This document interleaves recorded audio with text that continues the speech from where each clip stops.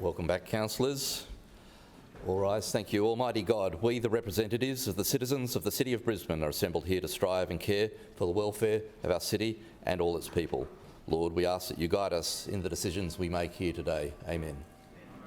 We acknowledge this country and Aboriginal and Torres Strait Islanders as traditional custodians, their language, songs and dance.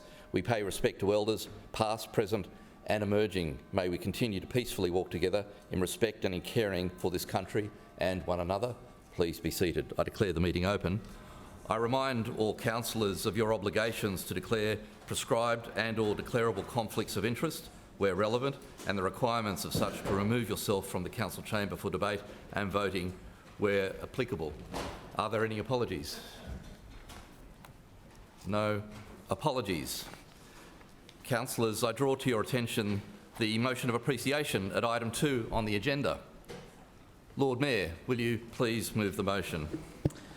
Thank you, Mr Chair. I move that this council recognises special anniversaries with Brisbane's sister cities, Adjourned, Kaohsiung, Shenzhen, celebrating the 20, 25th and 30 years respectively, and that Brisbane City Council reinforces our commitment to these sister city relationships as our city continues to evolve, build stronger relationships through economic, civil and cultural exchanges, all while developing new and improved links through tourism, trade and business.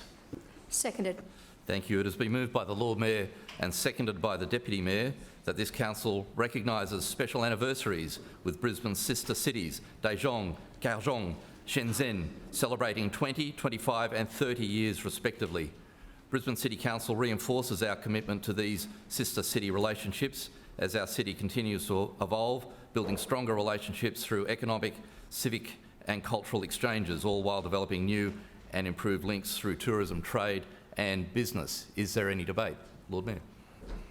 Yes, absolutely. It is absolutely important that we acknowledge our sister cities and particularly celebrate these really important milestones that date back a significant period of time, whether it be 20 years up to 35 years in the case of Shenzhen.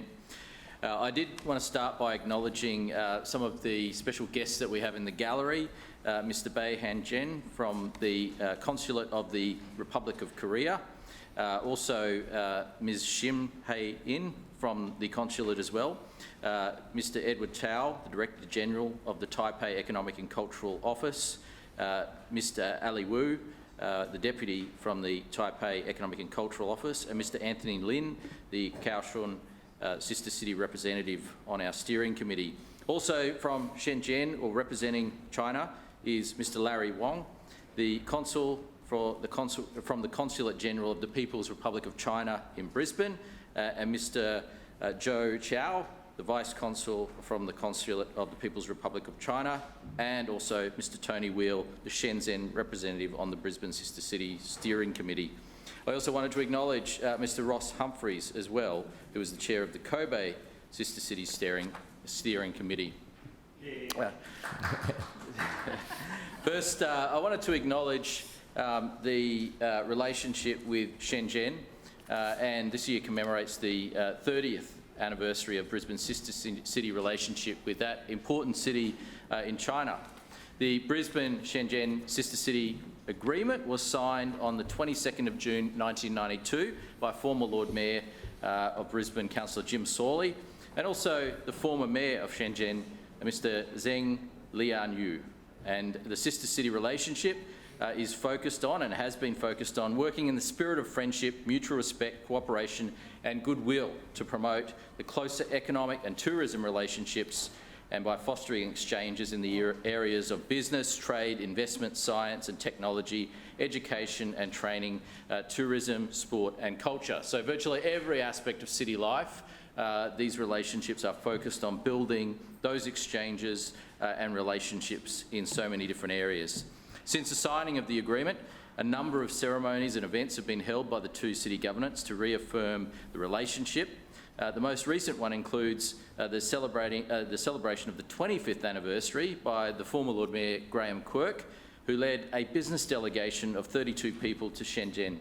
The program included a courtesy call, official dinner, in-market briefings and business investment forums, and the launch of an event of Brisbane Shenzhen Innovation Hub at Shenzhen University Town Creative Park. Shenzhen has been a long-standing supporter of Brisbane's Asia-Pacific Cities Summit, which dates back many years as well, and it is, we are so grateful for their ongoing involvement in that important forum. I want to particularly thank a number of people associated with this particular and important relationship: Mr. Chen Wei-chong, the Mayor of Shenzhen, the Shenzhen Municipal People's Government, Consulate General of the People's Republic of China in Brisbane, the Shenzhen Economic and Trade Office in Australia, members of the Brisbane Sister City Steering Committee, including Mr. Tony Wheel, I mentioned before, the representative for Shenzhen, and his many years of support. For that, we thank you. Also, members of the Lord Mayor's Multicultural Roundtable, including Mr. Michael Chan, Chair of the Roundtable, and Mr. Michael Ma, the representative for Brisbane's Chinese community. I look forward to, after such an important milestone, this relationship getting stronger and stronger into the future, and today we rededicate ourselves to that relationship. I also wanted to acknowledge the important relationship we have with Kaohsiung. The 25th anniversary this year of that sister city relationship is indeed an important milestone we should also acknowledge and celebrate. Plans to celebrate the significant anniversary are currently underway and will be enjoyed by residents of both cities, and stay tuned for more information there. But the Brisbane-Kaohsiung sister city relationship and agreement was formalised on the 9th of September 1997, also by former Lord Mayor Councillor Jim Sawley and by the former Mayor of Kaohsiung, Ye Chu-in. The relationship focuses on working together in the spirit of friendship and cooperation to promote closer economic and tourism relationships by fostering exchanges of areas in the areas of education, training, infrastructure, tourism, creative industries, culture, personal relationships, and also the redevelopment of cities and the growth of cities. Since the signing of the agreement, a number of ceremonies and events have been held between the two city governments to reaffirm the relationship, including in March 2020, 2021, when I held a video conference with Mayor Chen, the Mayor of Kaohsiung, to further strengthen the sister city relationship. This was the first official meeting between the two mayors, or between the two current mayors. In June 2021, Kaohsiung City Government hosted the 2021 Sister City and Friendly Cities Multimedia Exhibition and showcased Brisbane to the citizens of Kaohsiung to deepen the relationship. Once again, Kaohsiung has been really actively involved in the Asia-Pacific Cities Summit, and we thank Kaohsiung representatives from the Mayor through to the City Government and all of the officials for their involvement and for their support of this relationship. Once again, we celebrate this relationship and we rededicate both of our cities to pursuing and growing that relationship. I wanted to thank in particular the current Mayor of Kaohsiung, Mayor Chen, the Director General of the Taipei Economic and Cultural Office, Director General Edward Tao, Kaohsiung City Government, members of the Sister City Steering Committee, including Mr. Anthony Lin, and everyone who has been involved in this important relationship. Finally, and just as importantly, I want to acknowledge the 20th anniversary of the Sister City relationship with Brisbane and Daejeon in Korea. Today's, I guess, celebration marks that important 20-year anniversary, which dates back to June 20 years ago.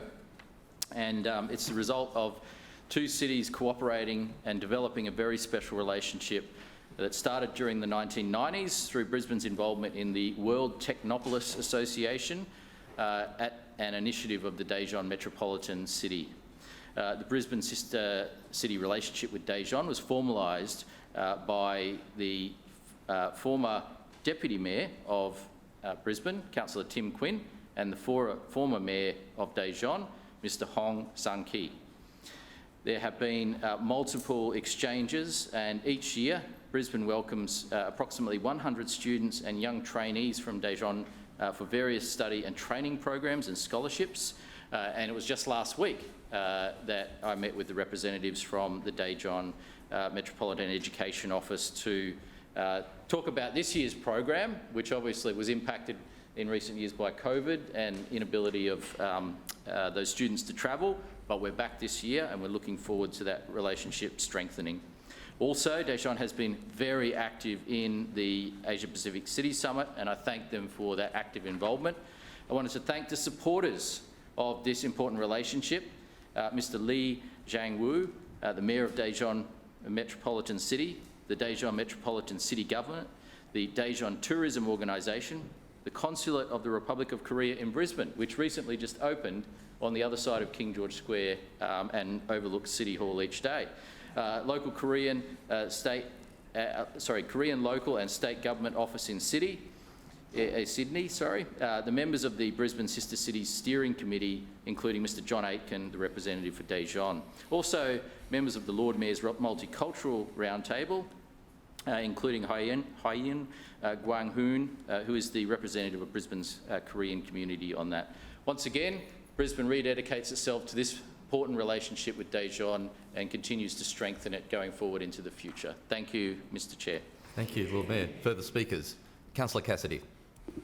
Thanks very much, Chair. I rise to speak in support of this motion before us today, marking the 20th, 25th and 30th anniversary of the sister city arrangements with Daejeon, Kaohsiung and Shenzhen. And these are really important arrangements and relationships that our city has across the Asia Pacific, and this is 3 of the many that we have around our region. And as we've heard from the Lord Mayor, a bit of the history of these and when these were initiated, when they were signed, they came on the back of a period of time where Australia, led then by Prime Minister Paul Keating, primarily through the early 90s, refocusing Australia's focus, I suppose, on the Asia Pacific as the region in which we belong, the region in which we should engage, and the region in which our economic and national security will be drawn from. So having these relationships is very important, and obviously that work that Brisbane City Council in the late 90s and early 2000s initiating these first sister city arrangements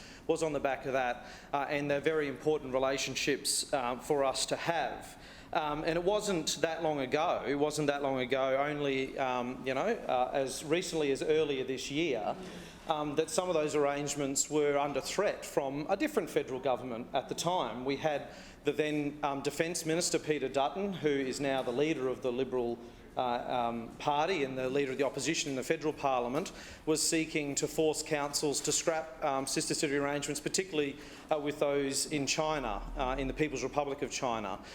So we, and I'm glad that the administration here does, have a very different approach to that of their leaders at a federal level, because the Labor Party has always seen for a very long time the Asia Pacific as the most important relationships, countries in the Asia Pacific that our nation should have and that our council certainly should have as well. So, you know, it's good to see, I think, it's been refreshing over the last sort of 8 to 10 weeks to have a government, have a Prime Minister and have a Foreign Minister that is spending time in the Asia Pacific, building those relationships. We've got a government full of adults instead of a government full of children at a national level.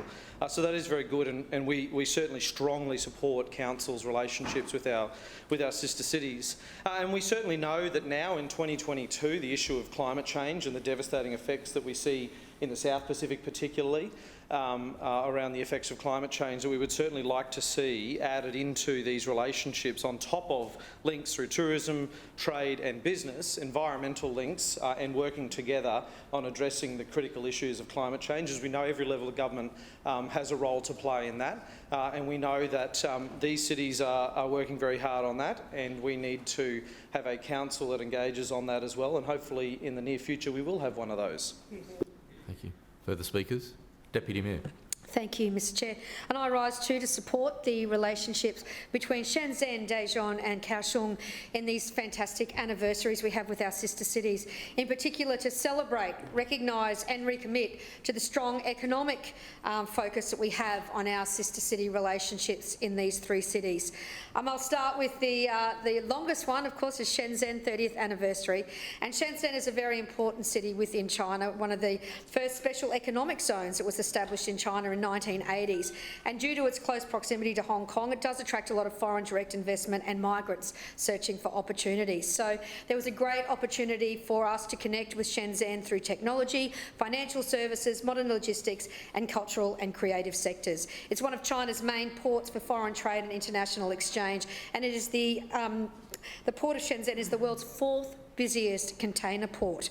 Our sister city relationship, as I said, has a very strong economic focus. A number of Shenzhen companies have chosen Brisbane as a city of their regional headquarters, including BGI Group, which is in biotechnology, Hytera, which is in telecommunication, and Dorabot, which is a robotics company as well.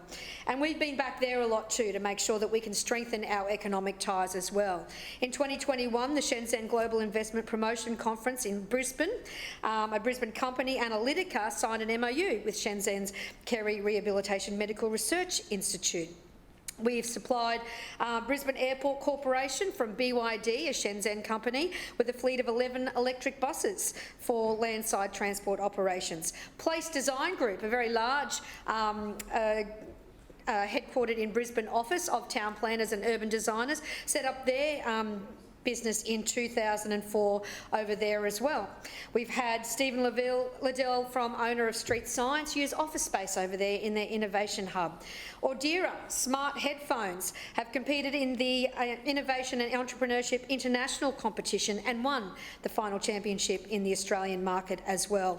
And of course, in 2018, the Brisbane Shenzhen Talent Career Fair was held at the Sofitel, and we had nearly over 150 attendees. So we know that Shenzhen contribute greatly to our Brisbane community, in particular in the economic focus, but events like the Brisbane Chinese Festival, which have a fantastic contribution to our multicultural and diverse city as well. It showcases our social and cultural ties. And over the past 4 years, we've strengthened that with international students representing Shenzhen, 9 of them in the past 4 years in our international internship program as well. So we love the opportunity we have to work for many more years to come with that strong relationship.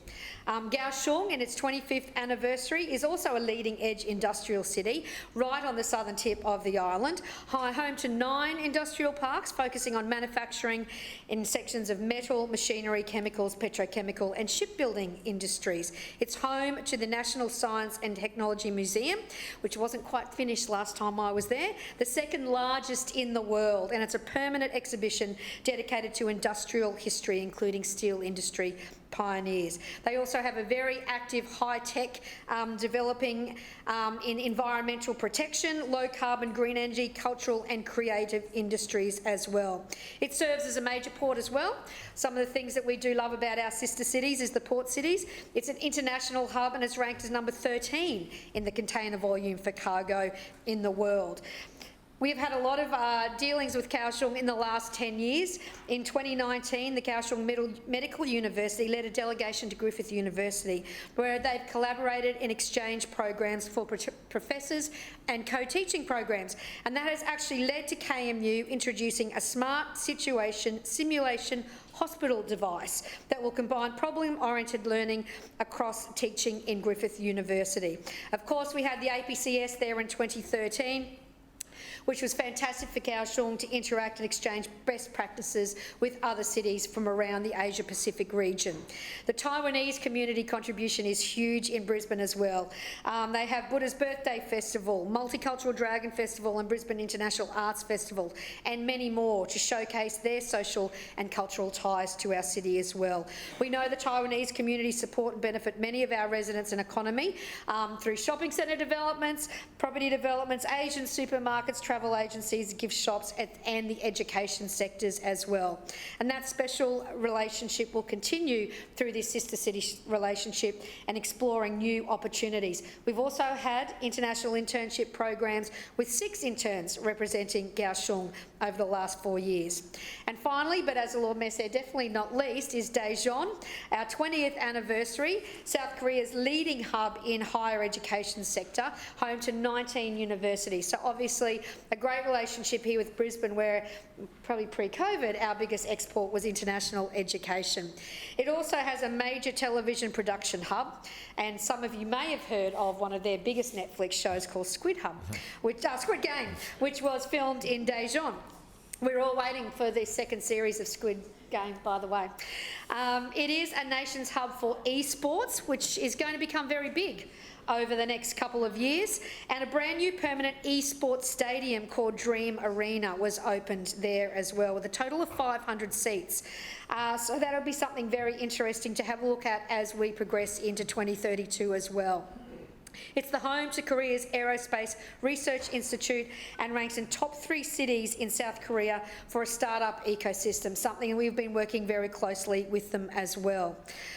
We have had 11 student entrepreneurs from UQ head over there for their BizWorld conference in 2019. We had a delegation in 2017 when they hosted the APCS as well, and we travelled on through Asia from Adjourned, where over $200,000 worth of economic outcomes were seen from our Brisbane businesses and the relationship with Adjourned.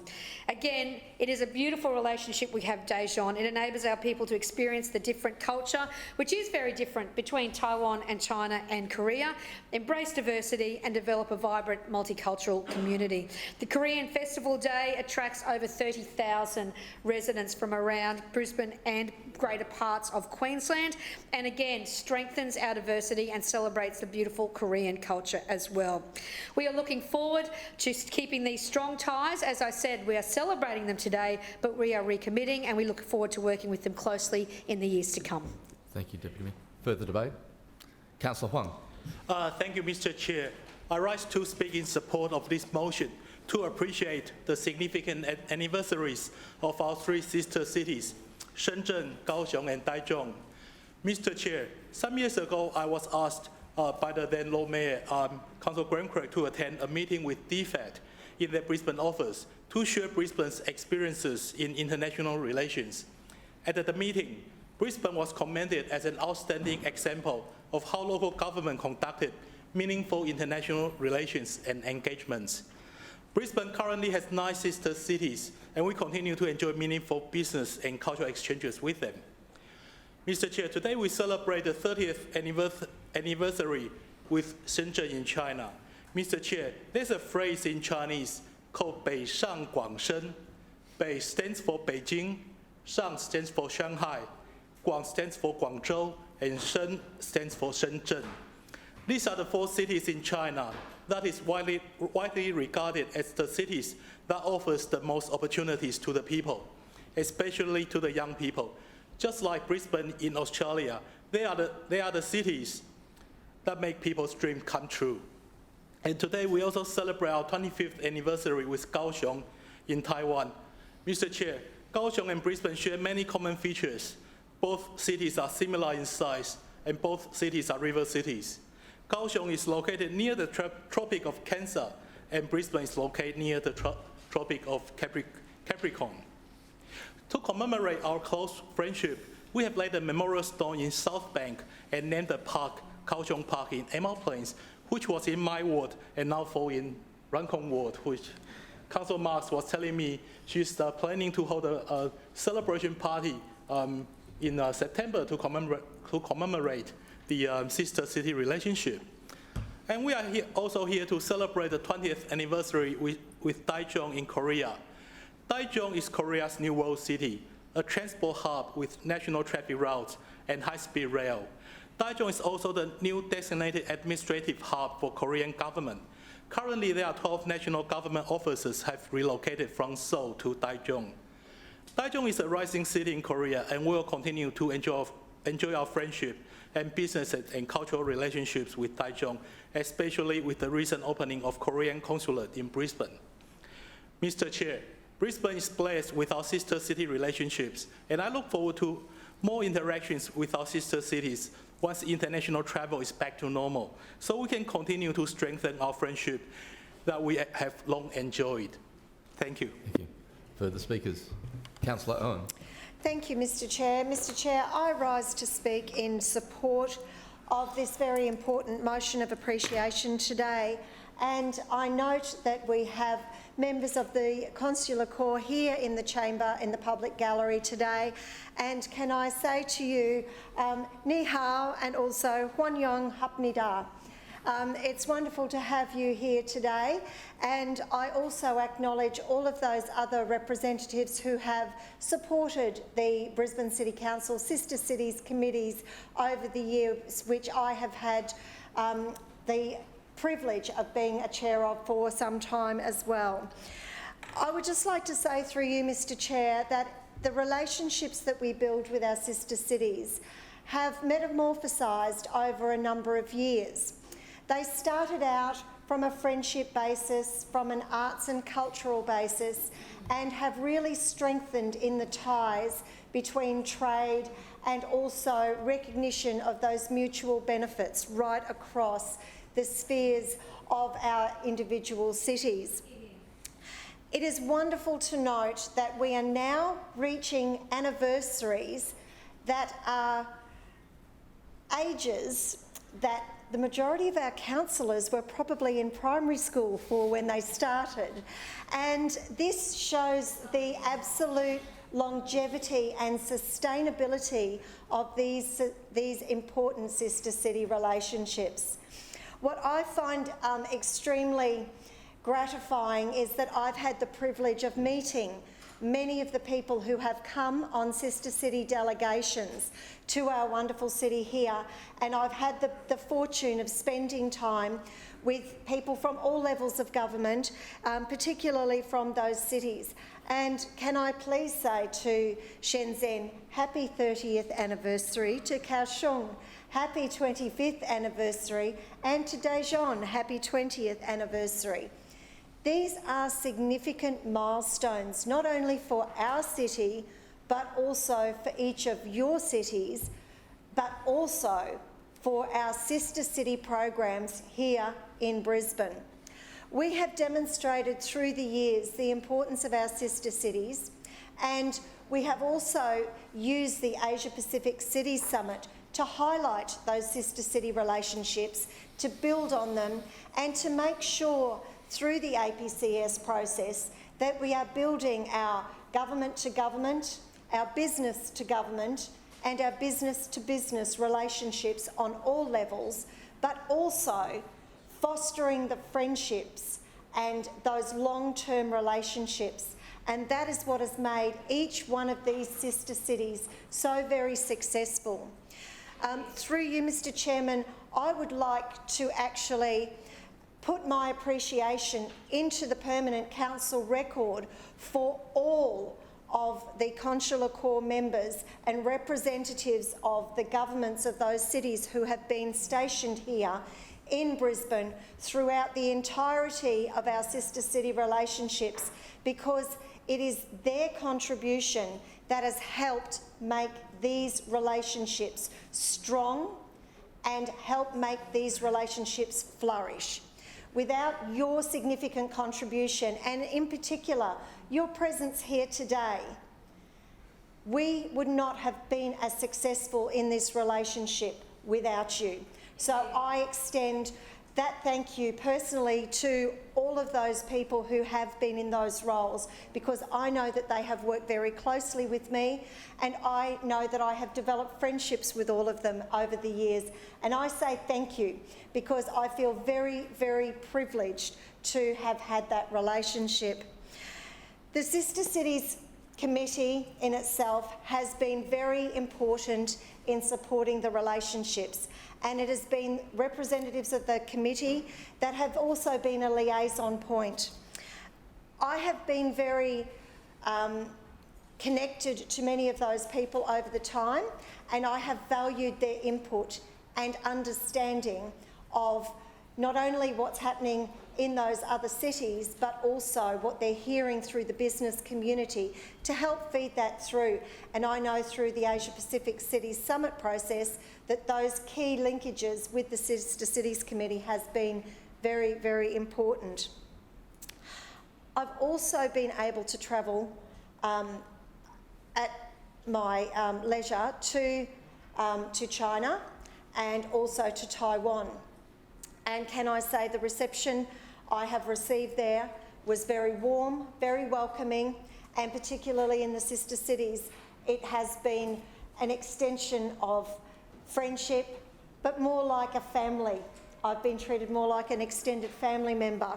I haven't made it quite yet to Daejeon. I missed out on going to the Asia Pacific City Summit in 2017, but I hope now that we are progressing through the situation that COVID has brought about in the last couple of years, that Daejeon will certainly be on my future travel list, and I just want to be able to tick off all of our sister cities as we go through the years.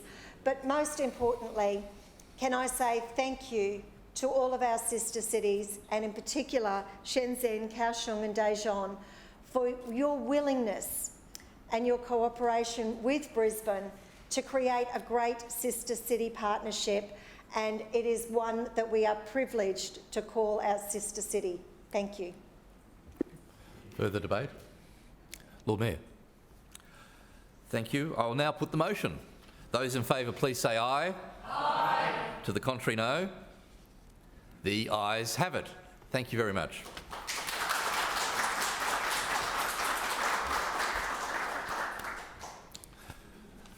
Councillors, the next item on our agenda is the confirmation of minutes. Mr Chair, I move that the minutes of the 4,683rd Ordinary, 4,684th Budget and 4,685th Special meetings held on Tuesday 14th of June 2022, Wednesday 15th of June 2022 and Thursday 23rd of June 2022 respectively be received, taken as read and confirmed. Seconded. Thank you. It has been moved by Councillor Landers and seconded by Councillor Hutton that the minutes of these three meetings be received, taken as read and confirmed. The minutes of the meeting 4,683, an ordinary meeting, 4,684, the budget meeting, and 4,685, the special meeting, held respectively on Tuesday 14 June 2022, Wednesday 15 June 2022, and Thursday 23 June 2022, respectively, be received, taken as read and confirmed. All in favour, please say aye. Aye. To the contrary, no. No. The ayes have it. Thank you. The next item on our agenda is question time. Are there any questions of the Lord Mayor or a Civic Cabinet Chair of any of the standing committees? Councillor Hammond. Thank you, Mr Chair. My question is to the Lord Mayor. Lord Mayor, this morning you announced that 250,000 plants and trees will be planted this year to support Brisbane's koala population. Can you please update the Chamber of the importance of this work, including the Shrinner Council's record in supporting our koala population? Lord Mayor. Thank you to the green jacket wearing Councillor Hammond today. We know that you are, like this entire team, passionate about our local environment and also supporting our koala population in Brisbane, which is in this interesting situation of being in a urban and suburban environment, but still continuing to thrive on. And we want to make sure that that is the case for the long term. One of the things that I was very clear about on becoming Lord Mayor was that we have an aspiration to be the koala capital of Australia here. And that is an aspiration that is definitely within our reach if we continue to invest in the way that we have when it comes to protecting bushland through the bushland acquisition program, but also a whole range of other initiatives. And today was an example of some of those other initiatives coming together. First of all, we've been funding for a number of years now koala research, and there's an important program we're doing with the University of Queensland researchers to monitor our koala populations in Brisbane, in particular along the Brisbane Creek corridor, because the Bulimba Creek corridor, because that part of Brisbane is koala central. We have along Bulimba Creek a thriving and a good population of koalas that is moving around the corridor, and one that we continue to invest in. And so University of Queensland monitors the movements of those koalas.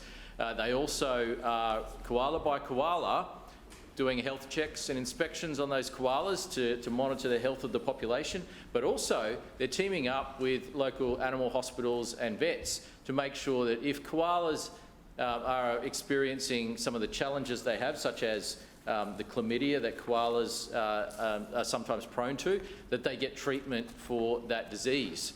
And in fact, the good news is there is a really good treatment rate and response rate to koalas that have been identified in Bulimba Creek corridor and that have been treated with antibiotics targeted to deal with that chlamydia and then released back into the wild to continue on as healthy koalas. So this is one part of the program. The other part is making sure that they have good quality and expanding habitat.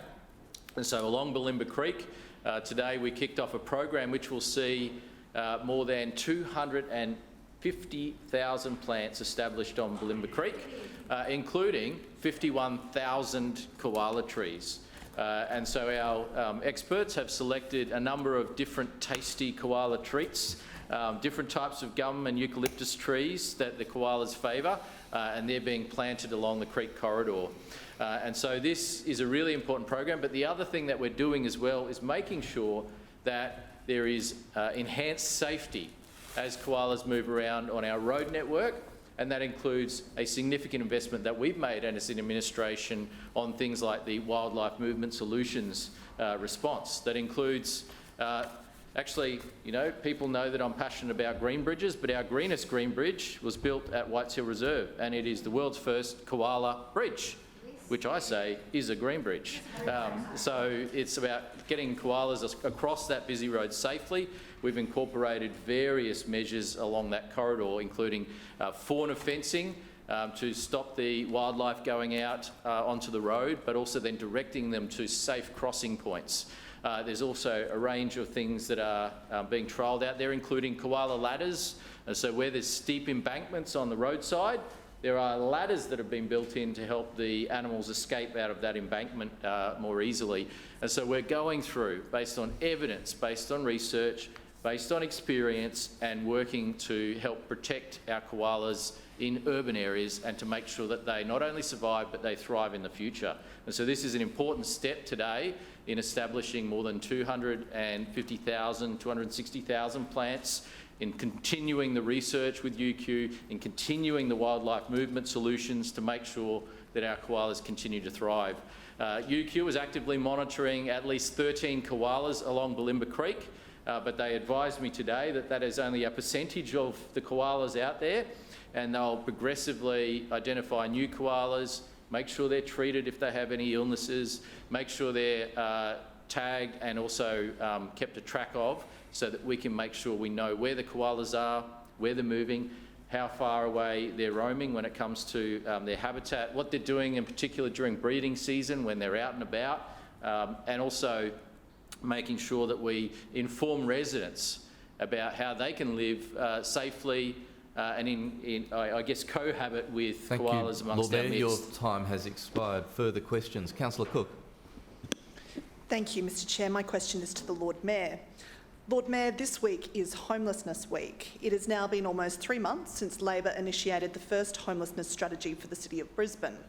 What steps, if any, has your LNP Council taken to develop a new strategy? Lord Mayor.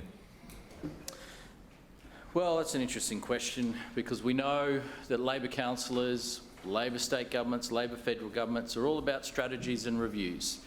We are always about action, and that's where we continue to put our efforts. Yes, we will develop a strategy, but that strategy will simply complement what we are already doing and what we are gearing up in the space of housing and homelessness. And I am very proud as Lord Mayor to have introduced for the very first time in the City of Brisbane the Pathways Out of Homelessness program. It was a program that originally started as a temporary program, a 3-year temporary program, because we at the time had a windfall from a superannuation fund, and we decided to reinvest that windfall straight into supporting our local charities who are helping people out of homelessness. Now, there are some people who believe that an appropriate solution to homelessness is to allow them to sleep on park benches and in parks. That is a heartless and uncaring approach. We want people to be out of that situation. We don't think it's okay that people should be in that situation, and we need to help them out of it, and that's where we direct our efforts. And so this year in the budget, we made sure that this temporary program became a permanent ongoing program of the Brisbane City Council with $1 million a year, continuing on year after year to support those pathways out of homelessness. We also do a whole range of things to support charities, to support other organisations. Our officers are patrolling the streets each day, talking to people who are either experiencing homelessness and seeking support, people who are needing assistance, and doing their best, and they do a great job, in helping to connect people with the services that are available. As you would have heard just in recent times, I put forward on behalf of my team what I believe could be a good solution to help provide more crisis accommodation in Brisbane, and that is the use of the Pinkenbar quarantine facility with 1,000 beds. 1,000 beds. Point of order, Mr Chair. Point of order to you, Councillor Cook. Thank you. This is very interesting, but not to the question, which was, what has your LNP council done to develop a new homelessness strategy for the city? Thank you, Councillor Cook. To your point of order, I believe the Lord Mayor is addressing the question, which was to talk about steps in relation to a new strategy for homelessness. I'm talking about what we are doing, not some kind of strategy, which is what Labor traditionally focuses on. Strategies and reviews endlessly, but no action, no real outcomes. Just like they have not provided outcomes for social housing, and we have a 50,000 person waiting list for public and social housing. Point of order to you, Councillor Cook. Mr Chair, if the Lord Mayor's answer is nothing, that he's done nothing towards the strategy, could he just get to the point? This is not to the question. We want to know what he has done to advance the strategy. Thank you. I think Councillor Cook, the Lord Mayor is addressing the question of homelessness and what the administration is doing. Lord Mayor. Point of order, Mr Chair. There was no question of that nature. Please, Councillor Cook, I gave my ruling on the point of order. Point of order, Chair. I dissent in your ruling. I think it's very clear questions about the housing strategy, and this is going way off on a tangent. Well, it was homelessness, but there you go. So the dissent has been moved in my ruling. No seconder. Thank you, Lord Mayor. Let me be clear what's going on here. Councillor Cook is not interested in what we're actually doing to respond to homelessness. She's worried about a document. She's worried about a document. She's worried about committee meetings. She's worried about PCG meetings. She's worried about the development of words on paper.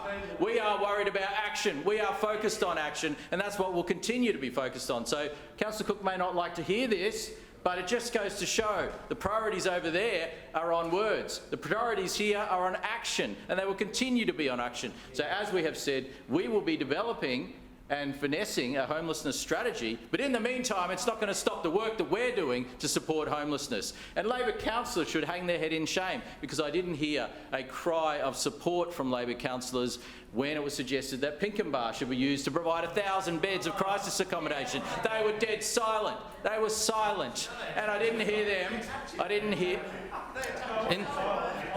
In silence, please. Let the answer be heard in silence. I didn't hear them providing any solutions to increase housing supply. And we know that time after time, they oppose housing supply in this city, driving up prices, So if Labor councillors want to talk about housing and homelessness, I will talk until the cows come home, because we're focused on doing, we're focused on outcomes. They are focused on words and politics. Thank you. Further questions? Councillor Mackay. Thanks, Chair. My question's to the Chair of the Infrastructure Committee, Councillor Wines. Councillor Wines, over the weekend you released the Shriner Council's Flood Resilience Action Plan, a document designed to improve our city's... Councillors, please. Councillor Mackay. Over the weekend you released the Shriner Council's Flood Resilience Action Plan, a document designed to improve our city's flood resilience for residents, businesses and community groups alike. Could you please update the Chamber on some of the key action items within this plan?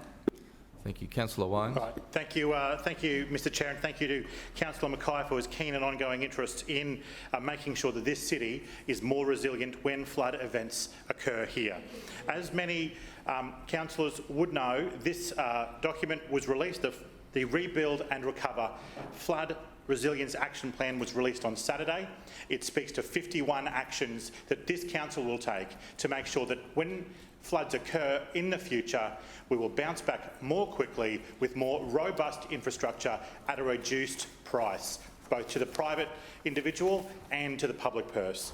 This document identifies across all of our affected areas, whether that be infrastructure or transport, environment, drainage, all of them are identified within this document. The specific items are also mentioned to give a taste of some of the direction that we are going to ensure that some of the projects to make sure that we continue to be resilient are identified. So some of the things that I wanted to inform the council about specifically were in regards to items about electricity conduction. So we have approached Energy Queensland and have begun to have a meaningful dialogue about how we can move some of the power distribution and transformers to higher ground. As many people know, some communities lost power earlier and then stayed without power for longer because transformers and power distribution was held too close to the river or too close to floodways. So we've engaged with them to find which ones should be moved and where to. That's part of a meaningful way so that we can bounce back more quickly. Other items that have been identified through the plan. So many people, well, I expect all councillors should know that there were disaster relief payments made to a whole range of community groups. In excess of $3 million was distributed to community groups to make sure that they had money to clean up quickly. Then through the Brisbane Sustainability Agency, we have engaged with both community clubs and associations and with homeowners who have sought it to work with how we can best build those facilities to make them more resilient. So we're talking about materials. While a lot of buildings in this city are your classic wood and steel, they are highly susceptible to flooding. So we will be working with clubs to make sure that the materials that they use to build their facilities will make it easier for them to bounce back. The Community Organisation Grant Support Scheme has also been launched, and some of the groups that have been identified as recipients would be the Toowong Bridge Club in Councillor Mackay's ward, the Stones Corner Community Kindy, the Portuguese Society and the Northern Suburbs Bowls Club, to name but a few. There's also the ongoing Club Partnerships program, which is about supporting clubs that were damaged through the local floods. And as councillors should be aware, many of our sporting facilities are kept in the low-lying areas around our creeks and river because of this flooding issue. Some of the beneficiaries for that are the Norman Park Sports and Community Club, the Valley Hockey Club, which is not where you'd think it is, it's actually in Kedron, in Councillor Allen's ward, the Sandgate Hawks Australian Football Club and Carrington Boat Club have all been recipients of our support. Specifically, when it comes to hard infrastructure, this council has been made aware in the past that we have vehicles moving around the streets identifying where and to what level roads have been damaged, which ones require replacement and to what level that replacement should be. Reassuringly, councillors should take some comfort in the fact that when this was done after the 2011 floods, the roads that were replaced in response to that event have fared far better than they did both at that time and in comparison to other roads in our network. So we are hoping to bring that technology to roads that were affected through the creek flooding so that we can make that statement again in the future if that were to happen again. We are reviewing the locations and the standards of a whole range of public assets. Electrical signals that feed to our transport, the light boxes that control our intersections, the electrics that control suburban park lighting and bikeway lighting, ensuring that structures like bridges and riverwalks will be built to a standard that means that they will be resilient in flood events. Pontoons stay at one of the higher levels of interest because a lot of the damage that was done to the ferry network, the ferry stops, was as a result of pontoons that became loose. Councillor Wines, your time has expired. Thank you. Further questions? Councillor Cassidy. Thanks very much, Chair. My question is to the Lord Mayor. Last year, you and your LNP administration gave millions of dollars in developer discounts, but not 1 cent of that was directed to affordable housing providers. Lord Mayor, why did you make the political decision to prioritise five-star hotel developers over supporting the development of affordable housing? Lord Mayor. Well, I absolutely reject the claim that has been made by Councillor Cassidy, but I would simply point out that if we didn't have all of the new hotels that were built in Brisbane, we couldn't actually have the Olympics here. That's right. A pretty simple fact, because before Brisbane introduced a new hotel incentive under Lord Mayor Graham Quirk, we had a very poor suite of hotels. It was very small and it was quite outdated, and we have seen record investment which has allowed us to host the Olympics here in Brisbane. And so just like when we upgraded Kingsford Smith Drive, which Labor opposed, we now have an Olympic Village at the end of Kingsford Smith Drive.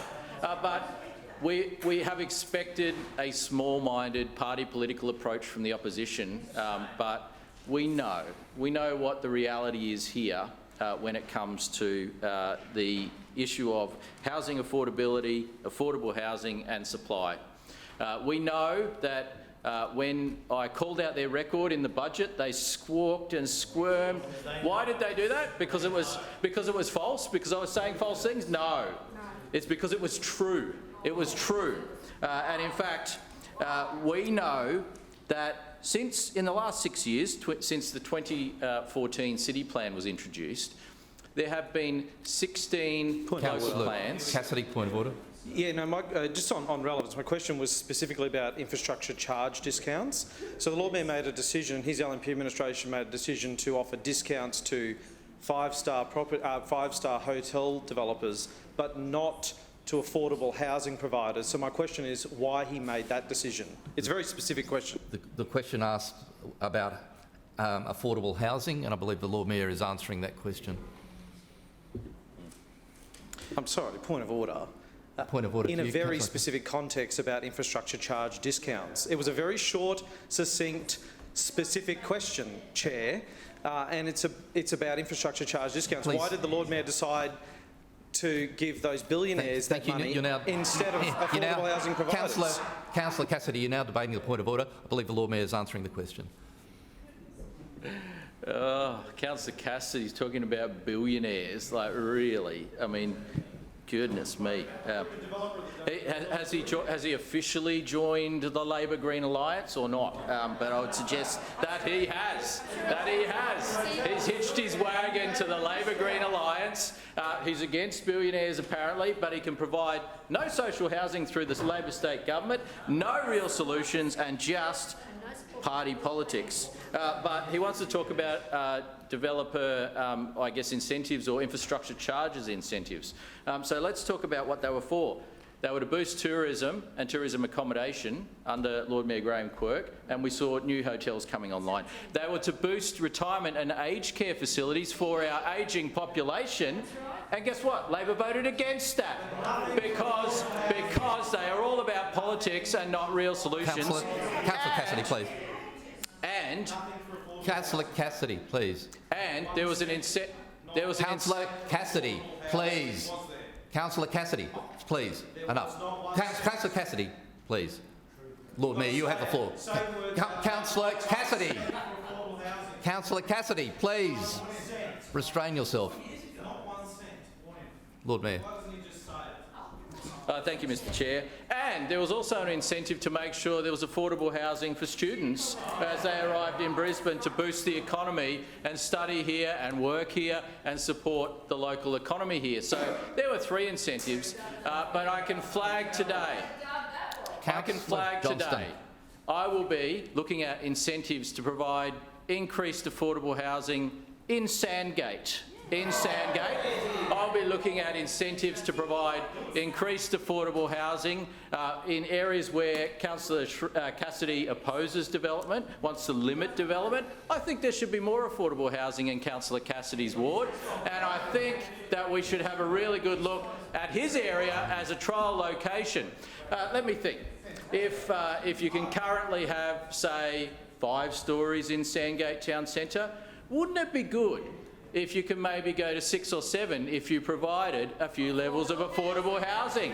I think that would be a great outcome, and I will be looking at introducing that as a trial in Sandgate, and I expect Councillor Cassidy's full support, because we need to provide affordable housing.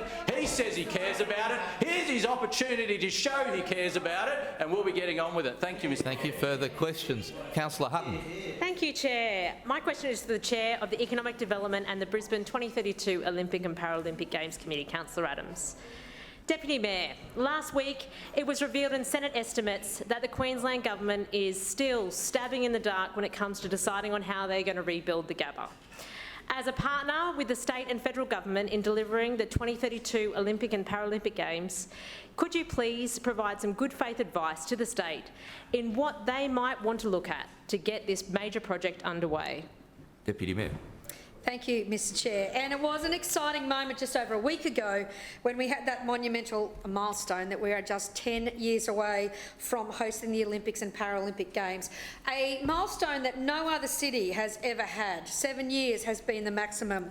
And as we get ready to host the largest sporting event in the world, we need to make sure that we're taking full advantage of those extra 3 years. The reality is there is no time to waste, and there are critical decisions that need to be made now, but they need to also set us on the path to a strong legacy for the betterment of Brisbane. This time, of course, we know it's done a little bit differently. We're the first host city to operate under the new norm, where long-term planning needs of the host city and our community are forefront of every decision. Not a single venue or piece of infrastructure will be built without the certainty that it's essential to meet the needs of our growing city and region. No white elephants, no empty buildings or ghost towns after athletes have gone in 2032. We originally looked at Albion as one of the alternate locations considered as a part of the original bid, but however the state government decided that a refurbed Gabba would be a better solution. There are benefits to keeping the stadium in the Gabba location. It's a rich area for transport, Cross River Rail, Metro, a Kangaroo Point Green Bridge, which all provide optimal connections through to the rest of the inner city and beyond. But it's also heavily constrained in terms of land size, the surrounding road network and the interface with private land and development. And we do hold concerns about the off-site impacts a stadium of this size will have on the surrounding community. Our officers will continue to work with the state on transport modelling and design briefs to ensure these concerns are represented and fully considered before any big decisions are made. But I have one piece of advice for the state government, is to keep in mind the impact of these decisions that stay on long after the Games have left the city. We need to focus on delivering outcomes that will leave lasting legacies that will make the Brisbane of tomorrow better than the Brisbane of today. This is not a time to stick to your guns for the sake of politics. We need to look at all options, at the site, at the size and at that lasting legacy as well. The government, the Gabba does rest in the sole responsibility of the state government, and obviously with partnership with the Albanese federal government as a funding partner. But it is not an OCOG project per se. We do remember that it was very early in the candidature process that there was a shotgun decision was made about the Gabba being knocked down and rebuilt at the cost of just $1 billion. But that estimate, I have to say, even with the Palaszczuk government, that was really a stab at a point of time. And we need to make sure that this proposal is incorporated into a Games master plan that is ultimately endorsed by OCOG and the IOC. But we also want to make sure that we can be in the tent and work with the state government as well. We know the Gabba is nearing the end of its life. We know that there are important investment decisions to be made, and regardless of whether we were successful with the Olympics or not, it needed a refurb. It needed to be redone. We need a larger stadium, both in terms of the actual field size and the spectator capacity. Housing the Games would not have been possible with the Gabba in its current capacity. There's no getting around the fact that we need a larger field of play. You can't fit a 400-metre track into the current Gabba. So there really was only two options, and that's rebuild the Gabba or reconstruct a new stadium. And that's what we need to make sure that we get right. The Games will be squarely aligned with that long-term vision for Brisbane and South East Queensland. We're working well with the Metro, with the TMR, with the Cross River Rail working group, and we would love to work with the state in an integrated stadium. We know from very early models that this can impact the traffic back as far as Carindale coming in through Stanley Street or heading out to Vulture Street. Any hold up on Vulture Street takes you straight back over onto the Riverside Expressway. It is absolutely vital that we can keep moving as a city, but there's also that opportunity for public realm and what is around the stadium as people are walking down Main Street from the Kangaroo Point Bridge or travelling from their stations, bus, train or otherwise. We also know that there is no Olympic Park for the Brisbane 2032. So it's very much a whole of city approach that we need to look at. The inner city, where 57% of the sports are going to be held, we need to make sure that the whole area works as well. There's a lot of work to do to make sure our city is well connected through a planned network of Olympic precincts, and we look forward to working with the state and federal government to make sure that we can get this Gabba Stadium correct. Thank you. Further questions? Councillor Cook. Thank you, Mr Chair. My question is to the Lord Mayor. Lord Mayor, there are currently 19 properties owned by Brisbane City Council that are vacant and unused. Which of these facilities have you offered to housing providers or homelessness support organisations like Bed Down to address these issues? Lord Mayor. Point of order. Point of order, Councillor Johnston. Just before we start, that question wasn't supposed to come to one of us. Well, the question went to somebody who was on their feet, which was Councillor Cook. I'm sorry, you have an obligation under the meeting's local law, and I have been standing up, but Councillor Adams... You didn't for that question. So you're saying that you're deliberately not giving us the question when you are supposed to under the meeting's local law? I'm mindful of the pro rata ratio. I'm also mindful of providing the question to whoever is on their feet. That was Councillor Cook. Well, Councillor Cook was first. Councillor Cook. Oh, sorry. So just to be clear, are you saying the rule now, Mr Chairman, is the first person on their feet will get the call of the question? Because I was standing. I've been standing all afternoon too. But Councillor Johnston, you didn't rise to your feet for a question. I gave the question to Councillor Cook. Point of order, Chair. Point of order to you, Councillor. So, sorry, just to clarify, you're doing kind of two separate pro-rata tracks, one for me. Like, my questions that I'm due for aren't interchangeable with Councillor Johnston's, is that correct? Can I make the point that this is soaking up the time that might be allocated to questions being asked of the administration? Hopefully you can answer that at the end of question time then. Just point of order, I believe... Point of order to you, Councillor Johnston. I believe that it's my question then. And that you are required under the meeting's local law to give me the call, Mr Chairman. Councillor Johnston, I gave the question to a councillor who was on their feet. Lord Mayor. Lord Mayor. Well, Councillor Johnston, you need to stand at the time the opportunity to ask a question arises, which you didn't do. Lord Mayor. Thank you, Mr Chair. Yes, we have an ongoing program of making sure that vacant properties, where they are suitable for the purpose, are provided through our community housing partnership project. Point of order, Councillor Johnston. Yes, Mr Chairman, I move dissent in your ruling, failing to give myself and Councillor Sri the call as required under the meeting's local law. Seconded. Dissent in my ruling has been moved by Councillor Johnston and seconded by Councillor Sri Ranganathan. I got it, getting close. All in favour of that motion of dissent, please say aye. Aye. Any opposed, please say no. No. The noes have it. We continue. Lord Mayor. Yes, thank you. Yes, so we have an ongoing program where suitable homes that we might have in our ownership are provided to community housing providers to ensure that they are available for use for accommodation. And so over the years, that program has helped us house more than 1,400 people through the Community Housing Partnerships program. Now, Councillor Cook mentioned there were 19 properties and somehow, I guess, suggested that this was a feasible solution to homelessness. Now, they weren't happy with my suggestion to make 1,000 beds available at Pinkenbar, yet guess what they think is a suitable opportunity? The shed at 16 Garfield Drive, Barton. They think that Hangar 7 at Eagle Farm, which is literally an empty hangar, is a suitable solution. They think the shed at Gilchrist Avenue in Hurnston is a suitable housing. Point of order, Mr Chair.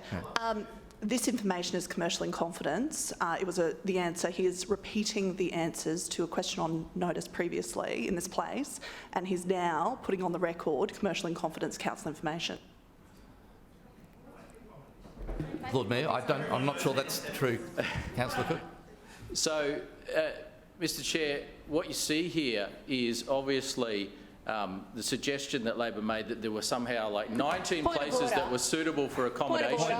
Point of order to you, Councillor Johnson. Just to be clear, Councillor Cook has raised a point of order. You are the person responsible under the meetings law to determine whether or not a matter is confidential or not. You didn't even respond to Councillor Cook. So are you going to make a ruling about whether or not there is a valid point of order and whether or not the Lord Mayor is raising information that should not be in the public sphere? Thank you. As you are required to do. Thank you, Councillor Johnson. The Lord Mayor is capable of deciding what information is commercial in confidence or not. Lord Mayor. Thank you. Point of order, Mr Chairman. In fact, the meeting's local law put a positive obligation upon you as the Chair of Council to make that decision. It is not upon the Lord Mayor. It is upon you. Yes. So can you advise why you are not carrying out your statutory obligations under the meeting's local law? Councillor Johnson, if there was evidence that this is commercial in confidence, I'm happy to be provided with it. Otherwise, the call is to the Lord Mayor. It's certainly my understanding this is not commercial in confidence because, in fact, I found the information on Councillor Shree's Facebook page. So if it is, in fact, commercial in confidence, I'm not the only one in trouble here, but it's certainly public information now. But what you see here is another mischievous and devious and, I believe, dishonest attempt by Labor to suggest that these are all great homes that people can live in. They are, in most cases, sheds. Sheds. Now, I said before that there's 1,000 beds being made at the Brisbane Airport, or near the Brisbane Airport. Beds, actual beds. A roof over the head, a bed, a toilet, a bathroom. Point of order to you, Councillor. Point of order, Mr Chair. Point of order to you, Councillor Cook. Sorry, I can't hear what you're saying. Can you start again? The Mayor, point of order, the Mayor is once again misleading the chamber. Out of 19 properties, 2 are sheds out of 19 properties, but he's insinuating that they are all sheds. Simply this is untrue. not a point of order, Councillor Cook. Lord Mayor. Lord Mayor, have you finished? Thank you. I think that it's reasonable for council and other levels of government to aspire that people should have secure accommodation. And so I said before that I don't think it is an appropriate response to homelessness to just leave people out in the cold, in parks, on park benches or in sheds. I don't think that is a reasonable response. I think the reasonable response is to try and get them 1,000 beds. 1,000 beds, which is a facility that is owned by taxpayers, which could come into effect very quickly, and that is just one example of what can be done to provide good crisis accommodation, not sleeping on the floor in sheds. I don't think any heartless person, any person with a heart would suggest that as an appropriate response to homelessness. It is not. If we really care, we should aspire for more. Point of order, we should aspire. Councillor Cook, point of order. The question was, which of these facilities have you offered to housing providers or homelessness support organisations like Bed Down to address these issues? The answer is clearly 0. Is he going to answer the question? Thank you. Lord Mayor, relevance to the question, please. Yeah, for sure. We have provided in our community housing partnership project all suitable properties as part of that project. So if we have a house that is suitable, we work very hard to provide that house as part of our program. Now, there are various reasons why a house or a building or a facility might not be suitable, and that's what we're talking about here. And so suitable places have been provided. We haven't provided suitable places. Councillor Cook. Sorry, we haven't provided unsuitable places as part of that program. Now, you can see it is really disappointing that Councillor Cook, Councillor Cassidy just want to play politics with what is a serious community issue. It is really disappointing but not surprising that they take this approach, but I have to say, if you want to really show that you care, you should aspire to more than people living on the floor in a shed. You should aspire to more, to people sleeping on park benches or in the Queen Street Mall. You should aspire to more. And so this is the clear difference between Lord Mayor, your the time LNP has expired. and the Labor Green Your Alliance. time has expired. Further Mr. questions? Chairman, I'm on my feet. Councillor Landers. I was on my feet question. first, And Mr. we go- Chairman. and Why was I not Councillor given the call, Mr. Chairman? Johnston, Why as you was I know... not given the call, Councillor Mr. Johnston, Chairman? sit down. Mr. Councillor Chairman, Johnston, why was I not given the call? Councillor Johnston, as you know... I was on my Councillor feet Johnston, first. you do not speak over me. I'm on my feet for Councillor a Johnston, question. do not speak over me. I'm not speaking The over questions go side to side, and that is what I'm doing, No, Mr. Chairman. following the process. The meeting's local law, Mr. Chairman, say you must, it is compulsory to allocate questions to minority councillors such as myself. Now, you've refused to do that, and then you've said that the first person on their feet gets the question. That was clearly From me. the opposition side, no, Mr. Councillor Chairman, Johnson, I draw your attention to section 33. It says very, very clearly that the chair must allocate questions alternatively to majority. Alternatively, which is what I did. Well, you haven't allocated one to me, and I am on my feet first, which you also said was the rule, Mr. Chairman. So I'm actually trying to get a question in based on your verbal rule you've created today and the rules under the meeting's local law. So are you going to give me the call? Councillor Johnston, You refused to give me the call. councillors must stand to ask a question. You didn't. I was standing. I allocated the question. Standing. I allocated the question. Before Councillor Landers. Johnston, you did not stand. I was standing, and the record will show Councillor I was Johnson, standing. your behaviour is unacceptable. Your behaviour is Councillor unacceptable. Johnson, I consider you're displaying unsuitable meeting conduct in accordance with section 21(4) of the meeting's local law. I hereby request that you cease disrupting the operation of council meetings today and refrain from exhibiting this conduct. And giving minority councillors such as myself the call as you are required to do under the meeting's local law. Councillor, Section 33 says you must do it. You must, not you might. You might decide to do it later, you might decide to do it next week, that you must do it, Mr. Chairman. Councillor, You then verbally stated that the first person on their feet gets the call. That was me, Mr. Chairman. So which is it? Is it the meeting's local law that you're following or what you said in the chamber today? Councillor Just Johnston. to be clear for everybody, Mr. Chair. I shall be clear, Councillor Johnson, if you sit down. No, Will you sit down? I've got the call for the question. No, Councillor Johnson, will you sit down? You do not have the call. I'm speaking. I'm asking you to stop speaking over me. I'm not speaking over you. The meeting's local law says questions are allocated from side to side, which is what I did. I allocated a question to a member of the opposition who was on their feet. You weren't. Councillor Landers, please. Point of order. That's My question. not what the meeting's local law said. It yes, doesn't say side to Councillor side. Johnston. Mr. Chairman, section 33 says you have to allocate questions to minority councillors. That's me as an independent in this place. It doesn't mean just Liberal and Labor. It means minority, and that's what the rule says. So, Mr. Chairman, I again say you're verbally saying it's going from side to side. That's not what the meeting's local law says. Councillor Johnston, please. I've made a ruling on this. The chair must allocate questions alternatively first to majority councillors, then to minority councillors. Well, Councillor Johnson, you've successfully soaked up all of question time today by arguing with me as a chair. I'm going to allocate questions to Councillor Landers because she was on her feet. Mr. Chairman, you are deliberately avoiding your responsibility under the meetings local law and your verbal rulings in the chamber today by giving an extra question to the LNP at the expense of the independent, myself, or Councillor Sri as the other minority councillor, which is contrary to the meeting's local law.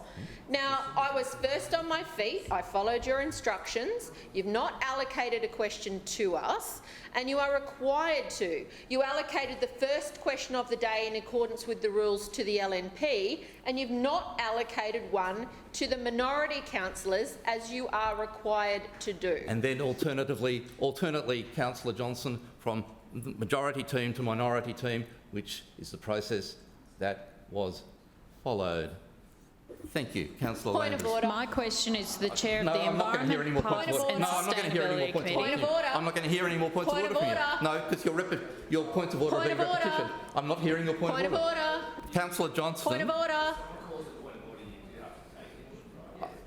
No, I'm not obliged to take points of order when they're... I have to be able to dissent in your ruling, and if you don't let me, then that is a breach of your obligations under the meetings law again. I will take your point of order to allow you to move dissent. I absolutely, by refusing to follow the meetings local law regarding the allocation of questions to minority councillors, I am moving dissent in your ruling. There is no seconder. Sorry, Councillor Landers, that ends question time.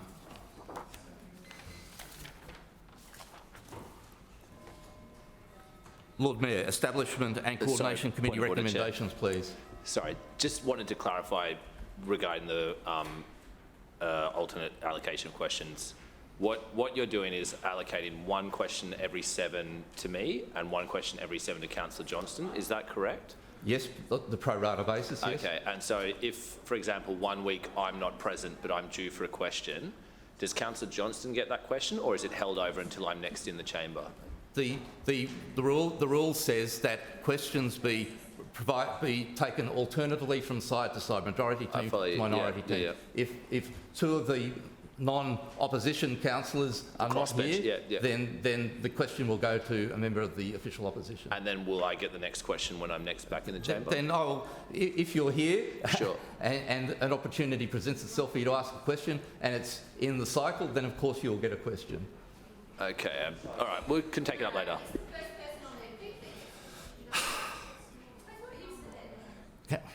Please stop, Councillor Johnson. Please stop it. You're just embarrassing yourself now.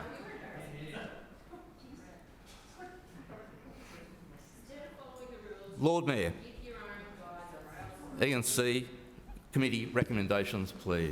Mr Chair, I move that the report of the recommendations of the Establishment and Coordination Committee during the winter recess 2022 on matters usually considered by that committee be adopted. Seconded. It's been moved by the Lord Mayor and seconded by the Deputy Mayor that the report of the recommendations of the Establishment and Coordination Committee during the winter recess 2022 on matters usually considered by that committee be adopted. Is there any debate? Point of order.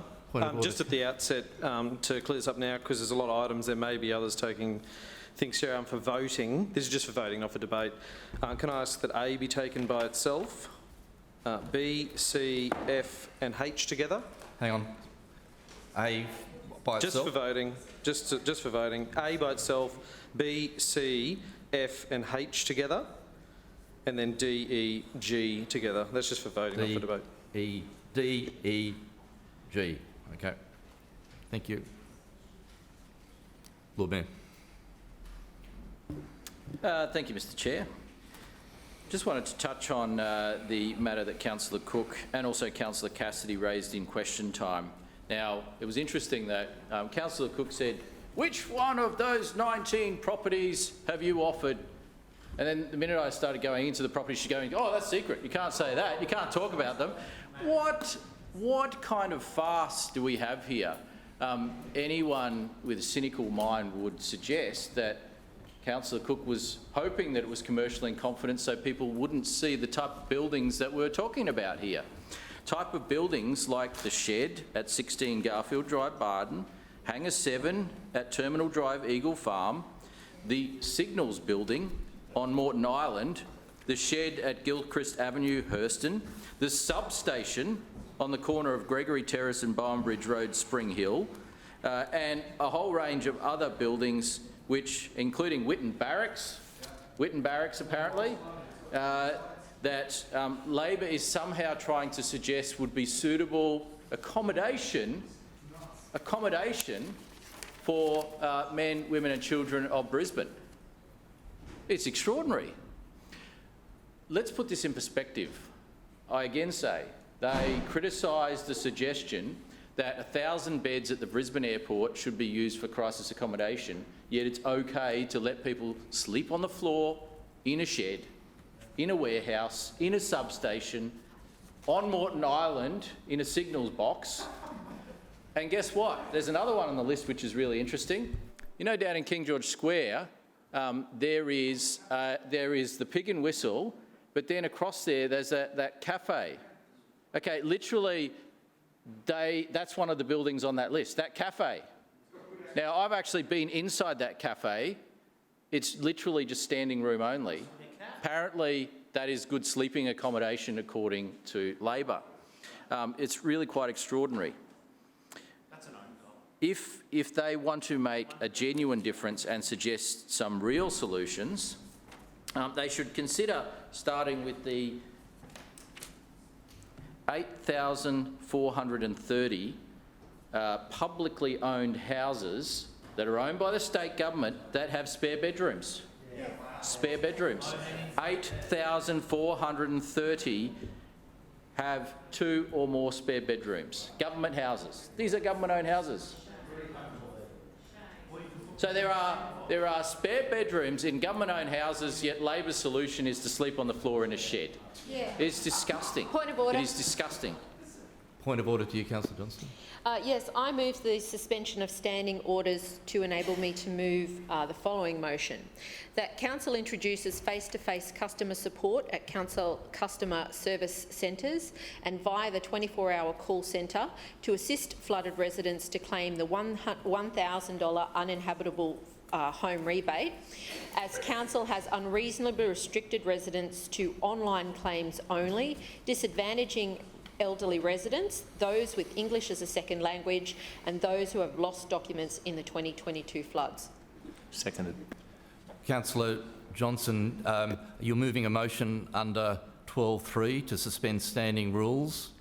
You must establish why you weren't able to put this as a motion on the paper for debate today under 9.3. Can you speak to that in your call for a suspension of standing rules, please? Yes, thank you. I'm moving this urgency motion today because I was due for a question in question time, and I would have raised, this was the question that I was raising in question time today before I was prevented from doing so.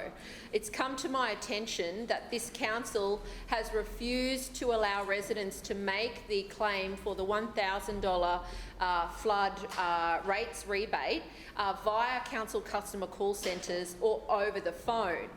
We've made several requests for residents now, and we cannot even get the call centre to log a job for us. The response that we get is simply, you must do it online. We've then spoken with customer service officers at council, and they say that that is the only option available. Now, I've got elderly residents, and my office is attempting to assist them as best we can to process this rates rebate. It is unreasonable, in my view, that Brisbane City Council is not offering a face-to-face service through the customer business centres and customer service centres that are around, particularly in Yurongpili or here at Brisbane Square. And it is extraordinary that the call centre cannot assist people. These are vulnerable people, elderly people who don't have computers. They've lost their scanners. They've pretty much lost their rates documents. English as a second language is quite a significant problem. And all the customer call centre is doing at this point is pointing people to go online and make your claim online. Now, that is poor customer service, and in my view, it is critical that Brisbane City Council ensures that people can make this claim at all our customer service centres and via the 24-hour call centre, and I encourage all people to support this motion. The motion before us is for the suspension of standing rules. All in favour of that motion, please say aye. Aye. Any opposed, please say no. The ayes have it. Councillor Johnson, please move your motion. Great. Thank you. You have the piece of paper. I'm so sorry. Have you circulated that to Chloe? No, that's all I've got. It's an urgency motion. I'm happy to come and get it and read it again for you.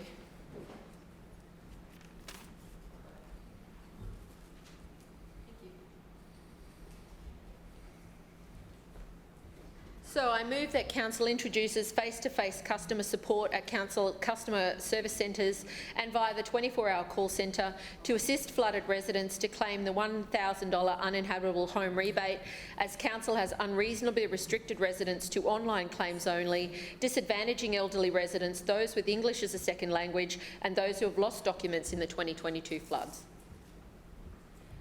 Thank you. I'm glad this... Seconded. It's already been seconded, but, you know. No, it hasn't. No, it has been now. So, look, Point of order, Mr Chair. Councillor Landers. Mr Chair, as per section 42 2B of the Meetings Local Law 2001, I move a procedural motion that the debate on the motion now before the meeting be adjourned until the conclusion of business on today's agenda. Seconded. Thank you. We have a procedural motion to move this motion to a time later in the council meeting. All in favour, please say aye. Aye. Any opposed, please say no. No. The ayes have it. Division. Thank you. No seconders. Lord Mayor, the floor is yours. Thank you, Mr Chair. I was talking about the issue of housing, housing affordability and homelessness, and I was pointing out just how really quite strange and heartless it was that Labor councillors think that people sleeping on the floor or in parks is an acceptable solution. We should aspire for more than that.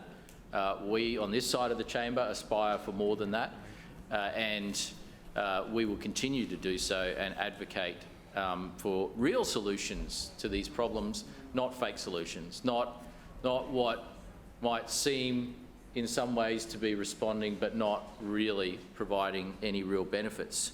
But one of the ways that Labor councillors can help support the issue of housing and housing supply and housing affordability is to stop opposing development in their areas, to stop opposing development across the City of Brisbane. Now, since the 2014 City Plan has been in place, there have been 16 local or neighbourhood plans.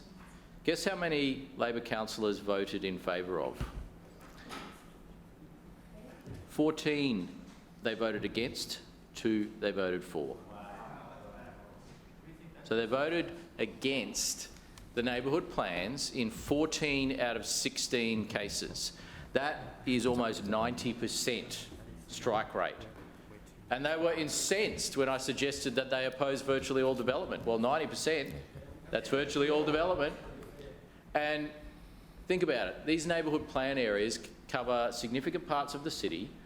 If you think about the housing targets that we're required to meet under the state's South East Queensland Regional Plan, there would be thousands upon thousands of new homes that could have been created in those areas. Labor voted against it. Labor voted against it. And then they come up with these options that they try to claim are legitimate responses for people sleeping on the floor in warehouses. They vote against increasing housing supply. They don't call their state Labor colleagues out when there's thousands of empty bedrooms in government-owned houses, yet they try and attack us because we don't allow people to sleep on the floor in warehouses. Or a signal box, or a cafe, or a cafe. It's extraordinary. It just goes to show these people are all about politics, not about solutions. They're not about a better Brisbane, they are about politics. Point of order, Chair. Point of order to you, Councillor. Will the Mayor take a quick question? Will you take a question, No. Lord Mayor? Mr Chair, as I always do, I wanted to mention some of the community causes that we're lighting up our assets for, which are very important as we go forward. The Story Bridge, Radcliffe Place, Tropical Dome and Victoria Bridge will be lit up in orange to support National Homelessness Week, and statistics from Orange Sky, who obviously, you know, they're one of the many great organisations doing some fantastic things, estimate that across Australia, over 100,000 people are experiencing some form of homelessness this week, in Homelessness Week. And as I've just been saying, we need real solutions to this problem, not paying lip service or playing politics. Tomorrow night, we'll be lighting up the Story Bridge in yellow to support Rural Fire Services Week. And obviously our rural fire services do a fantastic job, and they come to the fore in times of need, just like our SES do. And whether it's in the floods, and the fire services did help during the recent floods significantly, but they also helped during the devastating 2019-2020 bushfire season as well. We are grateful for the work that they do, and obviously we continue to support that work. On Thursday night, the Victoria Bridge and Story Bridge will be lit up in pink and yellow to support PVNH Day, which is periventricular nodular heteropia. So apologies if I got that wrong. This is a very rare disease which affects the brain of an infant in their early development.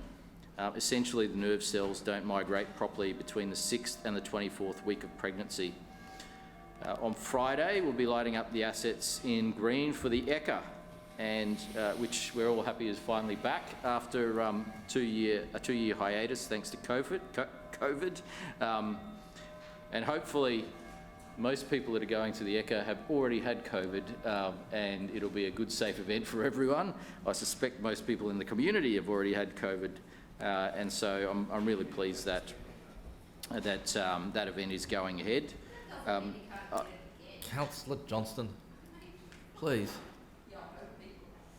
And I am also looking forward to the Brisbane Metro pilot vehicle being at the ECA for everyone to see. People will get the opportunity to see up close this cutting-edge, world-beating technology and the game-changing technology, Councillor Murphy. They will no doubt be impressed by the scale of this vehicle, but also the fact that it is so environmentally sustainable. Zero tailpipe emissions, fast charging technology, and we're looking forward to showing the people of Brisbane that wonderful pilot vehicle, which is nearing conclusion of all its testing, Councillor Murphy. We've got, I think, 93, did you say? 93% of the tests that we needed to do have been completed, so we're just finalising that process. Someone says it's dud. Not according to the testing. Not according to the testing. And in fact, I would suggest that so far, and yes, there's a few tests to go, A+ for the Metro vehicle in the testing is done very well, and in fact exceeded our expectations in terms of that vehicle in a Brisbane situation. So really looking forward to the ECA and to ensuring the people of Brisbane can see the Metro pilot vehicle in the flesh. Also, on Friday night, City Hall will be lit up red and white for a wonderful Tongan fundraising dinner here at City Hall. Councillor Howard will be repping me at that event, and we know the devastation that Tonga experienced in recent times, and we know that Brisbane was in fact the base from which our humanitarian support left. The Port of Brisbane, through the Australian Defence Force and aid agencies, they left from Brisbane, went to Tonga and provided some great support, but obviously there's still an ongoing need. Lord Mayor, your time has expired. Move for an extension. Seconded. Extension of time has been moved by the Deputy Mayor and seconded by Councillor Landers. All in favour, please say aye. Aye. Any opposed, please say no. The ayes have it. Lord Mayor. Thank you. On Sunday night, the Victoria Bridge, Story Bridge and Radcliffe Place will be lit up in green and blue to support the start of Stroke Week, which is next week. One Australian has a stroke every 19 minutes, and this annual campaign helps to raise awareness on preventing stroke from happening. I did want to particularly congratulate former councillor Milton Dick on his elevation to the Speaker's role in the federal parliament. Milton was one of the good guys when it came to the Labor team. Unfortunately, there's not too many of them left. The ones that are there don't have the same approach, and Milton has gone far, and he deserved to go far, and we congratulate him for his role. He obviously served as the councillor for Richlands, the leader of the opposition, and he was a good leader of the opposition, and also the member for Oxley since 2016. And look forward to Milton having a long and successful career in that particular role, and we may or may not pay him a visit when we're down there. But I also just did want to mention that the $1,000 rates rebate for uninhabitable properties will remain open until the 30th of September. And also that 18,000 homeowners across Brisbane have already received rates relief, particularly that $250 rates rebate that was provided, which is a good outcome, $4.5 million in rates relief. And we're looking forward to providing this additional $1,000 for those people who unfortunately haven't been able to get back into their homes yet. As Councillor Wines mentioned earlier, on the weekend we released our Flood Resilience Action Plan, which is just part of our response in terms of the flood, but an important one. And Billy, I just wanted to table that document here in the chamber. Councillor Wines spoke about it before. It is also available publicly, but I wanted to table this officially in the chamber here. Item A in the reports is the contracts and tendering for May 2022. So obviously we've had a recess for a period of time. May is a little while ago. Those reports are coming through at the earliest opportunity. As of May last financial year, there were over 500 contracts awarded to local companies, and that represents more than 90% of contracts, totalling almost $1 billion of value going to support local business and support local jobs. And so that is something that we should all be very proud of. So we've got the May tally is $972 million. There's still a June one to come. Hopefully the June one will see us crack $1 billion going to local business. So we'll stay tuned for that. Part of this work included the flood recovery works on our ferry terminals, which has been progressing in earnest, and includes repair works to CCTV cameras and emergency call points, and 16 different terminals were part of that contract. A contract for the refurbishment of the heritage-listed Whitten Barracks was included in that, and we believe it'll be a great community facility rather than for people sleeping on the floor, and so we'll be progressing that particular contract. Item B is the report of the Audit Committee on the 9th of June 2022. And this has come through in the usual manner.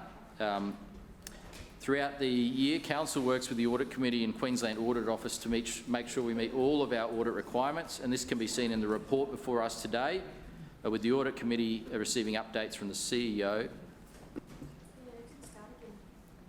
Oh no, it is.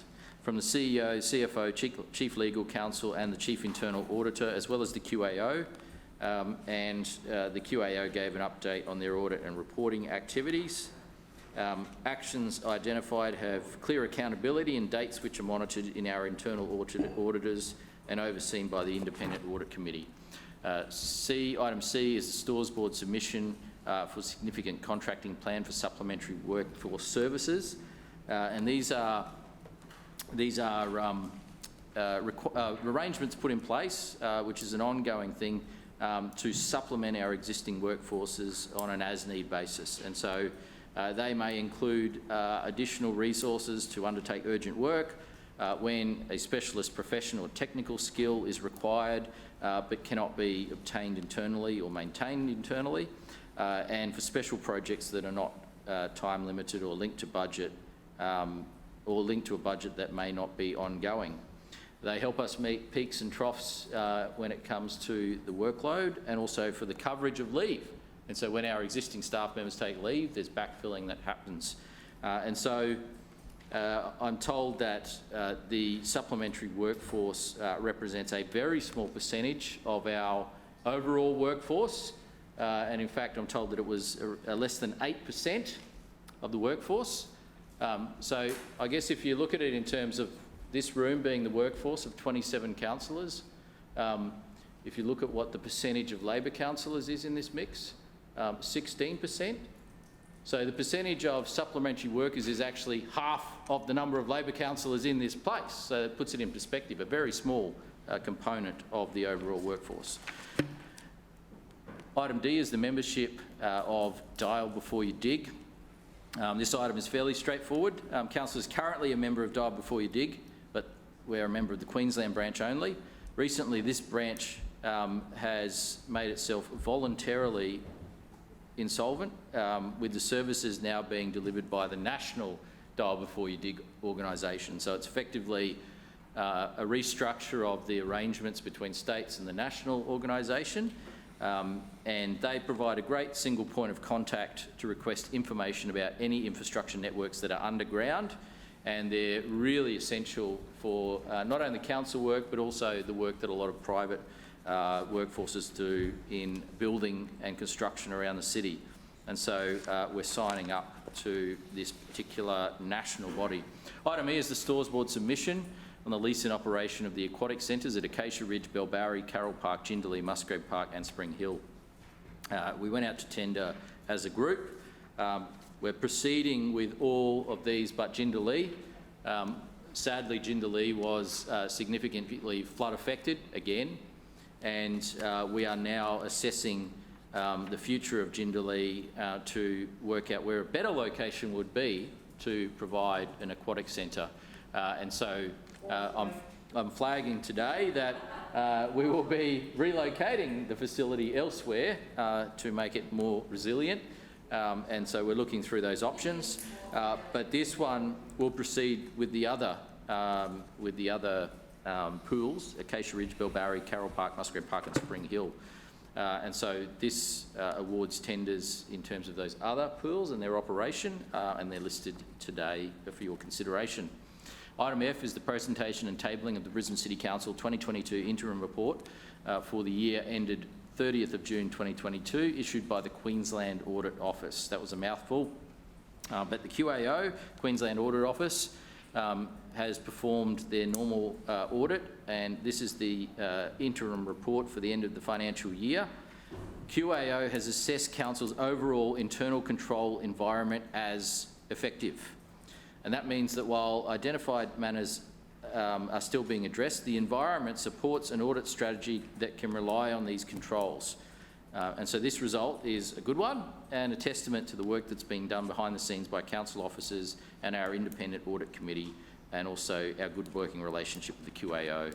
Item G is also very important. It's the protection of properties within the Maruka War Workers Housing Estate.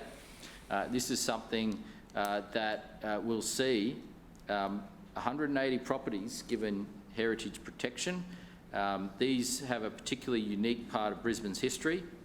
The estate remains Brisbane's first and only large-scale Commonwealth-initiated public housing estate built during the Second World War to house civilians that were employed in the nearby war industries at Salisbury and Rocklea. And so there were factories, there was manufacturing, important work for the war effort happening in that area, and this was government housing provided to house those workers. So it's really important. It's really an important part of our history, and one that we're determined to protect. So this TLPI will put a temporary protection while we make the permanent arrangements to do a permanent protection of these properties. If supported today, the TLPI will progress to the Minister for approval, and we're seeking an agreement for an earlier effective date of the 2nd of August, which is today, isn't it?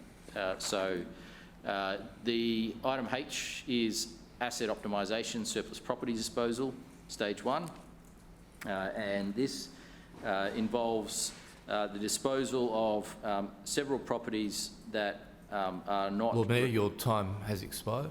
Move for an extension. Seconded. Extension of time has been moved by the Deputy Mayor and seconded by Councillor Landers. All in favour, please say aye. Aye. Any opposed, please say no. The ayes have it. Lord Mayor. Thank you. Several properties that are surplus to requirements, and what I wanted to say for the outset is that sale proceeds from these properties will go into programs such as the Bushland Acquisition and the Green Future Fund. And so the funding received from the sale will be reinvested back into parkland and green space, which is very important. One of the properties is 23 Gold Creek Road, Brookfield. This property was originally obtained together with the next door property, 23A, for the purposes of a cemetery extension, and that was an opportunity purchase. Further work has been done, and it's determined that 23A is relevant and appropriate for cemetery extension, but 23 itself is not. We will be selling this property and then reinvesting the money back to the Green Future Fund for investment in green space and parkland. The other two properties were purchased through the Bushland Acquisition Program, and they were purchased to save significant parcels of land for the future and to create new green space. But in both cases, they had a house on the site. The house block and the immediate area surrounding the house had no particular environmental value, but the large block did. And so what we're doing is we're putting the house back into housing supply for Brisbane. So these two houses, or these three houses, will provide housing in a time that it is needed, but the proceeds will go back into the Bushland Acquisition Program. And so that's the case for 59 Evergreen Street, Bracken Ridge, and also the case for the Moxon Road land at Burbank. And so I think this is a good outcome because it makes sure the money is reinvested for a purpose. It's reinvested back into parkland, bushland and green space. Thank you, Mr Chair. Thank you. Further speakers? Councillor Cassidy. Thanks very much, Chair. I rise to speak on most of these items before us today in E&C. Starting with contracts and tendering, I'll make comments on a few of these. Contract 2 is more than $500,000 on construction insurance for the Breakfast Creek Green Bridge, which, as we know, is the most expensive bikeway bridge in the world, probably 4 metres in terms of its cost. And there's a reason for that. Obviously, some of that cost is on a bikeway extension from the end of Kingston Smith Drive, and if that project, if Kingston Smith Drive had not been so monumentally buggered up by this administration, and that contingency, almost 100% of that contingency wasn't eaten into, and there wasn't a year-long delay, we might have seen that bikeway extension completed under that project. But before us today, we have this enormous amount of insurance that needs to be taken out for an 80-metre bridge that's costing $67 million to span a creek. It's an enormous amount of money, and sure, we need lots of active transport infrastructure, but this is the story of this administration.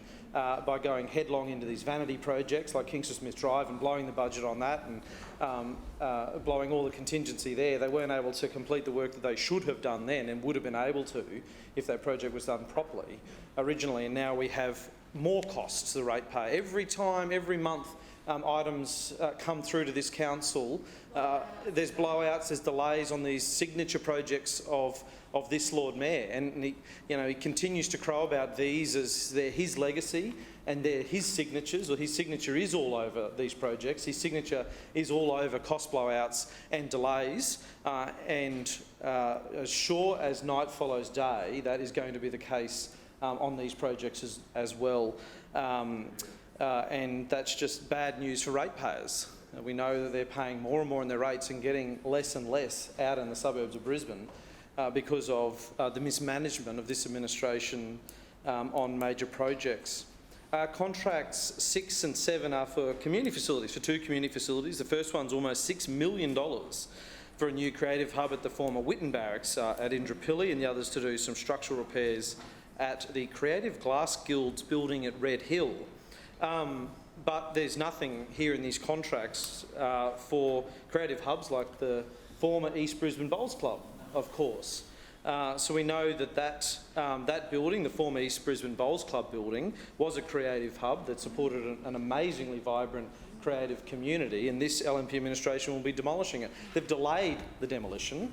They've put on hold the bulldozers, but we know they're coming. We know they're still coming, and that's been a community hub in that community since 1905, and it's now left sitting empty and left to rot on this LNP administration's watch. How about that as a facility for someone like Beddown? You know, we're not talking about sheds and cafes, we're talking about an amazing facility that could get people off the streets, Lord Mayor. It's sitting empty at the moment, and this administration's made clear that they won't be leasing that out to any other organisations for the next 2 years. But again, don't let facts get in the way of a nice story for this Lord Mayor. And that, again, is the story of this LNP administration, all about politics and not about outcomes.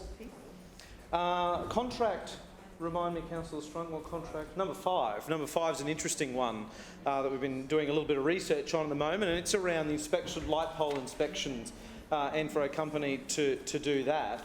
And what we've seen is this administration has gone with a provider that's not up to date, that's not using the latest technology, that's ultimately going to cost ratepayers in the long run more time and more money on these very simple projects. But I suppose that's not surprising when you see this administration focus is all on itself, all on the inner city, all on the metro project that's blown out by $800 million, all on the Greenbridge projects which are being slashed left, right and centre through mismanagement, all about jacking up rates by 5% and in some suburbs 6 and 7% to pay for all of this largesse, while the basics are being forgotten. I think this administration really has forgotten what it's about. It's pretending it's like a little state government, the little fiefdom here, rather than actually just being a city council getting the basics right. Contract 13, not much detail on this one, but it is interesting. It is an interesting one. That's council awarding KPMG a $200,000 contract without going to tender to create what they're describing as a digital channel strategy. So we know the administration. Yeah, we know the administration's been spending up big on market research recently. They've been engaging across a whole wide range of qualitative and quantitative surveys, otherwise known as polling, political polling. And now, they're still making the same mistakes. But now they've awarded KPMG a $200,000 contract to create a digital channel strategy. We'd love to see the brief on this one. We have in fact called the file.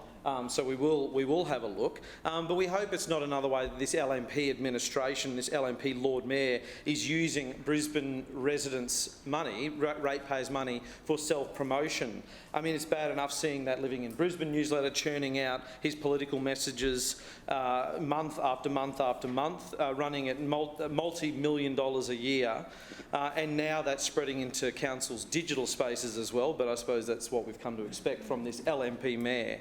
Rorts, waste and self-promotion, that's the LNP way here in Brisbane City Council, and it's no wonder that residents are saying right around the city they don't feel like they're getting value for money anymore out of their council.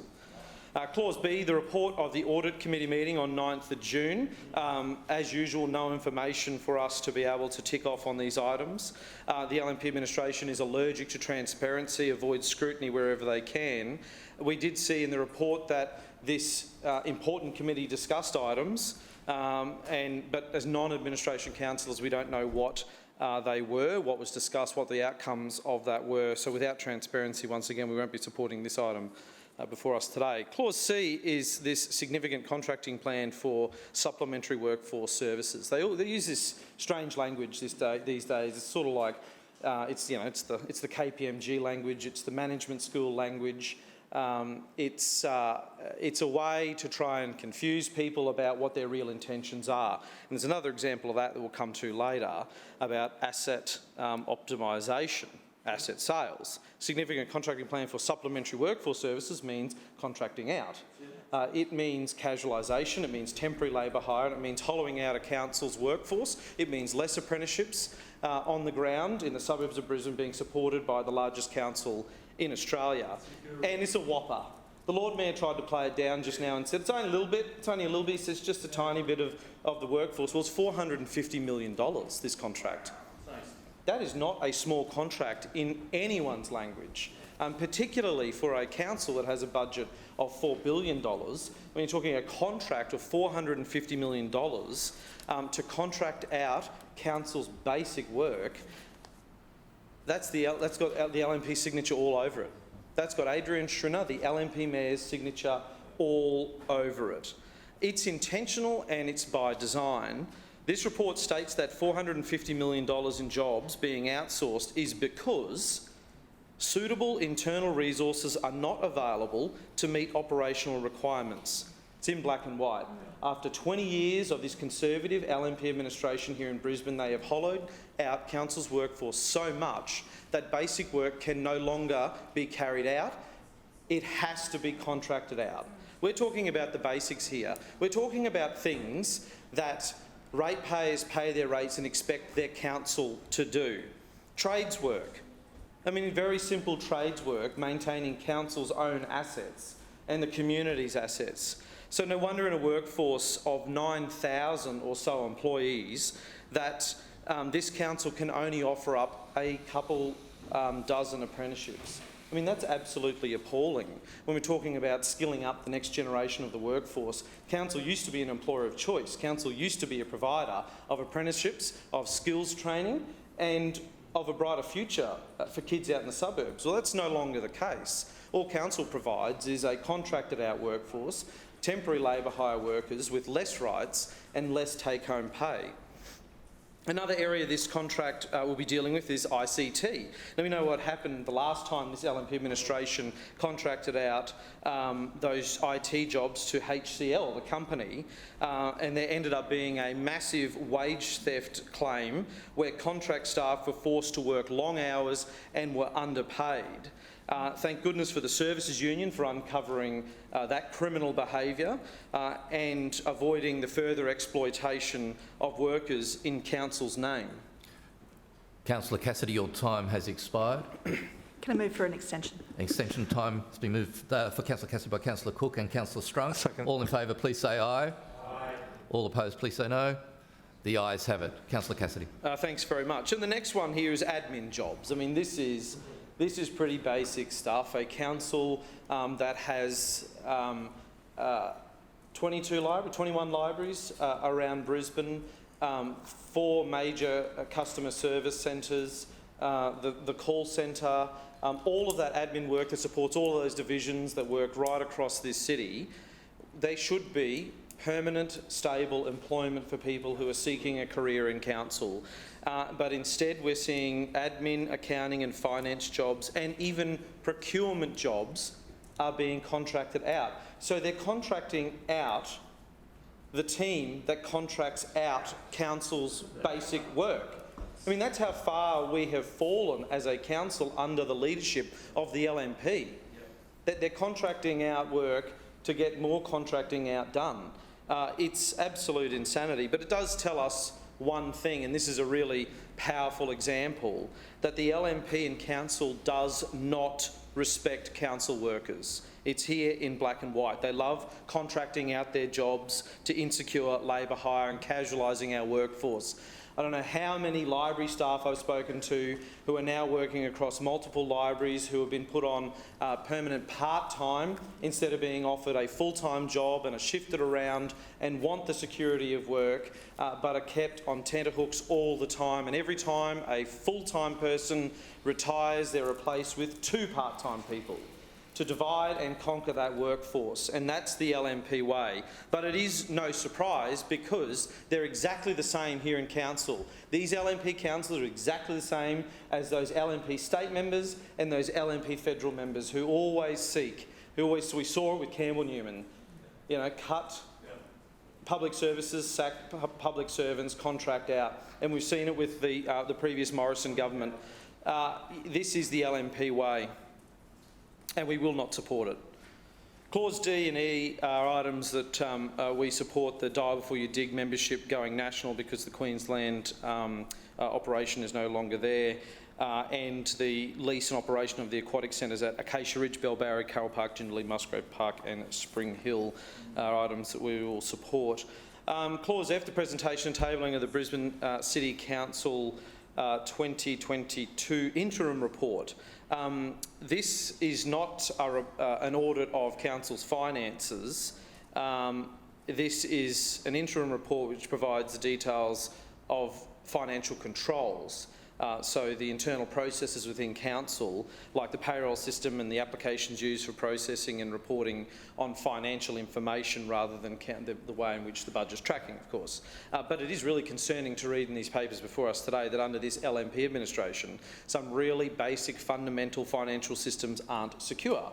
And basics like weak password protocols, issues with who has access to payment systems, leaving open to either accidental or intentional changes. And we've seen that in recent years where council lost hundreds of thousands of dollars through scams as well because financial controls weren't tight enough, and that is still being identified. Again, this gives you a very clear picture of a council administration, an political administration that's taken its eye off the ball. When you're focusing on and you're spending $450 million contracting out your basic work and things like accounting and finance and admin jobs, and then the audit office comes in and says your financial controls are all over the place and are all bad, you know, you can start to put those dots together to paint a very clear picture.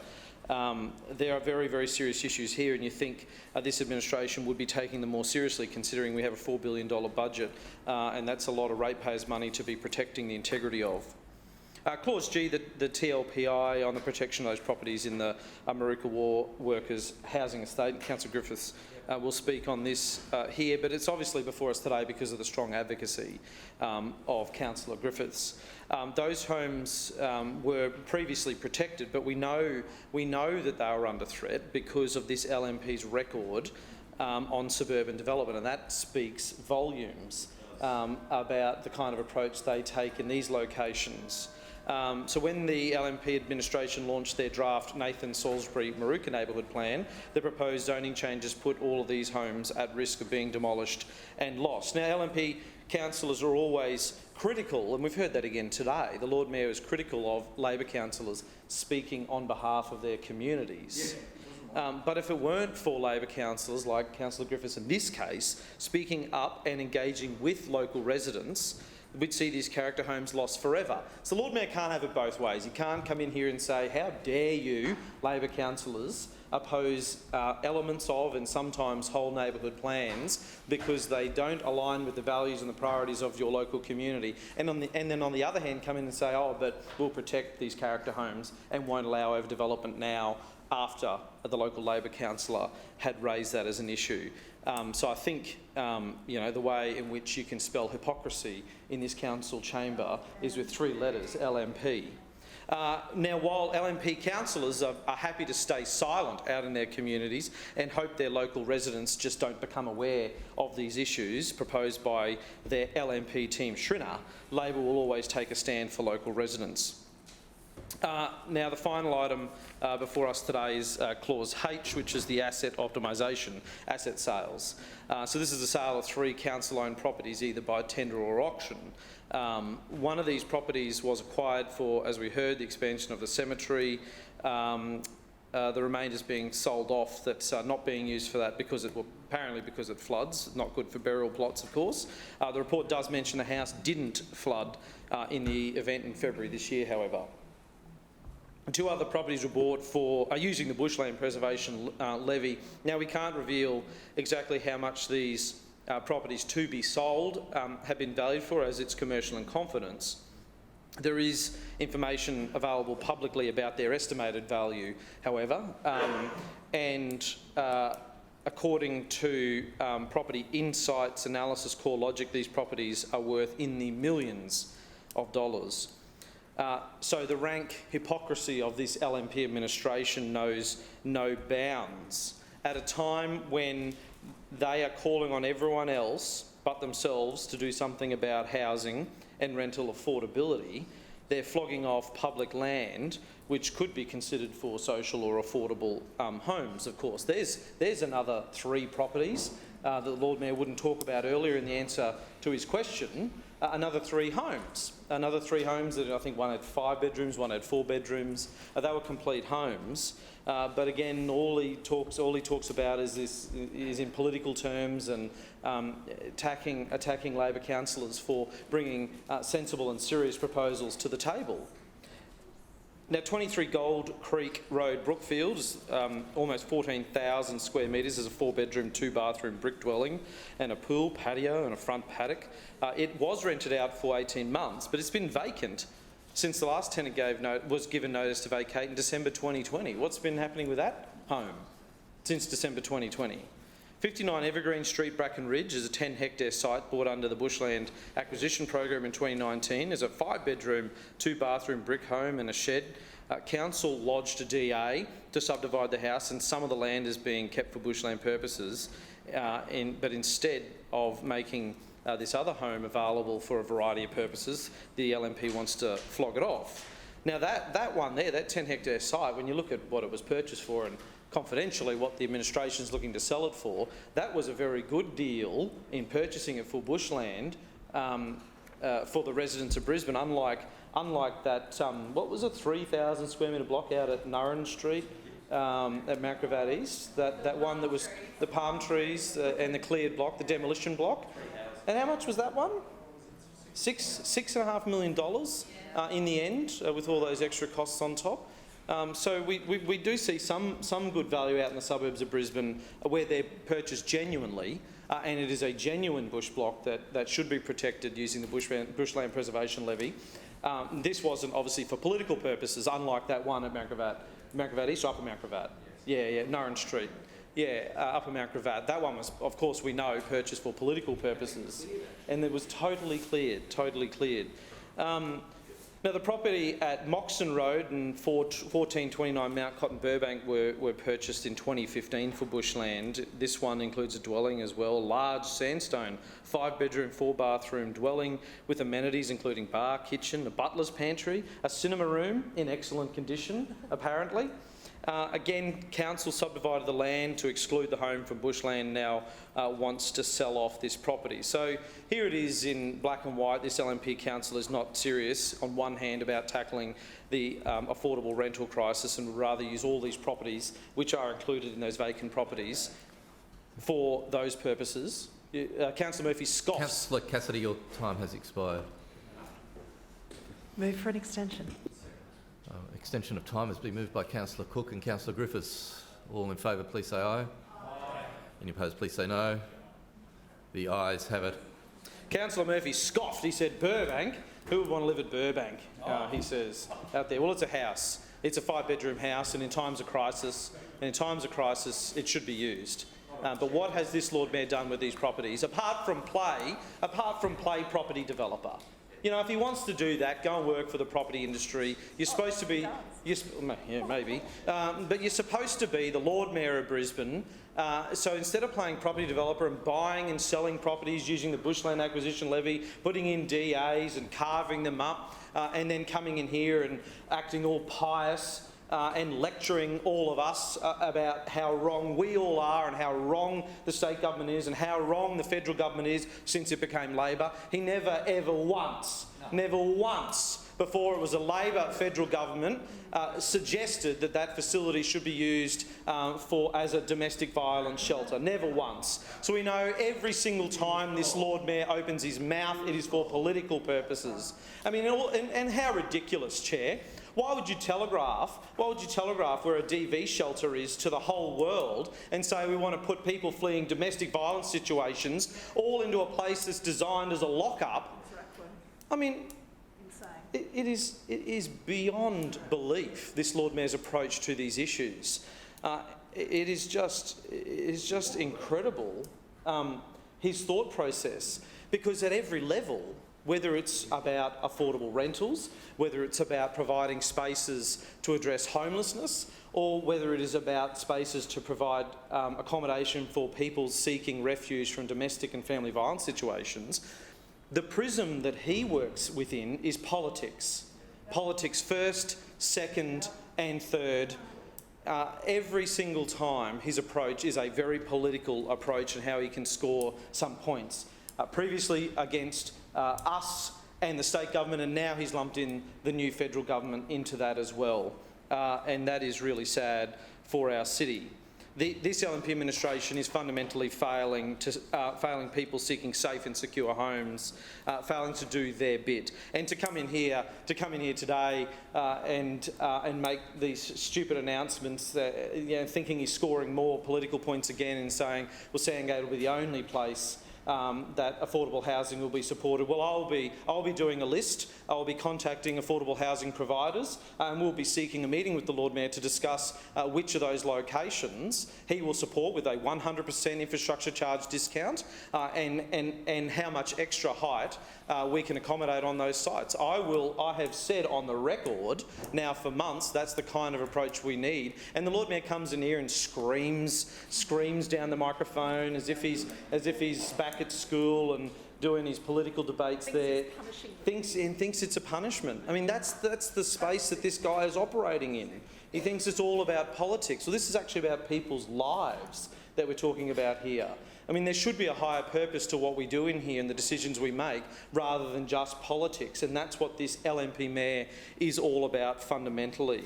So instead of this mayor playing property developer and carving up these properties before us and subdividing and selling off and having to fund park upgrades and having to fund the bushland acquisition program through more property sales, because they have clearly drained it dry on stupid decisions like purchasing that $6.5 million block over at Nurran Street. So he's now had to become a little property developer to plug the black hole in suburban investment here. I mean, what is the point of him? What is the point of this administration when it comes to that? What is the point of this administration when ratepayers are seeing, yes, billionaires, the developer of the W Hotel was a billionaire and got an infrastructure charge discount from the ratepayers of Brisbane? Why? Why? And not 1 cent went to any development that Micah Housing has done or Brisbane Housing Company has done, a genuine affordable housing providers. Not 1 cent. And he can get up here and he can scream and shout all he likes, and I suspect I know why he screams and shouts so much, is because that he knows he is wrong. He's on the wrong side of this debate, he's on the wrong side of history, and he'll be on the wrong side of the ledger come the next election. Thank you. Councillor Landers. Mr Chair, I move that Council now adjourn for afternoon tea for 15 minutes, which commences only when all councillors have vacated the chamber and the doors have been locked. Seconded. Thank you. We have a motion for an afternoon tea adjournment, moved by Councillor Landers and seconded by Councillor Hutton, that the meeting adjourned for a period of 15 minutes. That commences when all councillors have left the meeting. All in favour, please say aye. Aye. To the contrary, no. The ayes have it.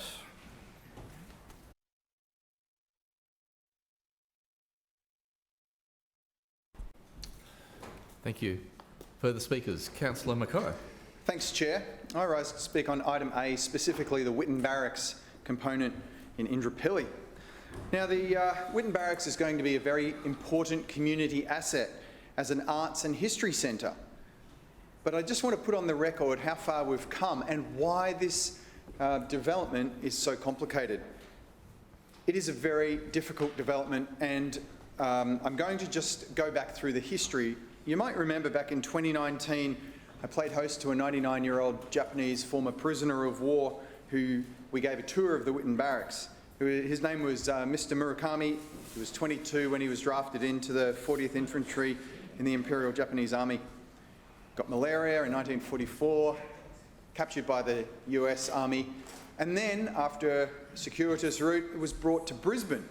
And we gave him a tour of the Whitten Barracks, and he said that not very much had actually changed. And it's true, because in the cell block, it's actually, you'd be surprised here, it's actually in almost original condition. And this is a building built back in the 1940s. And the Whitten Barracks was officially known at the time as the Combined Services Detailed Interrogation Centre. And then halfway through the war, it was changed to the United States Australian Allied Translator and Interpreter Section. Basically, it was an interrogation cell. It was pretty basic. there were a number of cells that hosted 2 prisoners at a time, and then an intelligence officer who spoke Japanese would stand or sit outside the cell and listen to what they were saying. And as of course you know, Chair, that this actually shortened the war by gaining the intelligence, and it actually helped prosecute Imperial Japanese officers for their war crimes afterwards. So it's a very important part of the war in the Pacific. However, after that, it was used in the 50s for military police purposes, and then used through the Vietnam War, also as a cell block, but this time for Australian soldiers who had possibly not done the right thing. Unfortunately, much of the information about Whitten Barracks was lost, because when the Americans left, they were in charge of the base, and they took all the records, the plans and the information with them, and those documents have not able to be recovered. So congratulations to the Brisbane City Council historians who've put a lot of time and effort into securing and recreating exactly the history of this place so it can be transformed. Because as we know, the Queensland University Regiment used the Whitten Barracks up until 2011, when the site was bought by the Brisbane City Council off the federal government. And that was in 2016, and Council's submission included the following commitments: to undertake immediate repairs and refurbishments required to prevent the existing buildings on the site from falling into disrepair, work to establish the site as a district park for residents' use, and work to establish the site for community use. And Chair, as you know, you've been to Indooroopilly, you've seen the district park, Whitten Barracks Park, up and running. You've seen all the work underway with the asbestos removal, the services, including the electricity and the water, and I understand NBN. And this is all very difficult, because let's think back to that history lesson I just gave you, Chair. It was built in the 1940s. It was built during the war, so it's got challenging architecture with 1940s brickwork that has to be preserved for any redevelopment. It's got complicated infrastructure because it's got a transport yard, cell blocks and an admin building. And it's a difficult site because we have ground contamination, because we don't know what's there because the Americans took all the documents. So the works that we're talking about in the item A are the refurbishment to fit out the heritage buildings, including the park entry, the internal access, the car park, pathways and landscaping. Now, community feedback on this site has been exceptional, and I'm continually being approached by community groups, art groups. I even had a meeting with the Bookbinding Association of Queensland, who wanted to inquire about having Whitten Barracks as their home. And I look forward to working with Councillor Howard to promote the good use of this site and work with anyone in council I need to work with to try and get this site operating as a community facility for arts and history groups as soon as possible. Thank you. Further speakers? Councillor Johnston. Yes, I just rise to speak briefly on, I'll try all of the items before us today. Firstly, I note with respect to item B that there are a number of problems with the way in which the security of some council online operations have been working. I'm not sure that's something that's been disclosed to us before, and I note that the Auditor-General has asked Council to undertake some remedial work there. I'm still waiting on the Auditor-General to come back to me about some problems identified with, I don't know whether it's fraud or whether it'll be inappropriate use of council funds or pork barrelling. It could be any of these things at this point around the allocation of council's grant funding.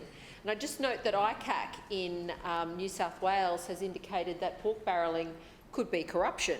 So I look forward to the Auditor-General's report on how council has been inappropriately allocating funds to LNP projects in the grants program coming to fruition. Perhaps that'll be in next year's report. I just note my concern particularly with the surplus property disposal, the 3 properties that we've heard about today from the Lord Mayor and from the Leader of the Opposition. I just want to put on the record my concern about these matters. the Brookfield property is certainly going to be still quite large in terms of its size, and it is a very substantial house on the block. I wonder what steps have been put in place to ensure that this property is going to be kept at this size, or whether or not we're going to be seeing subdivisions coming through for this block. And I know particularly that the residents of Brookfield really think that a small lot block out there is no smaller than about a hectare. They think that's a small lot block. But my interest in this issue here is that the LNP isn't thinking about how to protect the house and the property, it's how they can make money from selling it off. And I know that the Lord Mayor today has been, I mean, a little bit off his head, I would suggest, in attacking the Labor Party about homelessness, housing affordability and those things, as he was during the budget just a few weeks ago as well. What I'm not seeing here is any strategy perhaps to partner with Brisbane Housing Corporation or an organisation like Young Care or one of the domestic violence housing organisations that are out there to see how Brisbane City Council can support housing for vulnerable people. And to me, you know, that is a shortcoming in the strategy that has been proposed here before us today. I note also that I mean, some of these properties are sort of more remote than others, but there are certainly good uses that they could be put to. That the only thing council's interested here is revenue, and they'll be selling to the highest bidder, which will be a developer. Without question, it will be a developer, and then that puts that property at risk from further subdevelopment, unintended uses. Now, I feel pretty certain Councillor Adamman would speak up against these, you know, converting small lot blocks. He would, because his residents out there aren't real keen on it. So then, of course, he's in a difficult position of perhaps being criticised by his own Lord Mayor. But we'll see. I'm gazing into my crystal ball about what might happen once these blocks are sold off to the highest bidder, which will be a commercial developer. So I think that the Lord Mayor has got this wrong. I think there were probably good partnership opportunities here that should have been explored. If not for all of the sites, then at least one of them, because the Lord Mayor has decided in the last few weeks to come out and be highly critical of the opposition who have raised a number of these issues. And here he's had the opportunity with council land to do something positive, as I've said, either in the disability sector or in the affordable housing sector with Brisbane Housing Corporation or in the domestic violence sector, and instead he's gone straight out onto the market for the developers to purchase these properties. Now, the Lord Mayor in one breath today has stood up and slammed the state government for vacant houses everywhere, and meanwhile his own property in his own council that he directly controls has had vacant properties sitting there for years and years with no action. Now, I'm going to take the Kerry Packer approach to this, that the decision of this Lord Mayor to sell off the parts of these properties that have some commercial value is going to generate a revenue windfall for council. But the problem is we know that some of that money will go back into the Bushland Buyback Fund, but we know that this administration inappropriately allocates 95% of that funding to pork barrel in their own LNP wards. And Point of order, Mr Chair. Yep. Point of order to you. We've listened on and on and on, and the imputing motive is absolutely out of line. We'll wait for the auditor's report on it, absolutely, but it is out of line. I ask that she stops with the imputing motive, please. Yes, Councillor Johnston, if I can bring you back to the items before us, sorry, please. it is a matter of fact that the LNP allocate 95% of the bushland. Point of order. No, okay. Councillor Johnston. I understand why Councillor Adams feels slighted by this. I mean, you know, she got a special Rolls-Royce deal for her own electorate, and whenever any other councillor in a non-LNP ward suggests buyback, they're told no, because 95% of all of the bushland buyback funds go into LNP wards. And if you listen to the LNP, you go, there's no bushland in any of the Labor wards, there's no bushland in your ward, Councillor Johnston. There's none. There's none, and all that money has to go into our LNP wards. So, Councillor Adams, as I said, I don't think that the revenue you're going to get from this is going to be spent fairly. I'm not convinced it's going to be spent in the best interests of the city, because your track record demonstrates the only people you are interested in protecting are yourselves, by buying land, marginal land without bushland on it, in your own ward, to save your own political bacon. And do I think that the revenue from the sales of these 3 properties should be going to buy back residential housing blocks in the middle of Mount Gravatt East? No. And up till now, I've kind of let that roll through, but not anymore, because it's pretty clear that this administration is happy to generate funds and then use it for their own purposes in their own wards, rather Point of order, than... Mr Chair. Point of order, Deputy I Mayor. ask for your ruling on whether Councillor Johnson is imputing motive, and if you agree with me, I ask you to ask her to cease the improper behaviour. Yes, Councillor Johnson, the matter before us doesn't allow you to go around the houses on everything relating to purchases of property for purposes of bushland acquisition. This is the sale of 3 properties, and I ask you to come back to the item before us without impugning motive. Yeah, and 2 of the 3 items say that the revenue from the property sales should go back into the bushland buyback fund. I mean, I've actually read the council papers. I'm not sure about other people in the chamber. The other one's going into the Lord Mayor's Green Slush Fund, and I don't think we'll see a cent out of that for any non-LNP wards as well. So let's be clear here. My point is, 1, this administration and this Lord Mayor who's just walked back into the chamber have spent ages today criticising Labor for empty houses, not doing enough on homelessness, and here we have 3 properties which we're told are in excellent conditions and don't flood. But is there any discussion with the Brisbane Housing Corporation, with Young Care, or with a domestic violence housing provider to talk about a partnership opportunity for one of these or all of them, so that we can do something ourselves as a Brisbane City Council to support vulnerable people and housing? No, the Lord Mayor doesn't want to talk about that. The Deputy Mayor definitely doesn't want to talk about that. What this LNP administration want to do is sell off these properties to the highest bidder, which will be a commercial developer, and I can guarantee that within the next, let's say, 5 years, we will be back here and there will be DAs on these properties to subdivide them further. Point of order, Mr Chair. Point of order to you, Deputy Mayor. Hoping she's finished, but I ask again if you could rule if she's imputing motive, and if she is, ask her to cease. Councillor Johnson, if you can cease impugning motive, please. I'm a little bit unclear about what motive I'm imputing. Like, I'm saying that a commercial property developer may... Your proposition is hypothetical. Yes, it is. So that's impugning motive. No, but I'm not imputing motive about a councillor. This is the issue. I'm sorry, who are you saying I'm imputing motive about? Could you just clarify that for me? About the administration. No.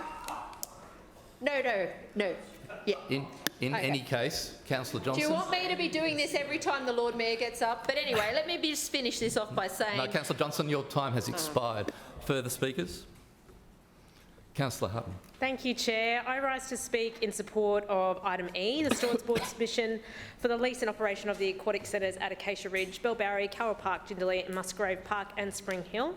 I'm very fortunate to have 2 of these facilities in my ward, Carroll Park and Jindalee. I'd firstly like to start by thanking Councillor Howard and her team for working with the state to establish a 10-year lease at the Carroll Park pool site, which is actually in Ellen Grove. This has been a really important step in allowing the leaseholder to commit and establish themselves at the facility. I was very happy to see that the current facility manager, Paul Mason, has taken the next step and put his hand up to run for this tender.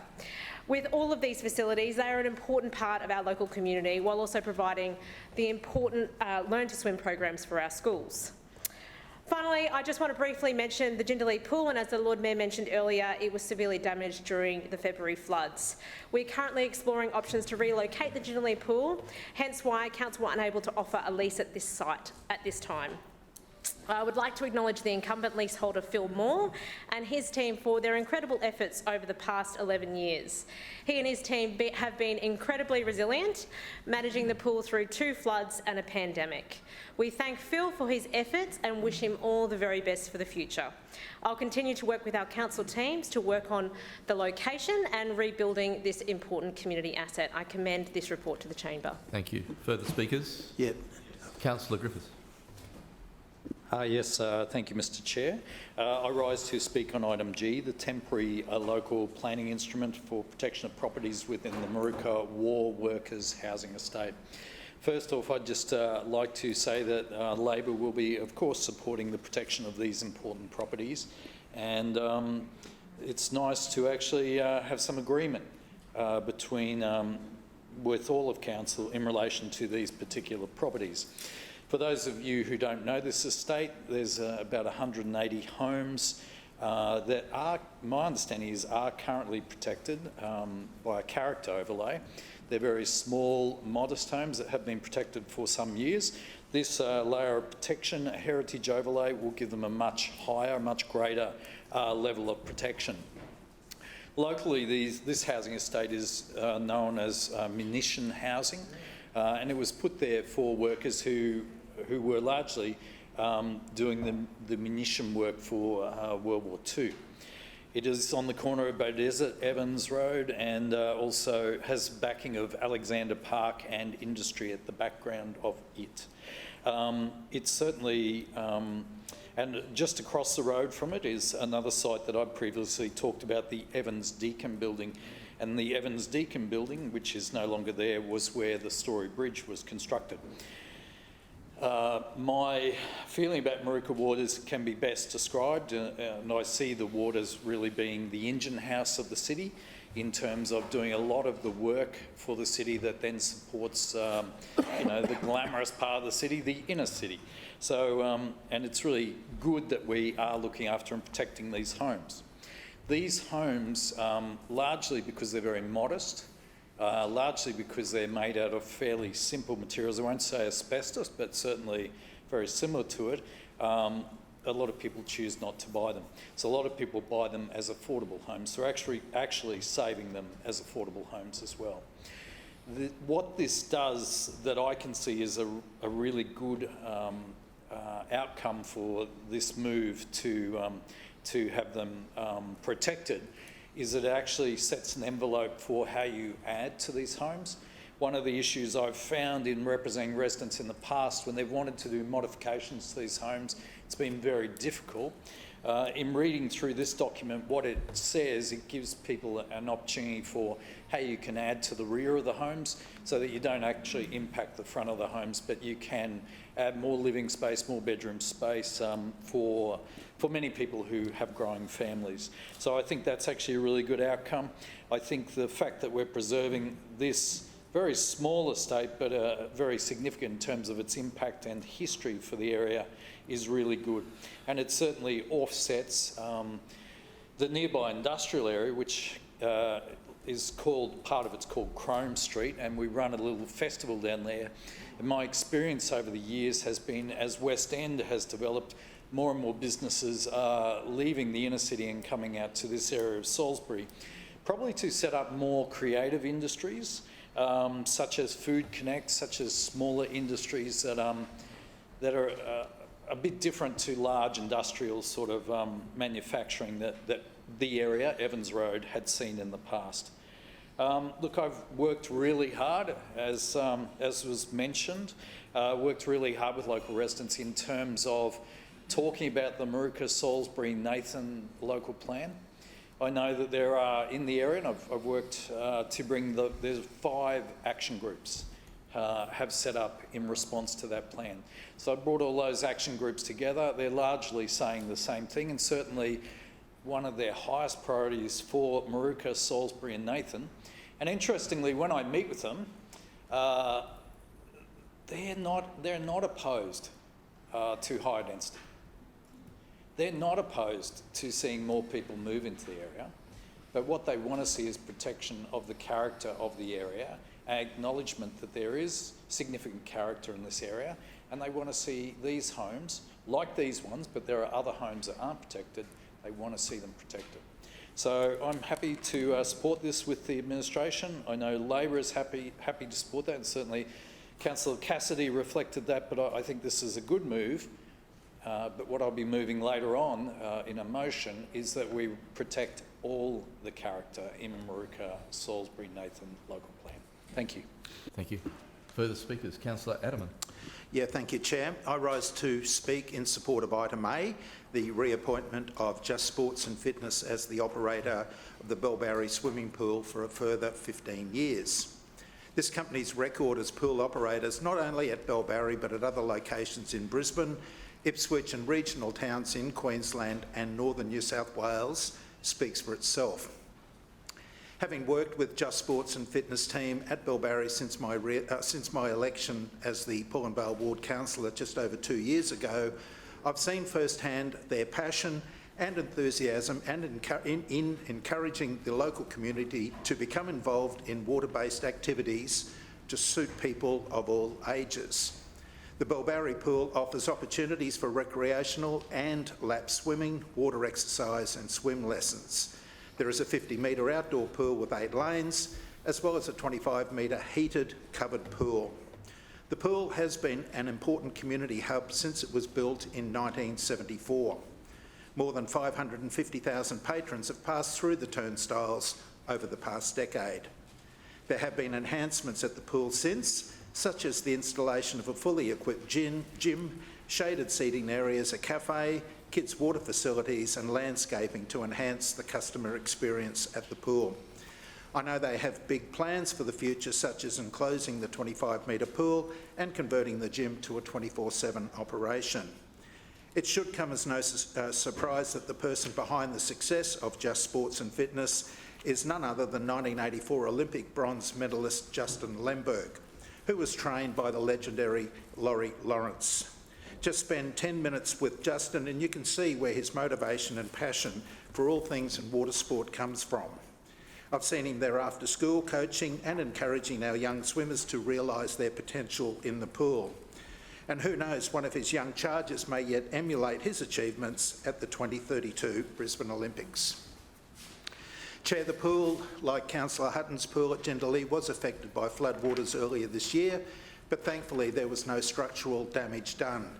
But a massive clean-up operation was necessary, and I commend our connected communities and community facilities officers, plus Justin's team, for undertaking that work, ensuring that all will be in readiness for when the pool reopens on the 17th of September following the winter break.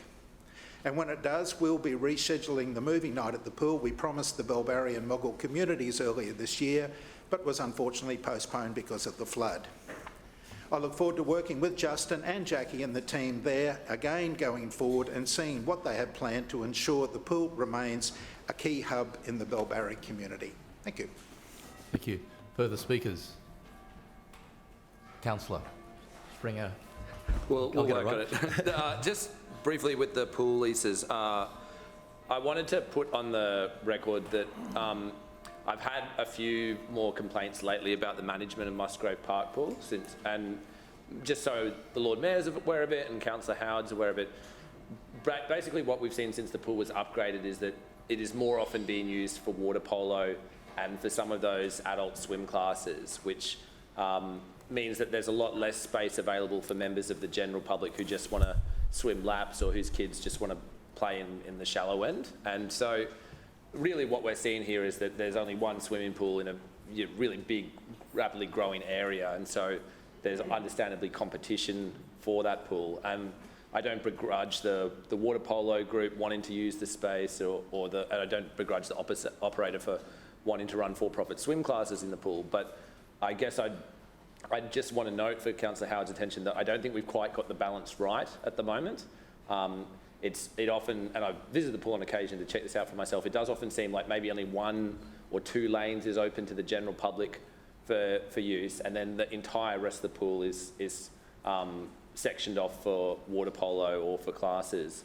And so, through you, Chair, to Councillor Howard and the Lord Mayor, maybe that's something that can be looked at down the track in terms of clarifying how much of the pool and how often, how much of the pool is going to be kept aside for the general public, and how often it can be closed off for activities like water polo. Often the problem is at the same time that the water polo guys want to use the pool is when the general public wants to be using it. So the pool operators might say, well, we're only giving it to the water polo club for a couple of hours a week, but those are the busiest hours of the weekend when everyone else wants to go for a swim as well.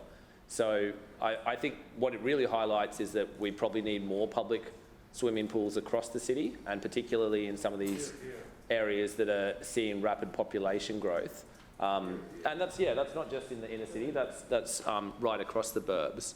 But the reality is that it's much more efficient for us to provide public swimming pools than it is for everyone to have their own private pool and to be continually converting backyard space into swimming pools. So it would be better for the council to be planning ahead and recognise that there is now a shortage of public swimming pool facilities across the city, and Musgrave Park, being the example I know the best, is definitely feeling those capacity issues. So I'm, I guess a little bit concerned that the continuing approach of outsourcing management to private pool operators means that the council administration itself doesn't have enough oversight over exactly how the balance is being struck between different users. And obviously, certain users make the pool operator a little bit more money than others. And the pool operator is going to be trying to maximise their revenue streams, which can sometimes mean that members of the general public are missing out or being deprioritised. So, Lord Mayor, I hope you'll take this seriously. It's not a critique of the LNP directly, it's just a note that our inner city pools in particular are getting a lot more use, and the way Musgrave Park has been managed over the last little while since the new leaseholders took over is that I'm hearing more complaints from residents that they don't have enough access to the pool as members of the general public. So hopefully your team can take that up with the operators. Thanks. Thank you. Further speakers? Councillor Howard. Thank you, Mr Chair. I wasn't going to contribute, but I will just contribute to this item. Musgrave Park is one of the pools that will have a new operator, and I'm happy to take up those discussions with them. I do want to just put on the record that the successful tenderer was Rockhampton Water Sports. Whilst the name says Rockhampton, they're very much Brisbane-based and have been for the last 2 years. They're thinking about changing their name, which I thought was quite a good idea. But they are a small local business who've done very well in Rockhampton, have been on the Sunshine Coast for a couple of years, and now call Brisbane home. So we're thrilled that we're going to have a small Brisbane-based business that will continue to support and provide jobs for our local community. And through you, Mr Chair, I'm happy to take on those comments from the councillor for the Gabba ward, because I can't really say his last name just yet. I'm practising, I can let you know, but I will certainly take those on board, and certainly we're happy always to have the local councillors involved with those tenderers. Thank you. Thank you. Further speakers? Councillor Allen. Thank you, Mr Chair. I rise to speak on item G, the proposed TLPI for the protection of the Maruka War Workers Housing Estate. Mr Chair, this is a fantastic proposal to protect a piece of Brisbane's, Queensland and in fact Australia's wartime history. This precinct is the first and only example of a purpose-built public housing estate in Brisbane and Queensland, initiated and funded by the Commonwealth Government in 1944 during the Second World War to house workers employed in the nearby war industries at Rockley and Salisbury. While the properties in this precinct are currently protected by character overlays, early investigations and consultation with the community through the Nathan Salisbury Maruka Neighbourhood Plan process highlighted the cultural significance of this estate and its contribution to Brisbane's history. We are now stepping in to propose listing the entire estate on the local heritage register, and the TLPI will provide interim protection to these properties while the heritage amendment is progressed. And I would note that the draft strategy that was released in June last year for the Nathan Salisbury Neighbourhood Plan did in fact acknowledge that as a key strategy was the protection of neighbourhood character, and strategy 1.2.2 was explore the heritage and character value of a variety of buildings and precincts developed before, during and after World War II, and in recognition of that particular objective we are moving ahead with this TLPI. So listing this estate is a nod in the important role that it played for workers during the wartime efforts, and represents a local picture of civilian life in Brisbane during this time. The estate, made up of approximately 180 houses, remains largely intact today, with the majority of workers' cottages in their original condition and positioning on their sites. And as Councillor Griffith indicated, they are modest homes, as perhaps would be expected at that point in time, but nonetheless they have an important role to play in the heritage of that particular area. Importantly, it's not just the cottages themselves, it's also about protecting the estate as a whole. The estate as it currently stands is largely intact. Over the years there have been some changes in the estate, but be that as it may, we've got an opportunity now to protect what remains in the estate. There are, I believe, about 167 out of 180 homes that are largely intact, and certainly something that's worth protecting. It's also an interesting example of a contemporary planning principle from that point in time, which was called the Raidburn model, and I think that, you know, that's an acknowledgement of how town planning might have been handled at that point in time.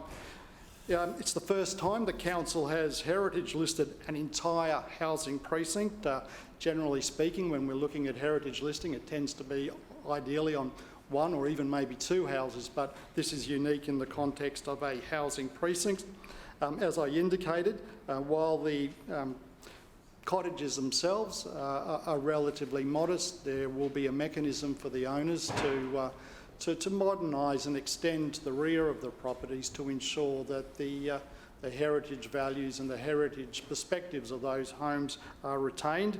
The TLPI will stop the risk of demolition of these houses as we progress with the Nathan Salisbury Moorooka neighbourhood planning process. It'll ensure that the houses are retained not only individually but in the context of the estate. There are already some good examples of homes in this estate where sympathetic extensions and modifications have occurred. So we are confident that people can not only live in these homes but live in them in a way that protects the heritage but also acknowledges what modern day living requires. As we would all be aware, the work is continuing on the Nathan Salisbury Moorooka neighbourhood plan. We are looking to ensure that further character and heritage opportunities are recognised.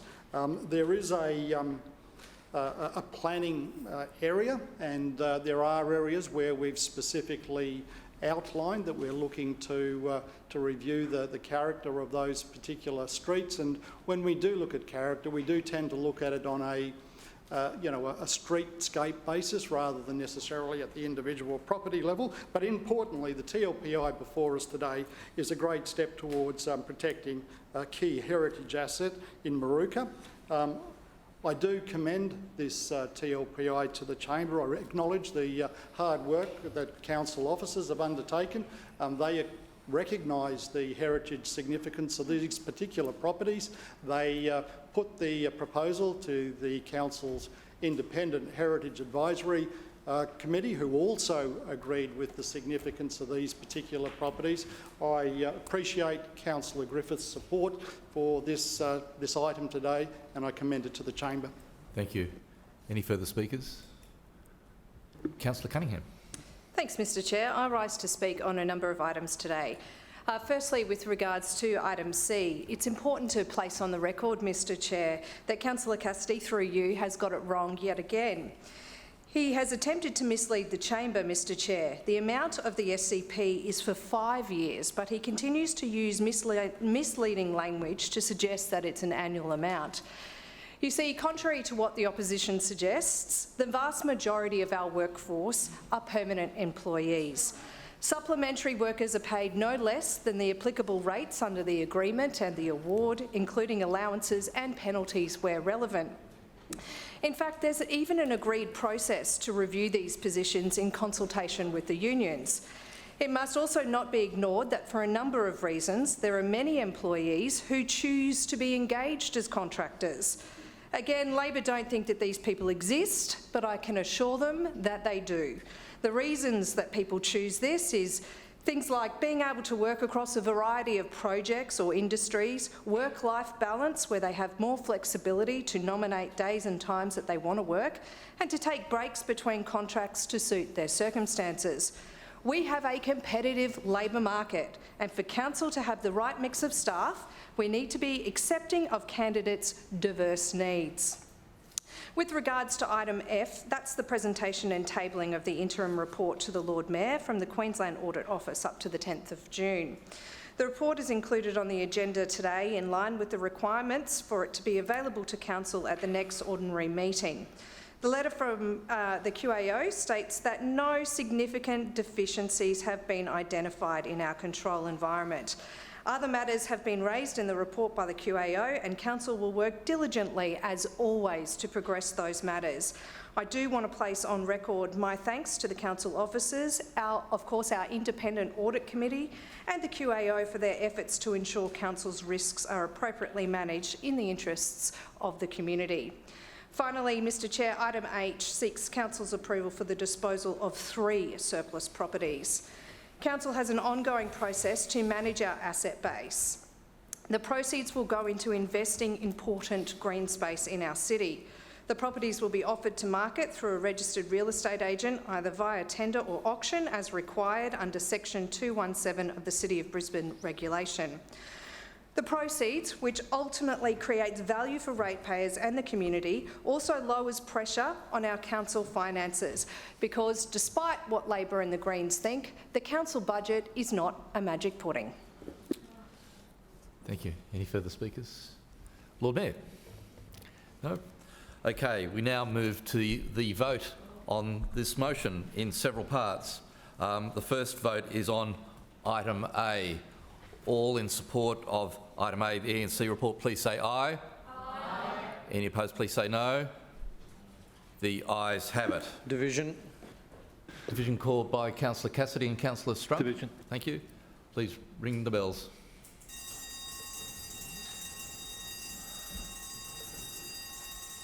If councillors feel uncomfortable about proximity to each other, please put a mask on. Otherwise, take your own cognizance.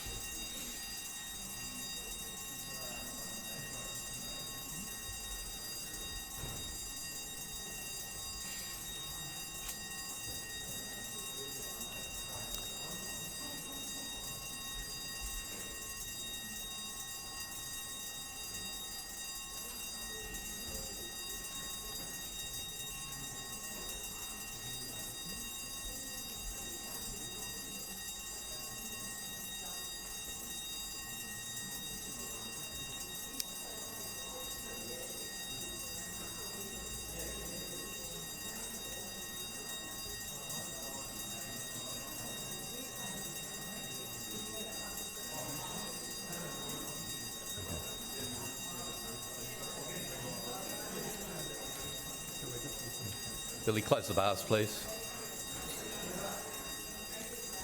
Please quiet while the vote is being taken.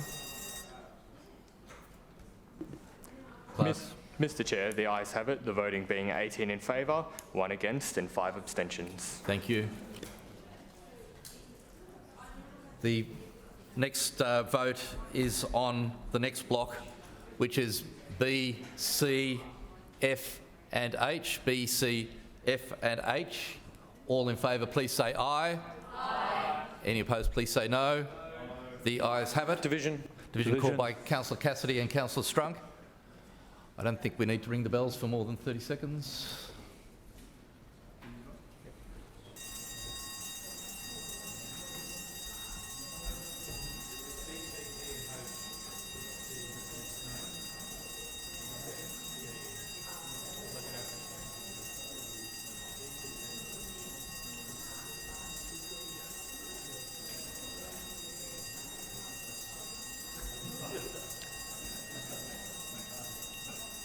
Thank you, Billy. Please close the bars. Clerks, read the results. Mr Chair, the ayes have it, the voting being 19 in favour and 5 against. Thank you. Councillors, one more block to vote on as councillors return to their seats. D, E and G. D, E and G. All in favour, please say aye. Aye. Any opposed, please say no. The ayes have it. Thank you. Councillors, return to your seats, please, as quickly as possible. Councillor Davis, Environment, Parks and Sustainability Committee decisions, please. Thank you, Mr Chair. I move that the report setting out the decisions of the Establishment and Coordination Committee as Delegate of Council during the winter recess 2022 on matters usually considered by the Environment, Parks and Sustainability Committee be noted. Seconded. Thank you. It has been moved by Councillor Davis and seconded by Councillor Mackay that the report setting out the decisions of the Establishment and Coordination Committee as Delegate of Council during the winter recess 2022 on matters usually considered by the Environment, Parks and Sustainability Committee be noted. Is there any debate? Thank you, Mr Chair. Mr Chair, there were 4 items in the recess report. Item A is a park naming submission requesting Council formally dual name Hanlon Park as Hanlon Park Baroda. On July 23, the Lord Mayor officially announced the dual name Hanlon Park Baroda with Councillor Cunningham at the opening of the completed Hanlon Park project. It was wonderful to have a welcome to country and a smoking ceremony performed by the Nunukul Yuggera people who engaged with Council and provided the Aboriginal name Baroda, which means oak tree forest. Item B was a park naming submission requesting the mountain bike trail known as Gap Creek Circuit be named Gillian Circuit. The submission was supported by the local councillor. For over 20 years, Ms Gillian Duncan has been an advocate and supporter of mountain biking in Mount Cootha and South East Queensland. Ms Duncan is well known within the mountain bike community and worked hard as both a volunteer and president of Mountain Bike Australia for many years. Item C is a petition requesting Council install public toilets at Sheriff Park, Wakeley. Sheriff Park is classified as a District General Recreation Park and as such, public toilets are an appropriate embellishment for this type of park and it could be considered within a future budget against other citywide priorities. Item D is a petition requesting Council install unisex toilets at Williams Park, Runcorn.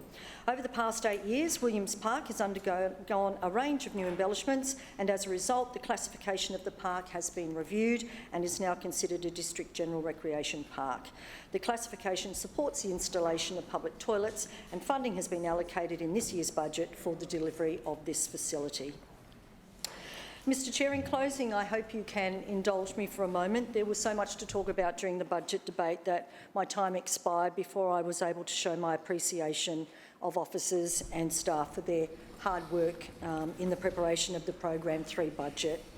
I would like to thank Divisional Manager David Chick, Acting News Branch Manager Elizabeth Sisson and the Program 3 budget team of Dave Henry and Kate Weiss.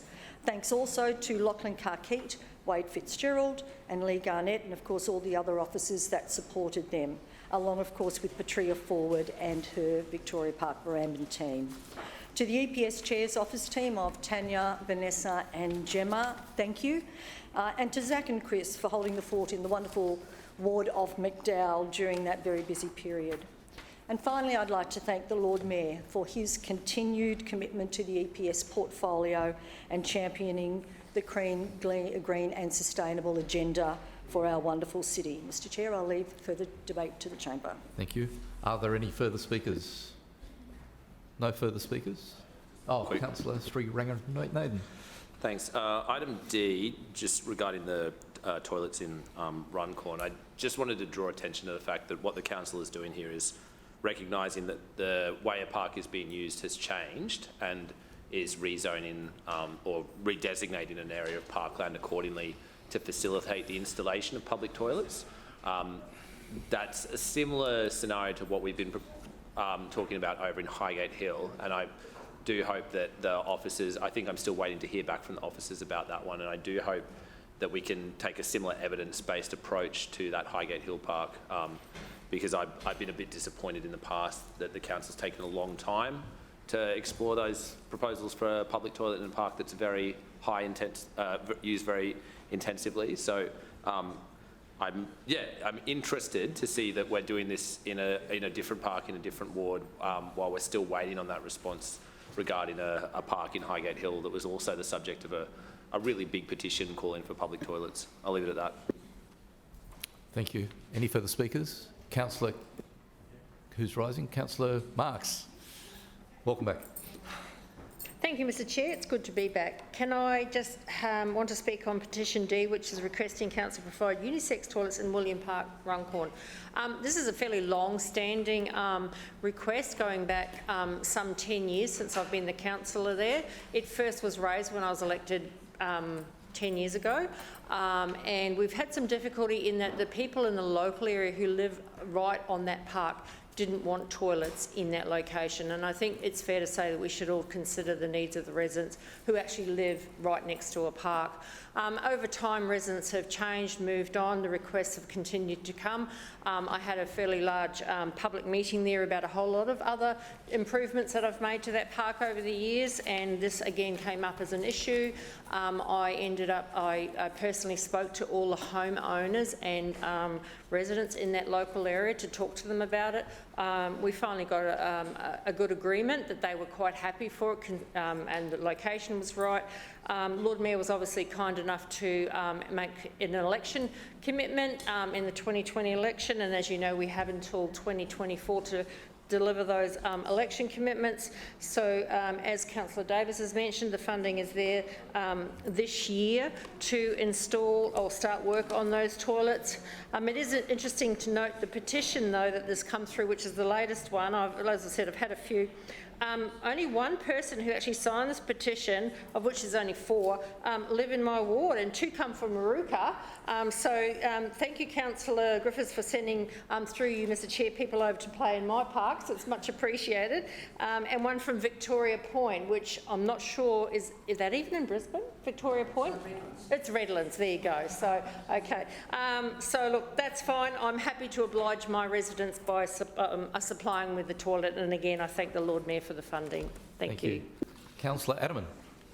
Thank you, Chair. I rise to speak briefly in support of item B, the decision to rename Gap Creek Circuit at Gap Creek Reserve in my ward to Gillian Circuit. As I've indicated to this chamber previously, this is a respectful and heartfelt opportunity to honour Gillian Duncan. Gillian was a pioneer in lobbying for sanctioned mountain bike trials in Queensland. And as Councillor Davis said, Gillian worked tirelessly for over 20 years as a volunteer to initiate the trial care program with Council, and has contributed hundreds of hours to maintain and improve the trail network. She once commissioned a scientific study on the trail to highlight the benefits of good trail design to reduce the effects of usage and weathering on soil erosion displacement. Through her work as the Mountain Biking Australia President for many years, Gillian coordinated events and advocated for mountain biking opportunities across the state and neighbouring local authorities. Her ongoing advocacy convinced the powers that be that mountain biking could coexist with other recreational activities in areas such as Mount Cootha. Having established the trail network there, Gillian led by example in their maintenance and upkeep, and ensuring that they met exacting international standards for trails. With her legendary fighting spirit, Gillian continues to inspire the mountain biking community by showing up at trail care sessions and sharing her advice on trail design and advocacy. As a result of her efforts, Council now has a significant mountain bike trail network that is an asset and will be enjoyed by the community into the future.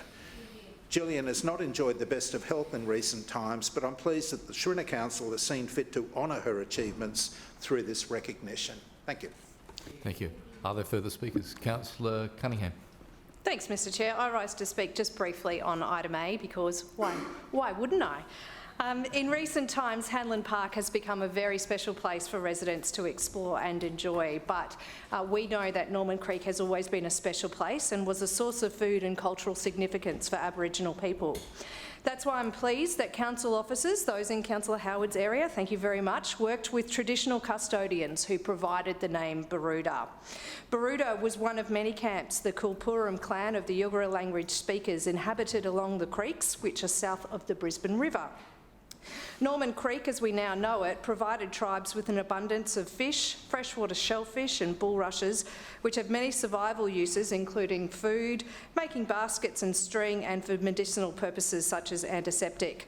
A couple of weeks ago, we had the formal reopening of Hanlon Park Baruda, and it was a wonderful morning where the community was able to come together to celebrate the milestone and also take part in a traditional smoking ceremony. The project is the second of 3 priority projects to be delivered from the Norman Creek Master Plan. So I just wanted to place on record my thanks to N4C, local residents, design and construction experts and council officers who have worked on the project. But importantly, Lord Mayor, thank you for funding the project. You can be very proud of what has been achieved here, and I know there are hundreds of residents who are grateful for this green space every single day. Thank you. Are there any further speakers? Councillor. I'll say it once and then you can remember it if you. So Sri Ranganathan. Ranganathan. Okay. Yeah, you'll get there.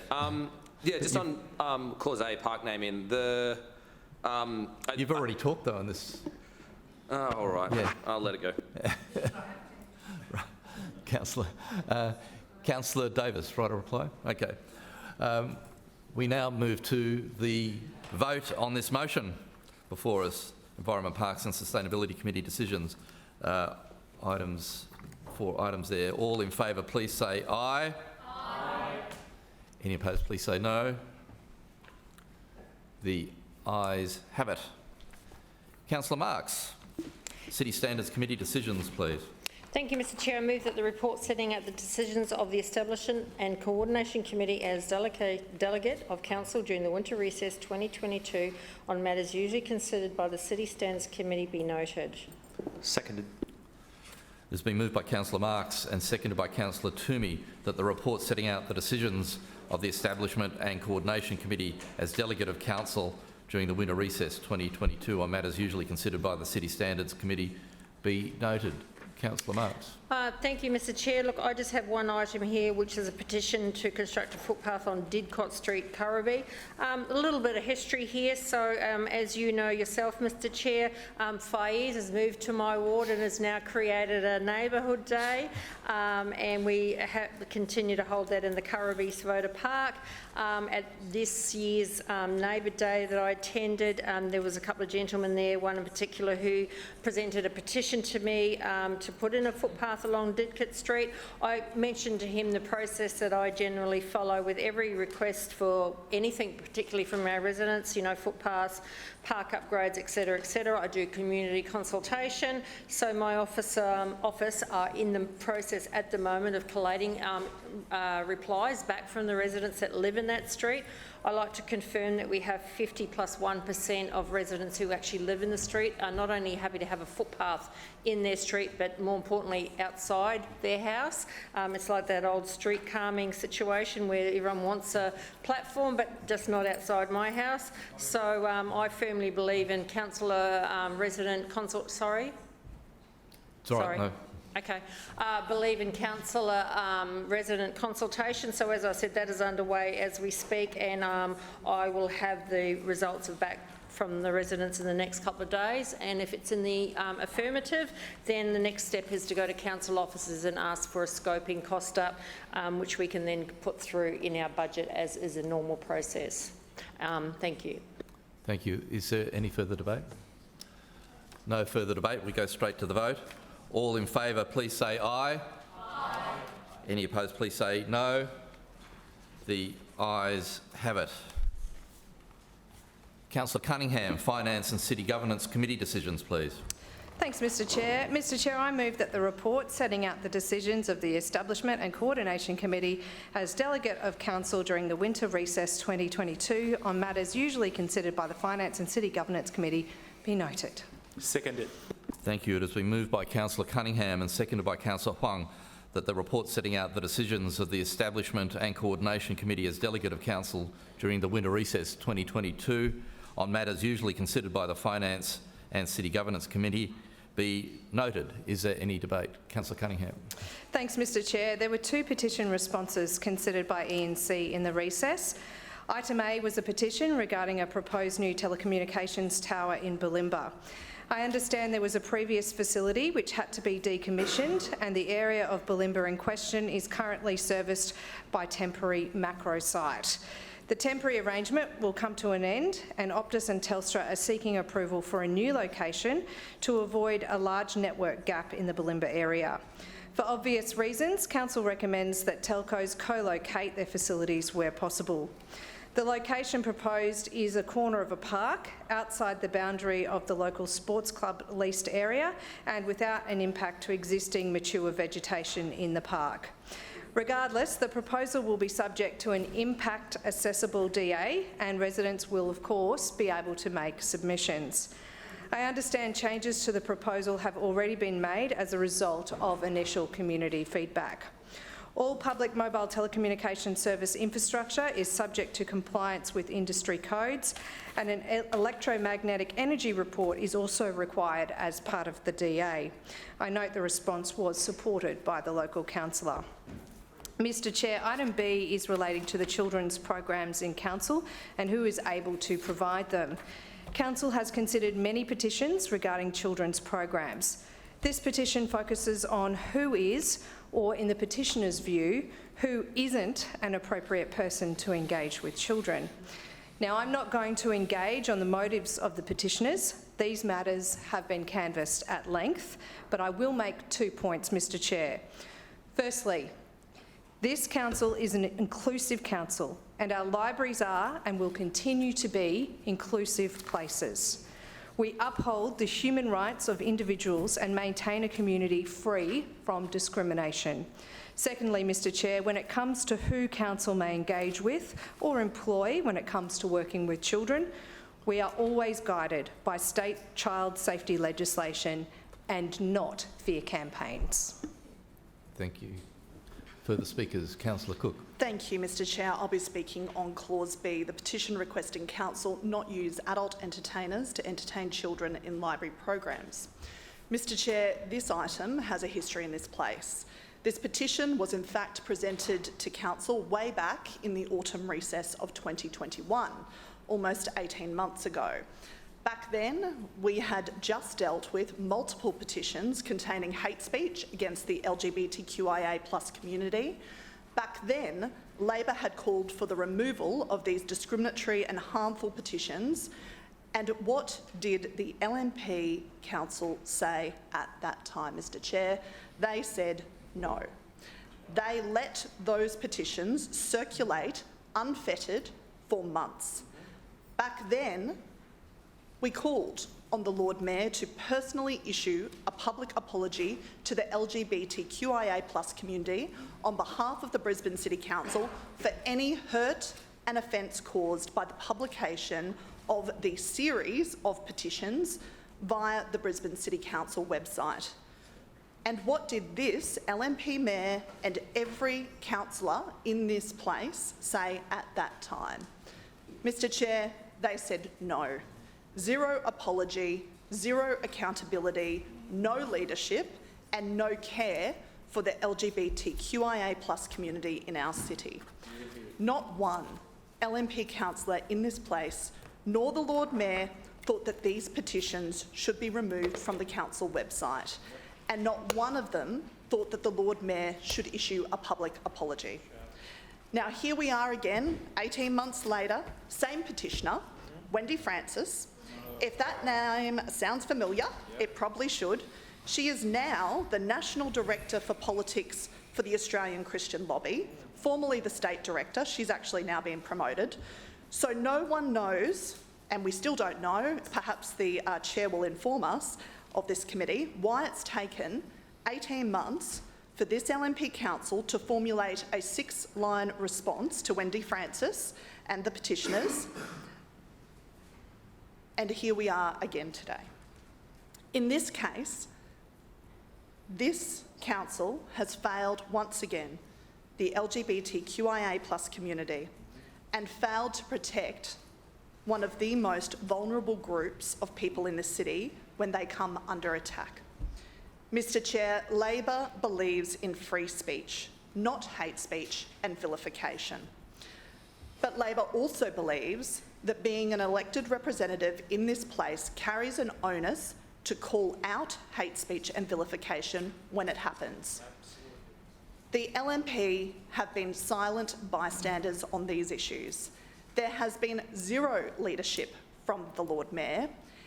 He can't even be bothered to stay here for this debate. He's left while this issue is debated. This council has been referred to the Human Rights Commission due to their absolute failure when it comes to standing up for what is right. The Human Rights Commission has said about Brisbane City Council that more accountability and better transparency should be expected from our elected representatives to aid democracy. Keeping government accountable is in everyone's best interest. Labor couldn't agree more. We all know that drag queen story time will continue in our city libraries. This petition is yet another attempt, round 2, by Wendy Francis and the Australian Christian Lobby to stop drag queen story time in our city's libraries by stealth. The language she has used, and I quote, "Libraries should be welcoming, inclusive community hubs where all families feel comfortable." What she means is all families except rainbow families. When she talks about inclusion, she means exclusion. Yes. The language and intention of this petition is to cause divisive and hurtful debate. Once again, she failed the first time, so she had another go. And our LGBTQIA+ community has to endure another petition signed by thousands, making them feel less than. Once again, the Lord Mayor of this city is missing in action. Yep. Distances himself from the issue, is absent from the chamber, just like he did with the City Point discriminatory contracts. Absolutely. Just like he did with the marriage equality debate. Well, he was here for that, he voted no. And just like he did with all of the hate speech-laden petitions that have graced the pages of Brisbane City Council petitions website. Labor would never allow hate speech petitions on our council website. Labor will always stand with the LGBTQIA+ community, and Labor wouldn't let a petition like this sit for almost 18 months for 6 lines to be formulated, effectively saying we comply with the law. Yes. This is a weak response from a weak LNP mayor and a weak LNP council who, when it's time to stand up and be a true ally to the LGBTQIA+ community, is nowhere, Mr. Chair, to be found. Thank you. Further speakers. Councillor Howard. Thank you, Mr. Chair. I rise to speak on item B. Council takes its duty to promote an inclusive city seriously, and we will continue to deliver inclusive programs and activities for the people of Brisbane. Independent council officers assess all e-petitions prior to them being published on the council e-petitions website to ensure they comply with legal requirements and the guidelines for submitting an e-petition. Council supports the values of inclusion, tolerance, diversity and celebration of all members of the Brisbane community. Some topics raised in petitions could potentially offend some people. However, this is not always a basis for council to reject the submission of a petition. Petitions, by their very nature, are a mechanism for the public to express a view about a matter affecting them and/or a community. We unapologetically support our diverse Brisbane communities because we believe in the universal inclusion of all residents and visitors, including our LGBTIQ+ communities. Because Brisbane is a city for everyone, and everyone deserves to feel included and feel that they belong in this beautiful city that we are fortunate to call home. That is the core of everything we do here at Council. And that's why we will continue to support programs like Drag Queen and Rainbow Family Storytimes that are parts of hundreds of different events held in Council libraries every year that foster a diverse and inclusive Brisbane. We know that, they know that, we've said it time and time again, and it's shameful that Labor continues to reach down into the gutter and play these divisive games that they play. Because when it comes down to delivering real, on-the-ground change, no one, not one administration has delivered more for Brisbane's LGBTIQ+ community than the Schrinner Council. Since I was elected 10 years ago, we've catapulted Brisbane into being Australia's most inclusive council.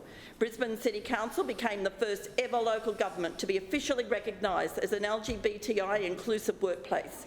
The first ever local government to be listed on Australia's LGBTI inclusive employers website. The first ever local government in Queensland to publicly support gay marriage. We've delivered record funding to support and grow Australia's third largest... Point of order to you, Councillor. I was wondering if Councillor Howard would take a question about why funding for Pride Festival hasn't been increased. I didn't quite hear the question, but will you take a question, Councillor Howard? No, I won't take a question. Okay. Thank you. We're not talking about Pride, we're talking about this. Well, through you, Mr Chair, yeah. I was very quiet while Councillor Cook delivered her disgusting spiel. And I think that the least that the opposition could do is allow me to respond. So let me say again, we were the first ever local government in Queensland to publicly support gay marriage. We delivered record funding to support and grow Australia's third largest LGBTIQ+ event, the Brisbane Pride Festival. We're proud and loud when it comes to supporting our LGBTIQ+ communities, whether it be the rainbow flag proudly flying from City Hall on Ida Hobbit Day, our city lighting up rainbow colours like the Story Bridge, our beautiful Rainbow City glider bus that celebrates Brisbane Pride, or the rainbow footpath that I delivered in Spring Hill years and years ago. And Council continues to be recognised as an outstanding employer through the Australian Workplace Equity Index, earning gold status for 3 consecutive years for our ongoing work as an inclusive workplace for LGBTIQA+ employees. Point of order, Chair. Point of order to you, Councillor Springer. Will Councillor Howard take a question about why council officers aren't allowing the Pride March to proceed through the city? Councillor Howard isn't taking the question. Thank you. What I have just mentioned is a feat that no other local government in Australia has achieved. Council officers have also been recognised for their contributions to LGBTIQ+ inclusion in the workplace at a national level, with David Mahon, the founder of River City Pride, back in 2012, being named as the Out for Australia LGBTIQ+ Role Model of the Year in 2017, and Andrea Kennefake receiving the LGBTIQ+ Executive Leadership Award for Pride Diversity in 2019. We're talking about years and years and years of this council being an inclusive employer. Chair, every day we work to celebrate and support Brisbane's thriving LGBTIQ community, and every year we pay special attention to this on the anniversary of an important milestone in fighting discrimination against LGBTIQ peoples. This year marks 32 years since homosexuality was removed from the World Health Organisation's International Classification of Diseases. To know that this didn't happen until 1990 is an important reminder of the struggles. Point of order to you, Councillor Ranganathan.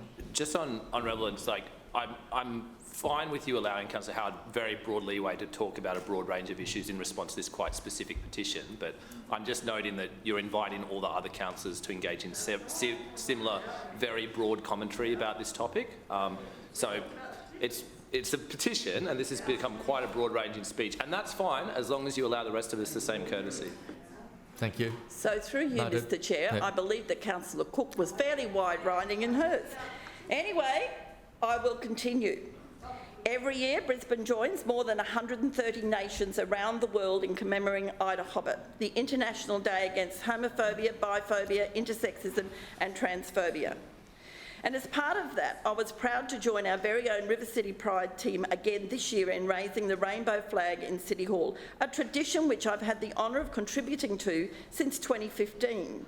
And this year's flag raising was particularly special as we hoisted the new Pride flag from City Hall.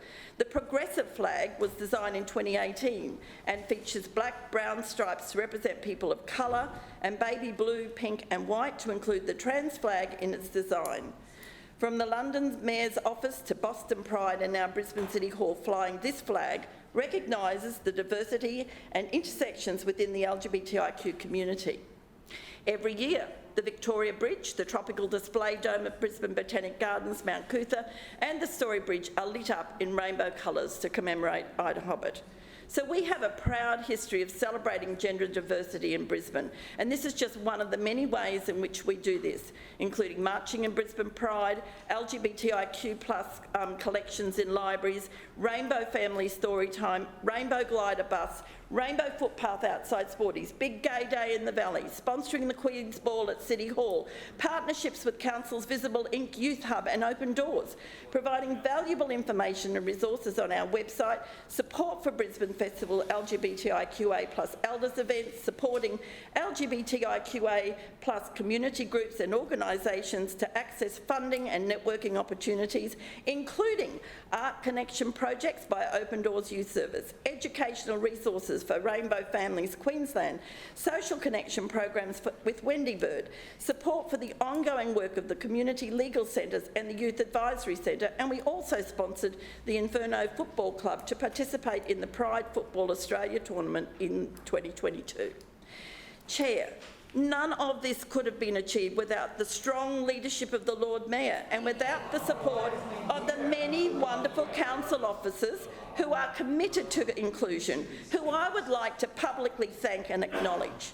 The work that you do is making a real difference to the lives of so many people, and we cannot thank you enough for your dedication and commitment to making the Brisbane of tomorrow even better than the Brisbane of today. Inclusivity is part of the heart and soul of Brisbane City Council, and our mission and will always be to support all residents of Brisbane. Thank you. Councillor Ranganathan. Thanks, Chair. I wasn't going to speak on what I thought was just a discussion about a petition, but it's turned into a much wider ranging debate. And I did just want to speak briefly to the Council's recent track record regarding particularly the Pride Festival. I'm still trying to get across all the details, and I'm willing to be and open to being corrected about this. But what I understand is that a little while ago, Brisbane City Council negotiated with a certain community sports club that they'd have a lease or a licence over a key field in New Farm Park. And that permission to that club to use the field was essentially handed over without any proper consultation with the organisers of Fair Day and the Pride Committee. And so when the committee came to council this year and said, hey, ready to book the park for Fair Day, the council said, no, sorry, you'll have to go and talk to the club. And to me, when you've got a really long-running event that happens every year in the same park, in the same location, you'd think that the council would be a bit more proactive and collaborative about supporting and facilitating that. So I understand that now it looks like the festival is going to be relocated to my ward, and I'm psyched about that. I'm really excited to have Fair Day and the Pride Festival coming back to West End and to Musgrave Park. I think that's a really cool shift, but it does sort of highlight that the council is to some extent treating this event as a bit of an afterthought. And I would encourage Councillor Howard to reflect on what message it sends to the community when such a kind of pivotal and significant event is bumped around fairly late in the process. The discussions I've had with members of the community have suggested that they were kind of blindsided by this. They weren't given enough warning and have had to suddenly plan this event at a brand new location with only a few months' notice. Now, the added concern here is that it sounds like Brisbane City Council officers are also objecting to proposed marching routes through the city on the basis of traffic concerns. So the organisers have proposed to start in the city and march over the bridge, march across the river to get to Musgrave Park, and the council has said no, that'll have an impact on the traffic and the buses and all this. They proposed another route across another bridge. Again, council officers said no, you can't march that way either, that'll cause too many traffic issues. Then the organisers proposed a route that started at Davies Park and travelling from Davies Park to Musgrave Park, and again the council said no, you can't march along that route because that's going to disrupt traffic. And this is in a context where the council is also expecting the organisers to pay for traffic control for the march, which I was flabbergasted by, because if someone from council told me to pay for traffic control for a march, I'd tell them to get stuffed, to be blunt. And so the fact that the council is creating a framework where this long-running and very important event is expected to pay thousands and thousands of dollars for the privilege of marching down a public road is pretty concerning to me. Now, on top of that, I've been given to understand, and again, I'd welcome corrections on this front, but it sounds like the council is making the thinly veiled threat that funding for Pride won't be renewed in future years if the organisers kick up too much of a stink. There are and happy to be corrected, happy to be corrected, but from what I can gather, the funding has not increased for that significant citywide event, and even as event organising costs are rapidly escalating and council's own bureaucratic requirements are adding significantly to the cost burden and logistical burden of organising these community events, council has not offered additional money to the organisers for this year's event despite the forced last-minute relocation. So if administration councillors want to get up and speak to that, I'm happy to be corrected, but that's what I've been given to understand.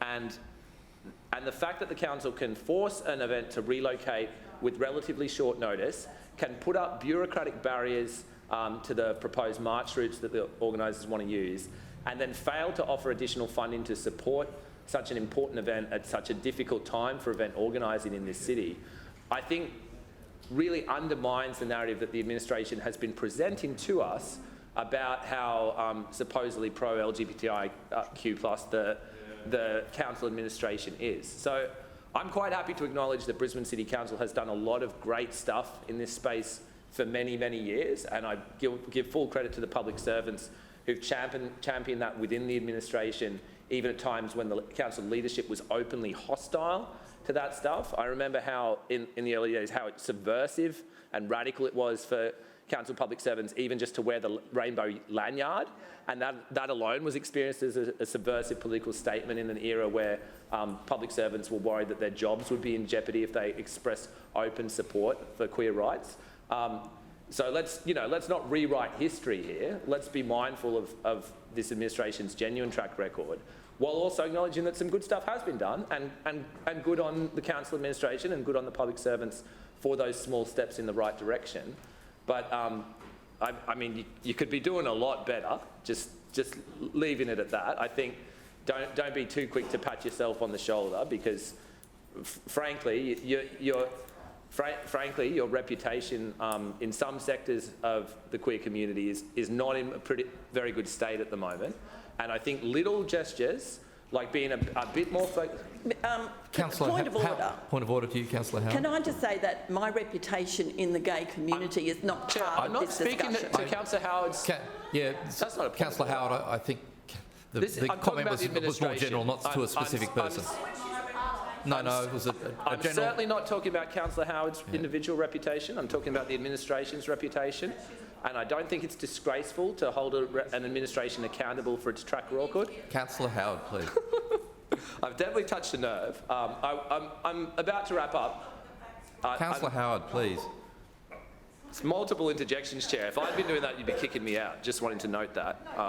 The council administration could be a lot more supportive of Fair Day and the Pride Organising Committee, and that would look like not being so bureaucratic about march routes. It would look like more funding to support the additional costs that have arisen as a result of this last-minute event relocation. and it would look like a more proactive and collaborative relationship with the organisers. And, you know, like maybe there are different narratives, maybe different people have different ideas of what's been going on, but I don't think people would come and talk to me about their concerns about this issue if everything was going really rosily. So something's up, and I'm pointing the finger at the LNP administration. Thank you. Further speakers. Councillor Cassidy. Yeah, thanks very much, Chair. And the points that Councillor Sri Ranganathan raises are very important ones, because what we know we have is an amazing public service, amazing group of council officers that work very hard in the inclusive communities team, and right across council in supporting these events, supporting Fair Day and the Pride March, and so many other things that go on to support the LGBTQIA+ community.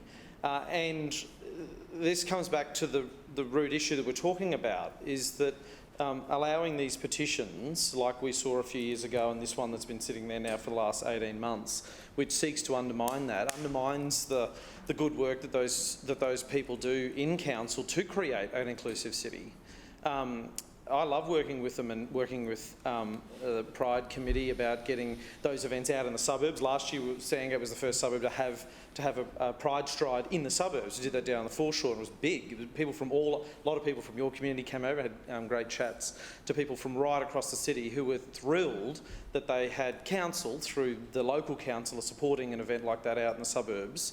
And I think the problem we have here, and Councillor Howard has really powerfully demonstrated that tonight, and I don't doubt her commitment to the community, the LGBTQIA+ community at all.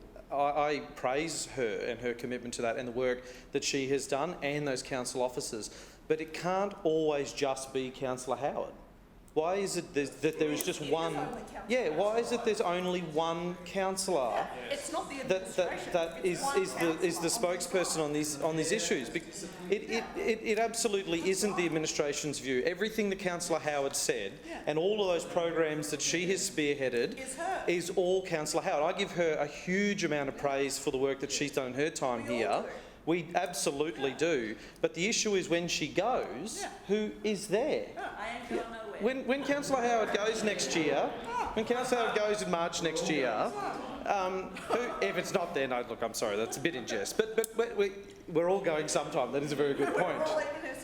There isn't a great culture in this LNP administration about supporting these issues. What Councillor Howard demonstrated is that it is her personal commitment and her drive to drag this LNP administration to do these things. And the Mayor's not here, he's not showing leadership. I know she had to say that, but he absolutely doesn't show leadership on these issues, as Councillor Cook outlined. But the issue is, and this is a demonstration of it right here, that the administration chose to treat this petition as some sort of administrative thing and put it in the Finance Committee rather than taking a very strong stance very early on. It is not unreasonable for a council to say, we do not accept your petition, it is filled with hate speech, it does not align with the values of this council. By all means, you know, start a petition somewhere else, but we're not going to support them here on the council website. That is within our purview as a council to do that and to take a very public and a very proud stand against that kind of hate speech and that kind of political action that the Australian Christian lobby is subversively engaging in. They tried a full frontal assault on young LGBTQIA+ people a few years ago, and when they couldn't get that through, they decided to try and do it in a more sneaky way and seek support that way. But at the end of the day, this petition is about exclusion. This petition is about discrimination, and we support the response that those activities, drag queen story time will continue in libraries because we are an inclusive council and people like Councillor Howard have championed that, but only Councillor Howard has championed that. Where is the gusto in this petition response? Where is Councillor Cunningham's fierce defence of the LGBTQIA+ community. Well, Councillor Owen's not here. I do remember Councillor Owen's contribution to the debate on same-sex marriage. Point of order, Mr. Chair. Point of order to you, Councillor Marks. I think the opposition councillors need to remember that there are families of councillors in this chamber listening to this debate. To have those kind of accusations accused at us is unacceptable. Sorry, I don't understand that. Yeah. Your point of order is noted. Like I've been, yeah, Councillor Marks, I'll allow you to continue. I don't know what she means by that, but Councillor Owen, yeah, we've all got families. I understand that, and they were impacted by Councillor Owen's words when she likened same-sex marriage to bestiality and polygamy. They would have hurt. That would have hurt. That would have hurt. That absolutely would have hurt families. So let's just give up the disgrace bit. Come on, Councillor Howard, please. Where's the man? You know, where is the political leadership in this city? You cannot be a lone voice in your party. It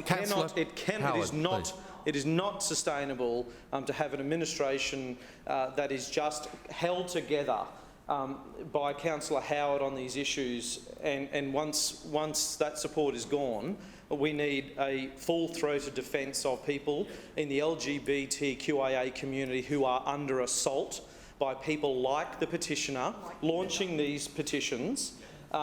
We need a council that is genuinely, completely and utterly inclusive.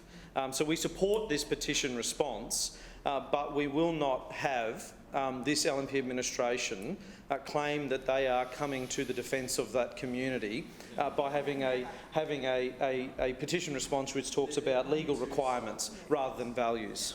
Thank you. Further speakers? Councillor Johnston. Yes, I rise to speak on the petition in item, I think it's item B, isn't it? Yeah, item B.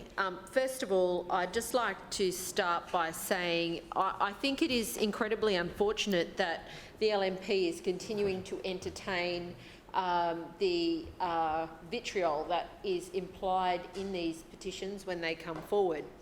Now, I'll start with this.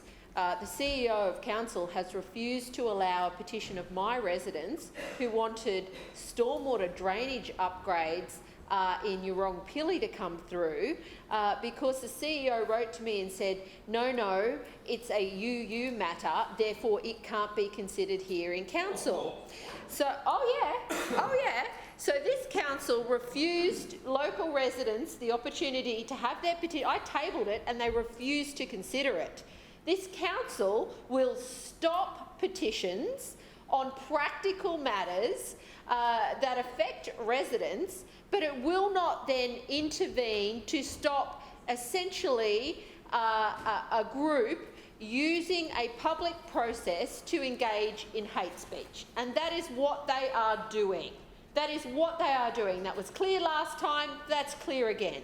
I'm sorry, having a drag queen tell a story in the library is not having an adult entertainer. And even the way that council has repeated the language in the petition response says to me that no one in this administration is thinking about how to say to these people, what you are doing is wrong. It is wrong.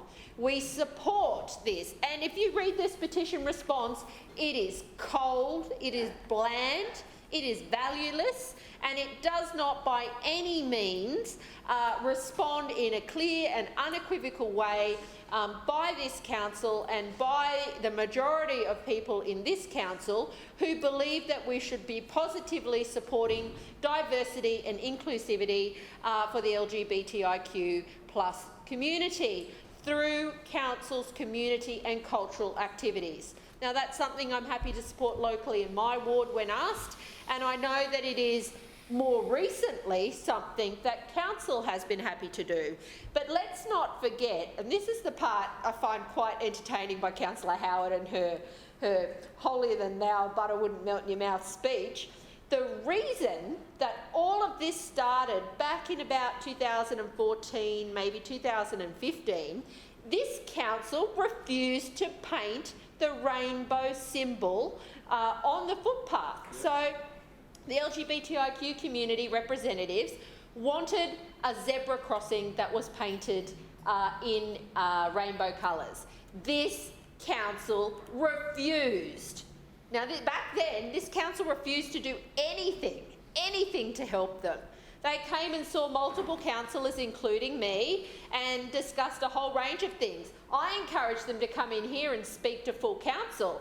After this council was publicly shamed into refusing to allow a rainbow zebra at that point, or rainbow footpath, whatever, you know, they wanted at that stage, this council was publicly shamed into action. Now, that happened well before the things that Councillor Howard is talking about here. Now, I agree that since then, this council has started being much more inclusive in buses and festivals and flags and all of these things. But I will never forget that it was this council that originally said no, this LNP administration. Now, I was also here in 2017 when this LNP administration decided to allow some of the nastiest debate I still think I've ever heard in the chamber. And I note that Councillor Owen is not here, but the things that she said and Councillor Wyndham said on that day, I think hopefully someone struck them from the council minutes, but they should not have been said publicly. But let's never forget that 5 LNP councillors, including the Lord Mayor Adrian Schrinner, said that we should not be supporting same-sex marriage. And worse than that, the Lord Mayor now, the current Lord Mayor, said we shouldn't even be discussing these things in council. They're not council matters. We shouldn't be talking about them. That's the man leading the city. That is the man leading the city. And then we wonder why we get these really cold responses in a committee where I have no idea why this is not in the whatever it called, lifestyle. Why is it in the finance chair's portfolio? Like, I've got no idea. Since when does the finance chair look after council libraries? That's really odd to me. But let's never forget that this Lord Mayor opposed same-sex marriage. And worse than that, whilst the majority of LNP councillors did vote for it on the day, they all turned around then and said, no, well, we're not, and voted against referring it off to ScoMo to say our council supports it. So this council didn't even want to acknowledge publicly to the federal government that they supported same-sex marriage and equality. So we've got Lord Mayor that didn't support it. We've got a majority of LNP councillors who voted against actually just penning off a quick letter down to Canberra. Let's never forget this when they stand up and criticise Albo. They weren't even prepared to say to their own Prime Minister in their own party, our council supports marriage equality. They were not prepared to do that. And this is probably eye-opening for some of the new councillors, but this is what the people sitting next to you did. They voted against it, and then they voted to deny it. And about a year later, I think, Councillor Shrew, we moved another amendment, which I seconded. They voted against it. They voted against it and changed the motion that we put up, basically taking out all reference to marriage equality. So let me be clear. This is the kind of thing that sends the wrong signal to the community. This person who is engaging in this public process with council won't be deterred by this petition response. They'll see this as a green light to keep doing it because it is so bland, valueless and unclear. And I just think that, again, why did Councillor Cunningham sit on this for 18 months? No one's answered that. They've all got up and banged their fists and said, no, we support, we support. What have they been doing for 18 months to come up with this? Why is it Councillor Cunningham doing it? And why is it we're not sending a clearer message back that we support drag story time, we support LGBTIQ plus activities in our parks, in our libraries, in our community facilities, on our streets, and everywhere in this city. And I don't think that that's something that we should be hiding behind by saying this is a workplace health and safety issue. That's what they've done. How proud you must be. Then you've got to send Councillor Howard out in the middle of a petition to talk about things that have nothing to do with the petition. Meanwhile, she did not at any point say, Councillor Howard did not at any point say, that perhaps this should have been worded a bit differently to send Wendy Francis a clear message that this council supports inclusion and diversity when it comes to the LGBTIQ community. But instead, apparently they're going to vote for, well, we're just meeting our obligations under workplace health and safety law. How proud you must be of your record when it comes to inclusion in this city. Thank you. Any further speakers? Councillor Maddock. Thanks, Mr Chairman. I needed to rise to speak on this motion, as many councillors have so far. There's been many passionate words spoken on either side of this chamber in regards to LGBTIQ+ rights, and rightly so, Mr Chairman. The fight for human rights and basic human rights is something that we must all be passionate about. But I thought it was important to get up and speak about some of the matters that were raised by councillors opposite, just for the record, and also to reflect, I think, what are some errors in the attitude made by councillors about this administration and this council. There are a lot of factual inconsistencies, but the one thing that I will agree on, and that is Councillor Cassidy made the comment that ALP councillors, I can't speak for Green Council or the Independent Councillor, but I'm assuming that they will support the recommendation, and that is a good thing. So the one thing that we are all in agreement on in this chamber is that we support the recommendation. But there seems to be some error in regards to the tone of the petition response, and I'll allow Councillor Cunningham to speak to that. But the tone could not be clearer than what was already said, in that we support basic human rights, we support the event being held. Many words were spoken at the time in regards to it. Many words could not be spoken due to the unfortunate circumstances that followed that particular rally that was held at the library. But, Mr Chairman, first and foremost, I have to say that this administration has at all times supported the rights of LGBTQ+, not only employees of Brisbane City Council, but the city as a whole. I have been to a number of events where Brisbane City Council has been applauded for its commitment and its funding and overall support of all members within the LGBTQI+ community. And that is a great thing, not only through festivals, but of course the Pride March, the involvement I've seen at a number of seminars within Brisbane City Council for members that are within the transgender community, and the enormous amount of support that Brisbane City Council has provided, that to the extent that we are independently assessed as a leader in the employment of the LGBTQI+ community and the support of them. And that speaks for itself. We can have conversations about adequate funding for an event, whether a road permit is required.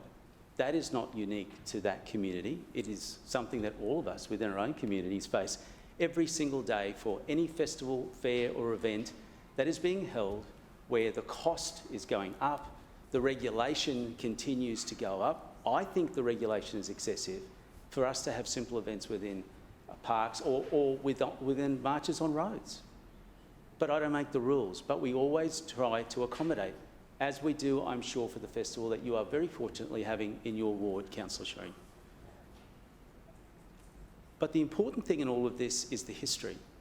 Now, there are a number of councillors here who have not had the benefit of being in this chamber long enough to know that extensive history of how it has evolved from Campbell Newman's time, and particularly in Graham Quirk's time. And I have to give credit to the previous Lord Mayor for the work that he did for an inclusive community, for an inclusive council, for an inclusive Brisbane. He not only spoke the words, but he walked the walk. The funding that was provided to festivals and events, the heat that he faced from Christian lobby groups year upon year as he continued to fund those events, which he promptly chose to ignore because he believed in equality and human dignity for all human beings. He took the opportunity for a conscience vote in this chamber on same-sex marriage. And he allowed every single one of us to speak freely and to vote. And I can proudly say I stood on this side of the chamber with opposition councillors, and so did Councillor Howard, and other councillors did as well. So did the Lord Mayor, because he chose to send a message. And that message continues. If the language isn't exactly to the liking of councillors opposite, well, there's nothing they can do about that. But ultimately, it's the actions that count. This Lord Mayor continues to provide support and funding for all those events. This Lord Mayor sits here and continues to provide the support and the funding ongoing for all of those events from the LGBTQI+ community. If he wasn't supportive, he wouldn't do it. But he is. So it's wrong to say that just because the words don't meet your liking, that he is not supportive, that he is against that community. Nothing could be further from the truth. I stand proudly in this administration and this council for the work that we have done over the years to improve the education of the broader community and the standing of the LGBTQI+ community, not only in this organisation, but across the city as a whole. There is no person that could put their hand on their heart and tell me that we do not live in a better city now than in the past. You cannot stand there and say to me that it is worse now than it was before. Honestly. None of you can.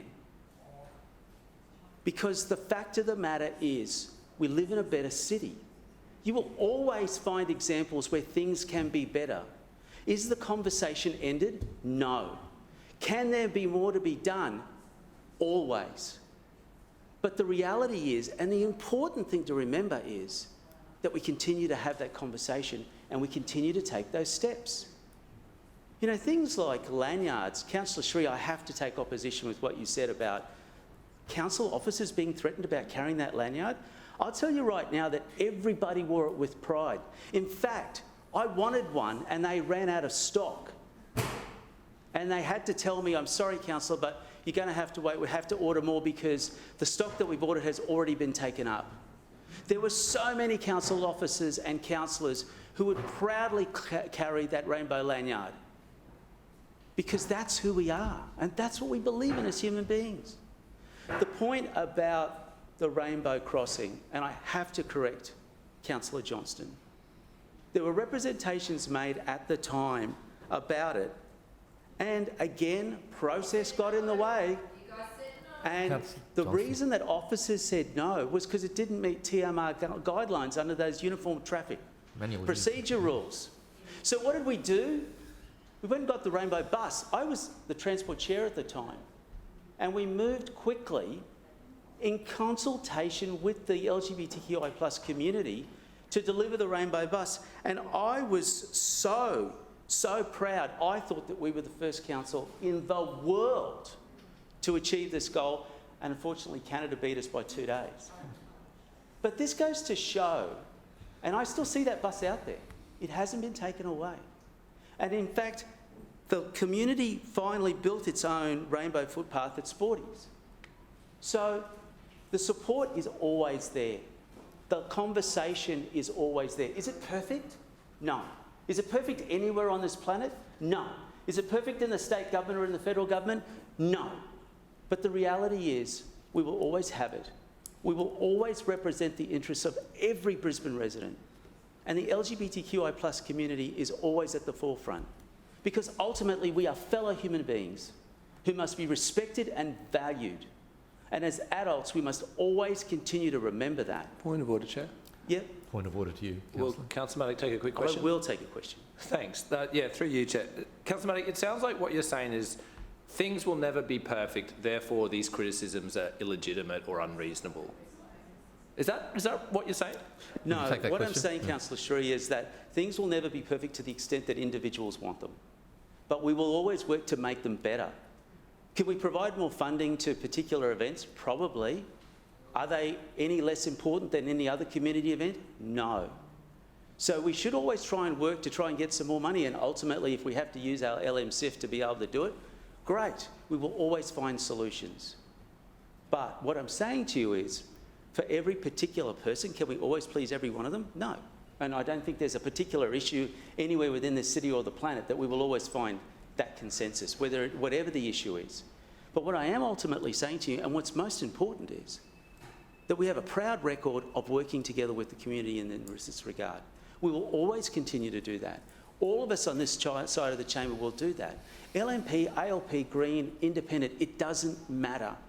Because ultimately, all of us genuinely care about our community, the inclusiveness of it, the equality of it, the dignity of it. Councillor Maddock, your time has expired. Thank you. Further speakers? No further speakers. Councillor Cunningham. Yes, thanks, Mr Chair. I will just briefly wrap up. I said in my introductory comments, Mr Chair, that this was a fear and a scare campaign, and we have already provided several responses on this issue. So responding to a fear campaign about this has not been on the top of my to-do list, I have to admit. The petition is about adult entertainers in council libraries. Some councillors in this place were worried about the response being too cold. We don't agree with them, so why would the response be warm and friendly? With regards to Councillor Sri Ranganathan's comments, I'm informed that the organisers of Pride Day have actually chosen to relocate to Musgrave Park. I would like to finally just make the comment that when the ALP were in administration in this place, they did not ever fund the Pride Day March. This administration has continued to support it. Thanks, Mr Chair. Thank you. We now move to the vote on this motion. All in favour, please say aye. Aye. Any opposed, please say no. The ayes have it. Councillors, I draw to your attention the notice of motion at item 7A on the agenda. Councillor Sri Ranganathan, would you please move that motion? Thanks, Chair. Point of order, Mr Chairman. Point of order to you, Councillor Owen. Thank you, Mr Chairman. Mr Chairman, just in regards to this motion, I have a declarable conflict of interest in regards to property I own in close vicinity to the Gabba, so therefore I will be removing myself from the chamber for the debate and voting. Thank you. Councillor Owen, can you turn your microphone off as you go?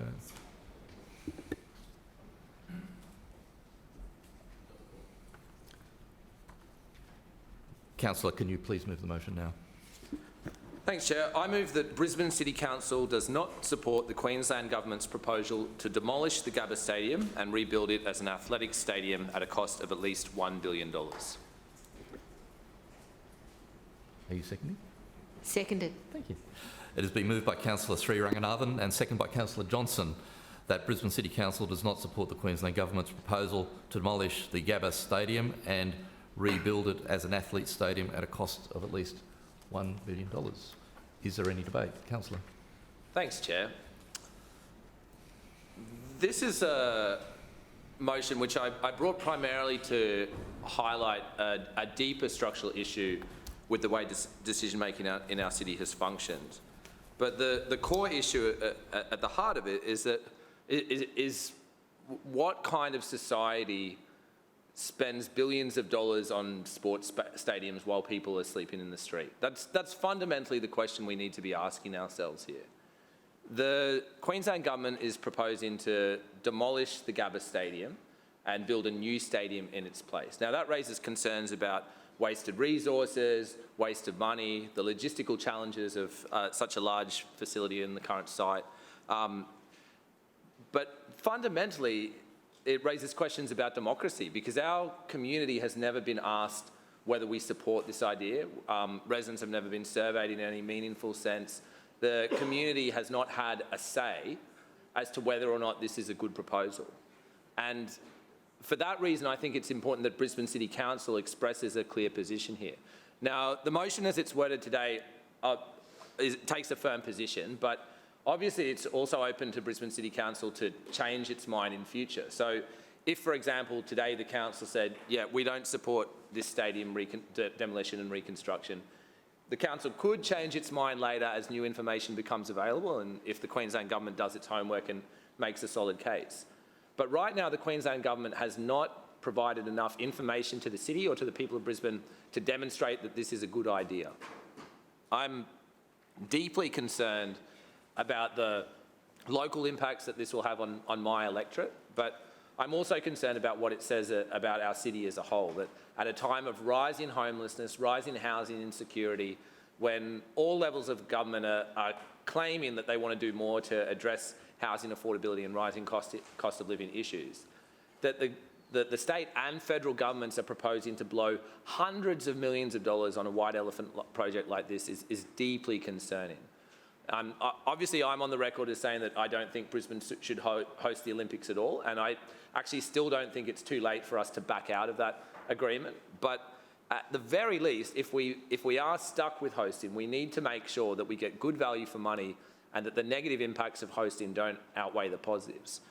And when I look at what's proposed here, I'm genuinely shocked at how poor the state government's planning approach has been on this issue.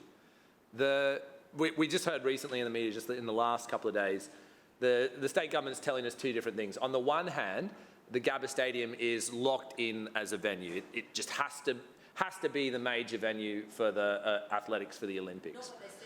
On the other hand, they're saying that they haven't worked out any of the details at all yet, and there's still further consultation to happen. So which is it? Is it that they're going to consult further and there's still more stuff to work out and that possibly the location could change?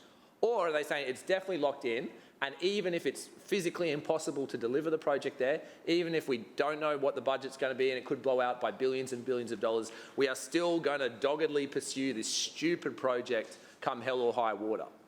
This is a bizarre state of affairs we're in right now, where in the lead up to Brisbane City Council expressing support for the Olympics, this idea wasn't even on the table. And then in the space of a few months, suddenly the Queensland Government comes out of the blue and says, oh, actually, yeah, it's going to be at the Gabba. Don't worry, we'll work out the details later.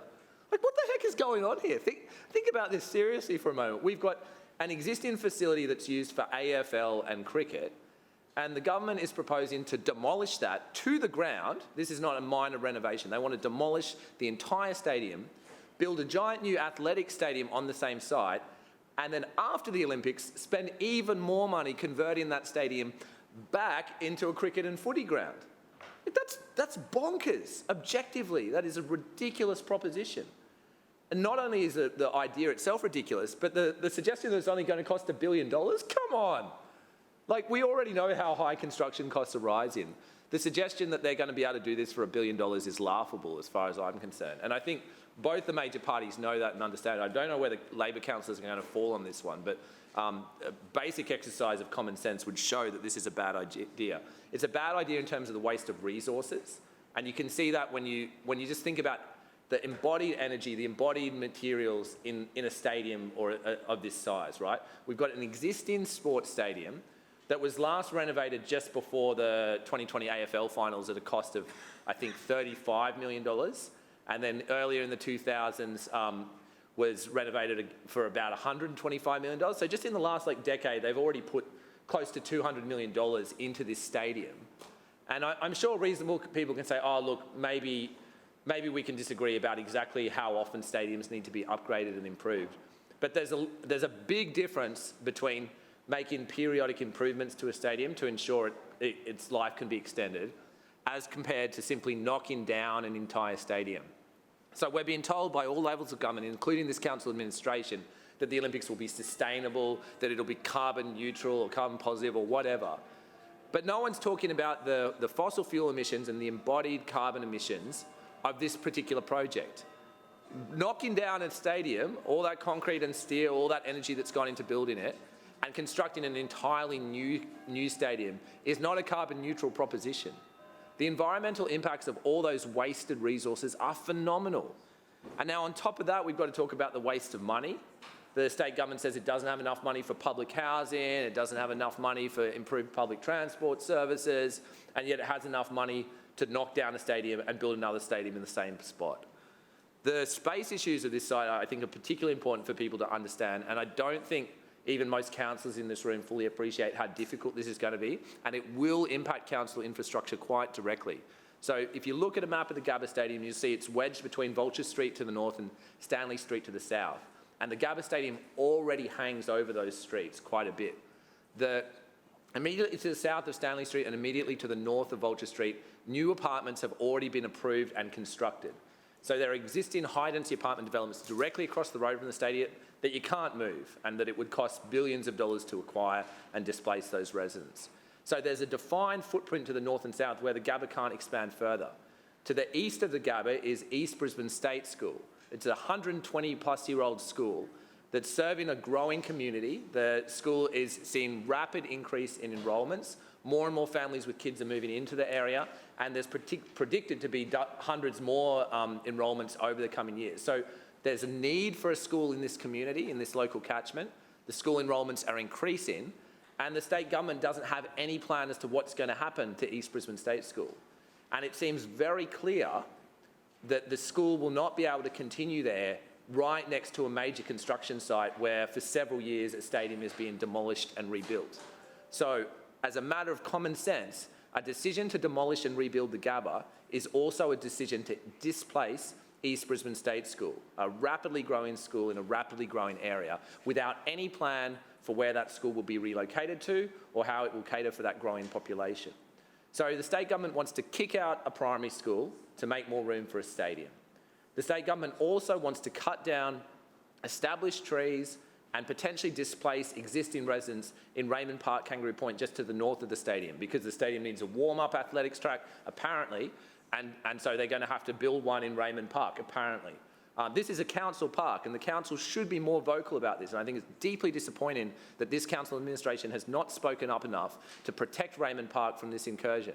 That means that very much loved and very valuable public green space is going to be taken away from the community for potentially quite a few years. Again, at great cost, but also those environmental costs with 100-year-old trees being removed, and the social costs of residents who live next to the park potentially having their homes acquired in order to fit this 400-metre run-in track.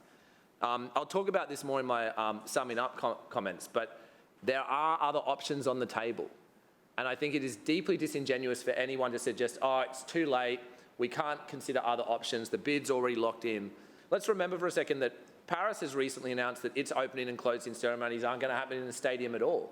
Paris wants to have their opening ceremony along the river in the middle of the city and make it a public event that more people can engage with. I think that's kind of a cool idea. I think the Olympics is stupid, but at least they're trying to make it more publicly accessible. So we don't even necessarily have to have our opening and closing events in this stadium. And we don't even necessarily have to have all the athletics events there. You could maybe run the 100 metres in there, you could maybe run some of the field events, but the larger 400-metre track events and the relay events could happen at another stadium. There are plenty of options on the table.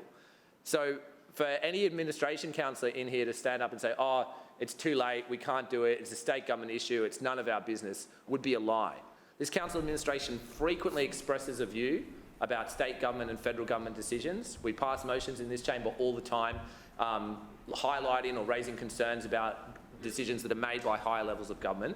And it's time right now for Brisbane City Council to take a clear stand here and articulate a position rather than sitting on the fence or failing to stand up for the local community. Further speakers? Councillor Cunningham. Thanks, Mr Deputy Chair. I rise to speak on this notice of motion. I want to say at the outset that if I was a parent at East Brisbane State School, I'd be concerned about the impact of a major demolition so close to my children's school. In my view, works at the stadium site will be completely incompatible with the learning environment. I, like other local residents, want certainty about how the Gabba Stadium redevelopment is going to change that school community. This is something that the state government has failed to provide the parents of children who attend East Brisbane State School. I woke up, like you all did, to read on the front page of the Courier Mail that the Gabba would be redeveloped as an Olympic stadium. That was news to me. The state government announced the redevelopment without any consultation with council or indeed with the federal government at the time. Furthermore, the redevelopment of the stadium will not occur with any contribution from council. It is a state and federally funded project with state approvals and literally no input from council. But today, I'll be voting no to this motion, and I'll explain why, Mr. Deputy Chair. I'll be voting no because ultimately I support the Brisbane 2032 Olympics.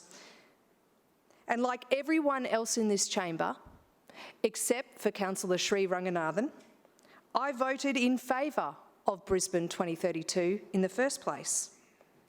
I support the Olympics because it forces all levels of governments to build the citywide and region-wide infrastructure required and to prepare our region for the future. But being pro-Olympics doesn't mean you're somehow anti-livability, because in fact, it means the exact opposite. Without change, without investment, without progress, our city stands still. And ultimately, that means less opportunities for our children. And that's all I'll say, Mr. Deputy Chair. Thank you, Councillor. Further speakers? Councillor Johnston. Well, thank you so much. That's the best lot of doublespeak that I've heard for quite some time, and I am extremely concerned at the LNP's position on this issue. Firstly, I want to say that I was, as most people in this chamber know, quite concerned about the Olympics and spent some hours asking questions about it. Through the whole process, we were assured over and over and over again by John Coates, the consultants, the Lord Mayor, the Deputy Mayor, the CEO, the lawyers, everybody, every single person who stood up in here and said to us, this city needs to support the Olympics, said so on the basis of a plan that said we would not be building huge new facilities other than those outlined in the Olympics master plan that this council approved. The Deputy Mayor's shaking her head. And I've pulled out some quotes from the Lord Mayor at the time. And this is what the Lord Mayor at the time said. So this is not so much about building new facilities or stadiums or sporting arenas. It's about trying to use what we've got or upgrade what we've got. Throwing endless amounts of money, that's not the way we've pitched it for Brisbane. That's Adrian Schrinner, the Lord Mayor of Brisbane. Now, there's one thing that I will agree with Councillor Cunningham on. I do think that this was a spur-of-the-moment decision by the Labor state government. I think, like this Lord Mayor, they drank the Olympic Kool-Aid, they lost their heads, and suddenly they're at some, year one, end of year party, and they're all running around going, oh, the Olympics, Olympics, let's do this, let's do that. This is the most ridiculous decision that I have seen the state government make. I note in recent days they've started to walk it back. But what we do know is, very clearly from Councillor Cunningham here today on behalf of the administration, that she does not oppose the $1 billion being spent on the Gabba. She thinks it's progress that this city needs to have, and she believes that there will be no input from council into the issue about whether the stadium should be knocked down. Now, that's probably the most concerning statement that we heard all day. The Finance Chair and Member of Civic Cabinet doesn't think council has any role in how the Olympic facilities will be built. So let me educate her just a little bit. The Lord Mayor of Brisbane is on the organising committee. The Lord Mayor of Brisbane is making decisions about how the Olympics will proceed and how they will be funded. Not only that, this council has to give up its land rights, streets and parks around the Gabba to facilitate the redevelopment. And yet Councillor Cunningham thinks that we've got no role in any of this. She stands up and says, oh, it's a bit unfair on the school, but she doesn't say she's going to fight for her local school. She doesn't say she's going to oppose its demolition for $1 billion waste of money by the state government.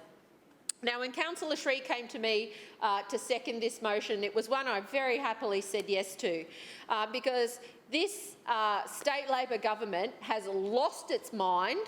It has made a really terrible decision to put $1 billion into a project that did not form part of the Olympics master plan that was approved by the state government or approved by this council. This project was never, ever, ever part of the Olympics proposal that this city put forward. If I'd have known now that there's going to be all this retrofitting and these, we'll just spend $1 billion here and $1 billion there, you know, just like I think this Lord Mayor is doing a bad job running this city's budget, I can tell you wasting $1 billion on doing up a stadium that's in perfectly good shape and, yeah, needs a bit of TLC probably in the lead up to the event, wasting $1 billion on that is something that this council should send a clear message to the state government that they are getting wrong. This Lord Mayor stands up every single Tuesday and criticises the Labor state government over and over again. And I know he's not here. He's actually on the organising committee. He'll be making the decisions to fund the Olympics, upgrades, venues, infrastructure. Councillor Cunningham seems to think it's got nothing to do with us down here at Brisbane City Council. Well, yes, it does. It's got to happen in our city. It's got to use our land, our parks, our roads. It's got to use money from this council with respect to the approvals that are needed to operate it and run it when the Olympics is on. And not only that, it was never, ever, ever part of the Olympics master plan. So what I don't understand is why, and you know, if they were opposed to this, they'd stand up and criticise the state government left, right and centre. So they've been caught out here completely. They are all for this. They are all for this. And it won't matter that Councillor Cunningham's put a very general line on the record at, oh, it's a bit tough on the school that they don't know what's happening. She's not going to stand up and fight for them. Not a single other councillor over here says, hang on a minute, George Street, that's $1 billion that could be spent on hospitals, teachers, police, schools, homelessness, roads, ferries, flood recovery, regional communities, dams, renewable energy projects, you name it. It's $1 billion that this Premier has lost her mind and decided for the purposes of trying to look good for the Olympics movement, wants to throw into an unnecessary project that is going to have a detrimental impact on a local community in inner city Brisbane. And is the local councillor even going to stand up and defend them? No, she's not. She doesn't think that this council's got any role to play.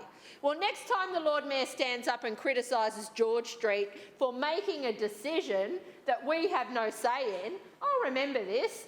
It's not a decision today that he wants to be involved with because he supports it. And we heard it from the Deputy Mayor earlier today, out of the side of her mouth, when she got a question, I think it was from the councillor for Jamboree Ward, oh, well, yeah, there's a few things we have to sort out with them and, oh, yeah, we're a bit concerned, but ultimately we're going to progress it. That's what they're doing. That is what they are doing. They have leapt on the coattails of the Premier's folly and they're going to waste $1 billion, and I agree with Councillor Shree, it'll be double that by the time they're finished, on infrastructure that is not necessary, was not part of our bid, and this bid was sold to the people of Brisbane on the basis that we would reuse facilities, that we didn't have to build that much, and it wasn't going to cost this city and this country a lot of money. And don't you think that there's no financial impact for this city? Because when the state spends money that it doesn't have, running up the debt of this city, every single Brisbane resident pays for it. And the fact that the finance chair of Brisbane City Council doesn't get that either is just astonishing. She doesn't get that if billions of dollars go on wasteful projects like this, that's less money that will come out to councils for the essential projects that we need money from the state government for. So let's be clear about all of this. It is our responsibility to stand up. It's our name on the contract. This was never part of the agreement. It's unnecessary, it is wasteful, and it's going to have adverse impacts on the local community. It is a no-brainer that this council should send a clear message to the Labor state government that this project is not supported. Further speakers? Deputy Mayor. Thank you, Mr Deputy Chair. I rise to speak against this motion, but I just want to make it very clear, again, like Councillor Cunningham, that there is two very big different parts to this motion. This motion does not support any of the works on the Gabba development side, and that is absolutely not the case here from this side of the administration. This is a part of the plans for Brisbane 2032. It's not in the OCOG, but it's been signed, and the Lord Mayor's signature is on the document, as Councillor Johnson said. On the document with our name, Brisbane 2032, that we will be delivering an Olympic Games, and to do that, we need a stadium that holds a 400-metre track. That is as simple as it gets. The state government, yes, at the last moment, the state government at the last moment decided that it would be at the Gabba with very little consultation, and it's been clear this week that there's very little work being done yet, again, how it's actually going to work, but it's going to have to happen. Whether it's at the Gabba, whether it's somewhere else, whether they have the designs now or they have the designs in 3 years, this role is for the state government and the federal government who may want to support them in an infrastructure project that is needed. Now, we heard a quote from Councillor Johnson trying to verbal that we lied. John Coates and the Lord Mayor and myself may have misinformed the community about wasting money on new projects, but this is not a new project. This is a refurbishment of a project that was needed by a capital city, the fastest growing capital city in Australia. Recently, visiting a city that had the Olympics in 2002, I did have a tour of the Athens Athletic Stadium, and I can tell you, for a stadium that has not been touched in 20 years, it was in absolute derelict condition. And even the people that run the stadium would talk to you about that. There was a bit of the refurb out the back, but definitely not in the stadium, and they were disappointed that it hadn't been kept up to standard. And so when you hear from those opposite that there was money spent 20, 30 years ago and there was money spent 25 years ago, that's what you need to do to keep up highly used and beloved infrastructure in the fastest growing capital city in the country. Now, I don't think Councillor Johnson or Councillor Sri Ranganathan understands that we can't put a rabbit-proof fence up. We can't stop the planes coming. We are growing and we need the infrastructure, and the Gabba needs a refurb. There is no way about it. It is at end of life. Do we agree with the plan that was plonked on top 12 months ago for being the final design? Anybody you speak to within the IOC and the AOC understands the reference designs that are signed in the host committee and the host commission. It needs to be worked through, and that was my call today in the question. I don't understand the Councillor for Tennyson's out of the side of her mouth. I'll say it loud and proud. We support Brisbane 2032. We support the refurbishment of the Gabba, but there is, the bits that I do agree with Councillor Sri, a lot of work to be done. Please, Deputy Mayor, please continue. Councillor Johnson, please continue. There's a lot of work that needs to be done. It needs to be larger in actual size and spectator capacity. It needs to be integrated. It needs to make sure that we don't turn the Gabba into a car park. There will still be cars that want to go through there that move from the eastern suburbs, even with the best infrastructure of the Cross River Rail and the Metro and the bus turnaround that will be there still at the Gabba station as well, and the walkable streets they'll have from the Kangaroo Point Bridge down. All of that will be fantastic for minimising traffic, but there still will be some traffic, and it needs to be worked through. There is a gorgeous heritage school on the site. We don't want to see the heritage school demolished. Those buildings will probably need to be reused. But the students of East Brisbane and the parents of East Brisbane need to know what that looks like. And they want some certainty sooner rather than later. There is sites under discussion.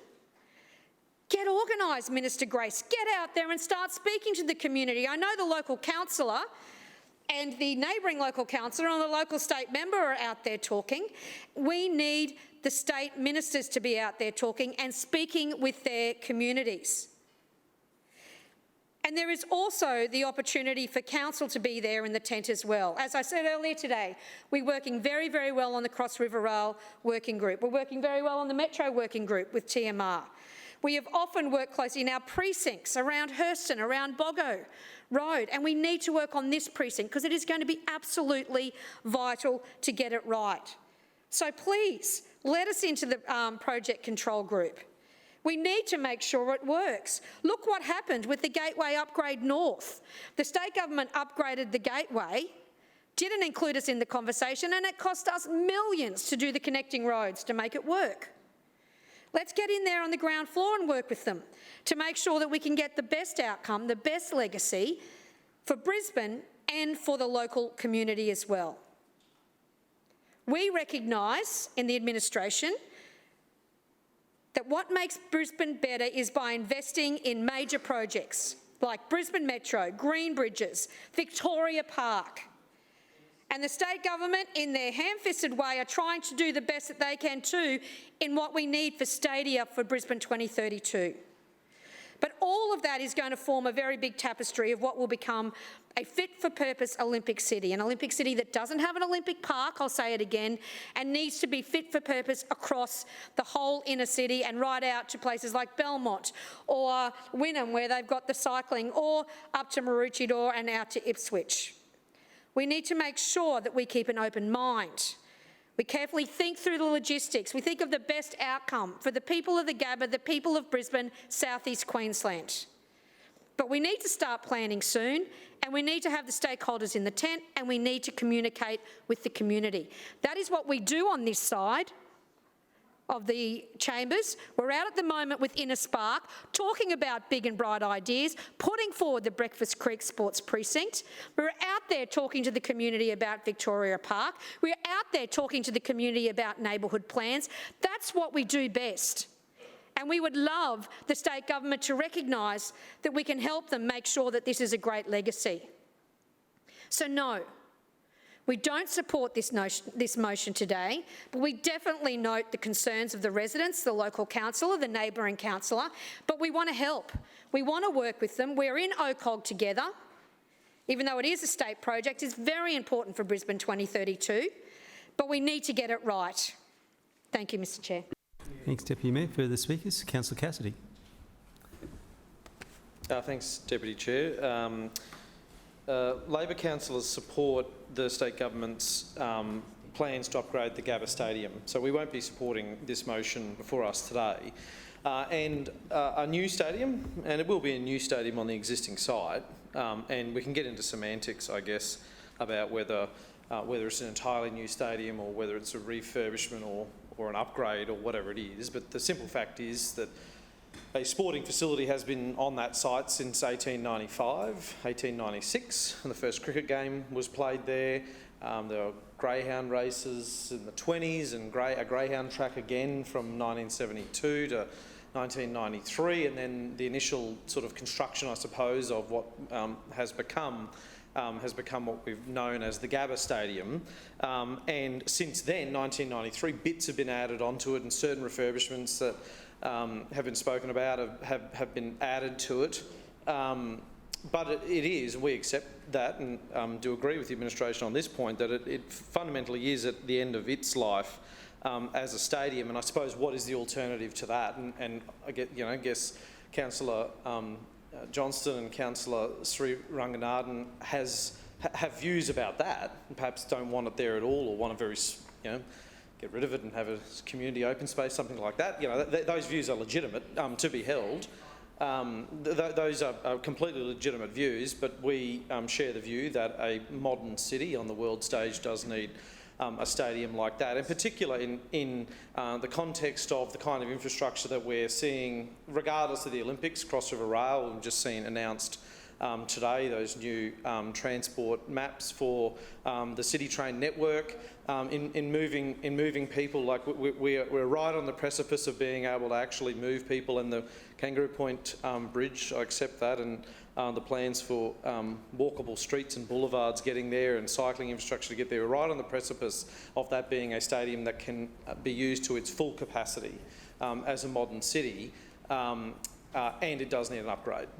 So the Olympics obviously is the vehicle for that, and we accept that and support that. And that is for the state government, and there will be a funding agreement, I'm sure, worked out between the state and federal government now for them to deliver. And it isn't a project that the council will be involved in terms of the actual construction of that stadium, and that is broadly accepted.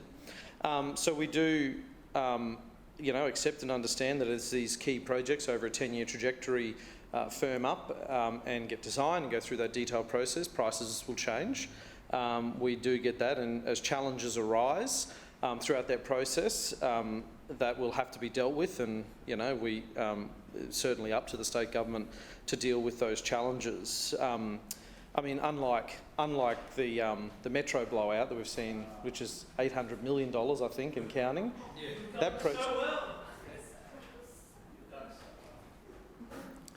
So that project. Well, let's not interrupt, please, Councillor Cassidy. So that project's blown out by $800 million, and it's delivering less than was proposed. That's delivering less. We were going to have that underground station at the Cultural Centre and that amazing open space there. We've just seen the new station at the Gabba for the Metro, which apparently wasn't even included in the original plan, which is now going to be $450 million. So I mean that project's blown by $800 million. So it's a bit rich if any administration councillors want to have a chip about that, because that's projects that's delivering less. What we know is if the price tag increases above $1 billion for this stadium, it will be delivering more than we have now. Absolutely. But we do, and I agree with all councillors that have spoken, particularly about the East Brisbane State School. A firm and final plan must be put on the table by the state government as soon as possible to find a new location if that's going to be the case, and they need to be upfront with the community about that, and we absolutely agree with and accept that, so that community has certainty about those kind of facilities in their neighbourhood, about providing education in that rapidly growing community. So we agree with that point, absolutely. So this motion really does raise the question, what kind of Olympic legacy do we want for our city? This is a great debate to have here. It's a legitimate question about a major stadium. We agree that a city like Brisbane on the world stage post-2032 does require a stadium, and that's one of those key city-wide pieces of infrastructure that we do need, and it also raises the question, there's been a bit of debate about what is council's role then in that. If it's not council's role to engage in these kind of infrastructure projects for the major stadiums, what is council's role? What is the plan? Picking up on some broader points that have been talked about an Olympic legacy here, the plan for affordable housing. Brisbane City Council is the largest council in Australia. We should be more than an approval authority and talk more than simply a planning process, whether it's on projects or whether it's about housing, and be a genuine partner to ensure that everyone can find a home here in Brisbane. Now, the stadium's essential for a major city, but what is this LNP Council's plans? And what they need to do is demonstrate is a commitment to investing in and upgrading community sporting facilities, not ignore them, and in some devastating cases, like right next door to this, just down the road, bulldoze them. What kind of suburban Olympic legacy will this LNP, or out of Maruka, or anywhere? in those outer suburbs of Brisbane. What is the Olympic legacy that we're going to leave in the suburbs of Brisbane? So it's all well and good for the administration councils to get up and sort of, give a soft backhand to the state government, I suppose, on this issue and not laying out their plans firmly enough. But what is this LNP administration's plans about a suburban Olympic legacy for our city? I've been talking to a lot of community sporting clubs over the recent recess, not just in my community, but right around the city.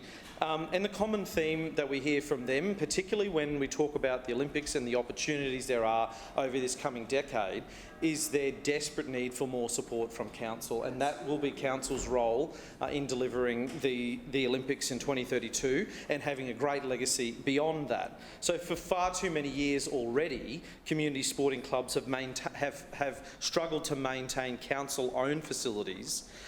So again, wouldn't a great Olympic legacy beyond a single stadium be an historic investment in community and sporting clubs right around Brisbane, rather than the Lord Mayor or the Deputy Mayor or other councillors, having a chip about the Gabba Stadium, then standing up at Ascot and saying, well, we're announcing this huge big sporting precinct over here. That again, they'll have nothing to do with delivering or planning or funding. Announcing those sort of big flashy things to get a bit of media around that. But again, none of these community sporting facilities have any direction from this administration about what their future is. So we as a city on the world stage, and will increasingly be on the world stage and become known as an Olympic host city as we get closer and closer to 2032. We have an LNP administration here in council that doesn't take protecting that lifestyle, that suburban lifestyle, seriously enough, with the paltry amounts that are spent on our community sporting facilities, on our active transport networks out in the suburbs, on floodproofing our suburbs, on partnering with and helping to provide housing for all in the suburbs of Brisbane.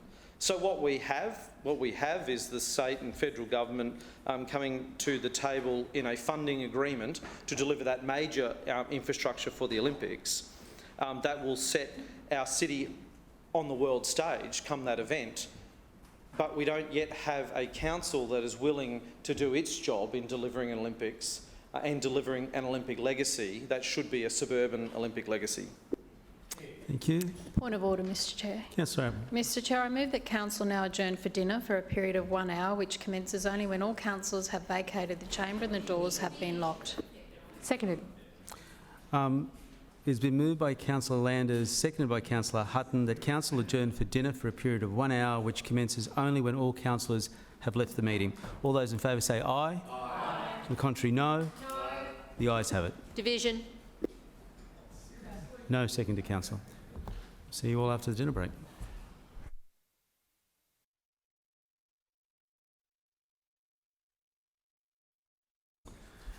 Councillors, welcome back. We'll reopen the meeting and continue the debate on the notice of motion, item 7A.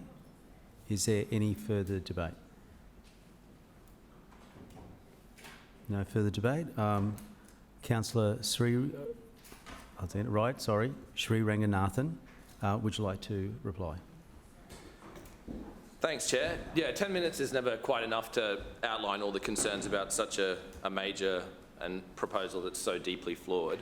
I do want to thank the other councillors in this chamber for at least taking the time to engage with this motion and explain some of your reasoning rather than just voting it down unceremoniously. But I just wanted to pick up on a couple of issues that were raised during the debate and highlight my concerns about them. There was a lot of conjecture made about the fact that the Gabba needs upgrading or the Gabba needs a revamp. And I thought I was quite clear in my opening comments that there's a very big difference between upgrading the stadium and demolishing the stadium altogether and building an entire new stadium. And I think that distinction is really lost on some of the councillors in this chamber, or else they're deliberately ignoring the point. I wanted to highlight as well that the entire Gabba area, that was once a series of water holes. It was like a network of creeks and lagoons. It was a wetland area. And although now it's a very built-up environment, there's still significant drainage issues in this part of the Gabba.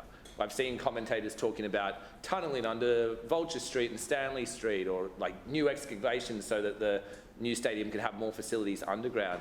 And people are not seriously engaging with the fact that this is a very difficult environment from a hydrological perspective. The drainage issues alone are significant. I've seen how much it costs council to undertake even basic drainage projects. I would estimate that if they start digging down and are trying to redig the foundations for a new stadium, they're up for hundreds of millions of dollars before they even get to ground level. So, as I said earlier, this $1 billion cost, I think, is a gross underestimate. I'm not going to have enough time to go into detail about my concerns in terms of how the construction itself will impact surrounding residents and businesses. Obviously, with a project of this size, there's going to be serious issues with dust pollution, noise pollution, and of course, traffic congestion. We've seen that even the Cross River Rail Station at the Gabba had a massive impact on residents and local businesses in terms of all those truck movements. Demolishing an entire stadium and building a huge new stadium in the same location is going to be an even bigger issue. And I don't think the council administration is being serious enough in considering the impacts on those transport corridors like Vulture Street, Stanley Street, Ipswich Road, Main Street, Wellington Road. These are really significant arterial corridors in terms of public transport and private cars. And they're going to be disrupted for a sustained period of time. And that brings me to the issue of timelines. And this is why I'm so concerned about the state government's, I think, haphazard approach in terms of planning and announcing this thing, which is that demolishing an entire stadium and building a whole new one is going to take a couple of years. The estimates I've seen in some of the commentary are that it's a 4 or 5 year project. So that means, number one, that the cricket and footy games that would normally happen at the Gabba are going to have to find alternative homes, and that's a big cost and disruptor for those sports. But it means for around 5 years, we're going to have significant construction disruption in that area. The school's going to have to relocate. So that means really a 5 year timeline means that work's going to have to start on this in maybe 2025, 2026 at the latest.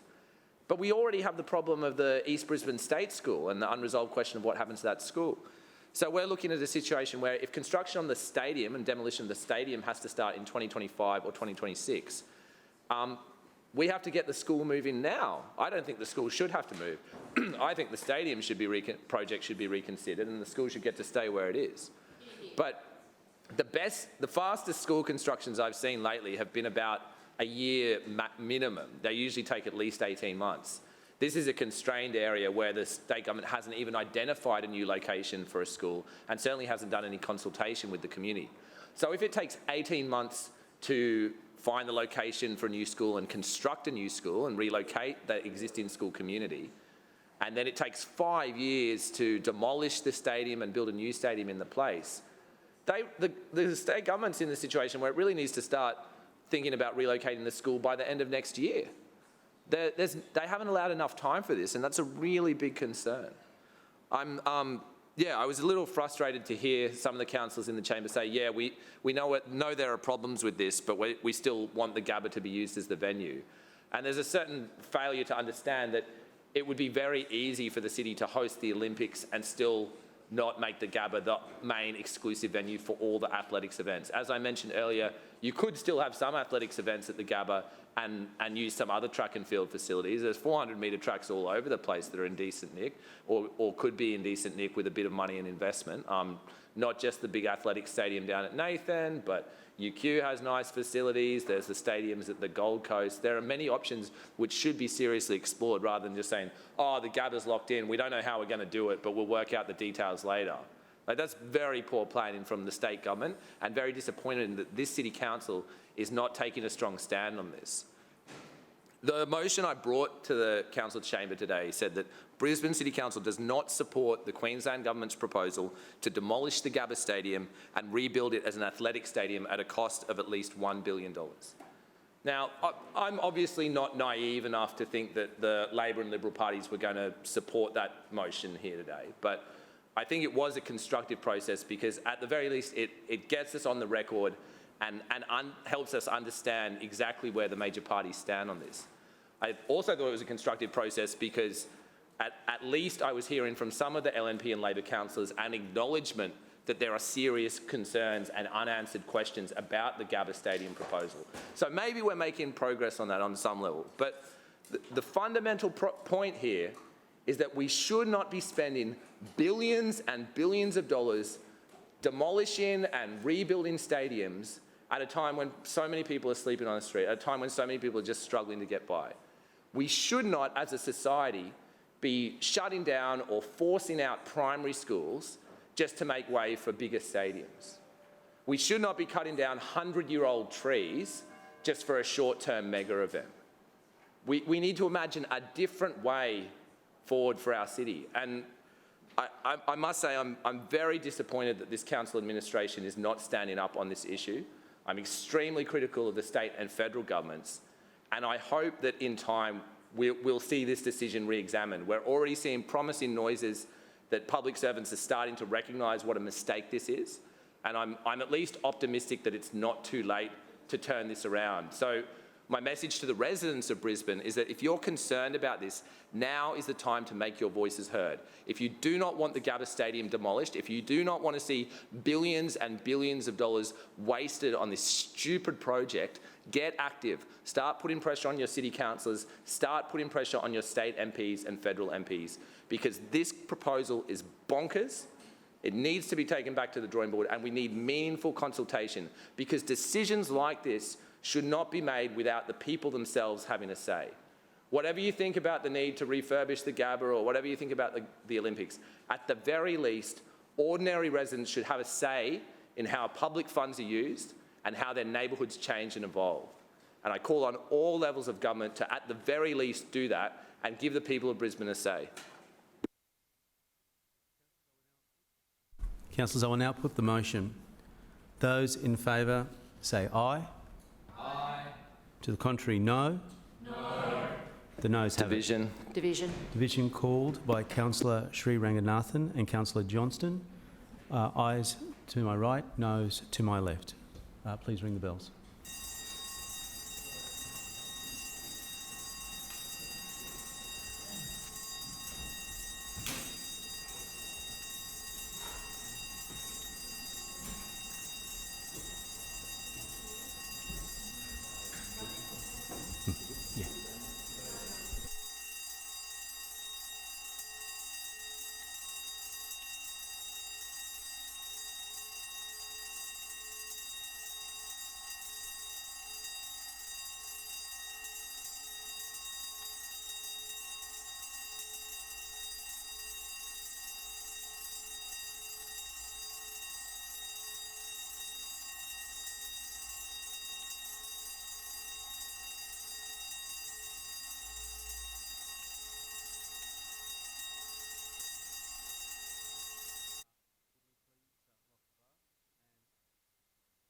Woodley, please lock the bars, and Clark, please read the results. Mr Chair, the noes have it, the voting being 2 in favour and 22 against. The motion is lost. Please return to your seats.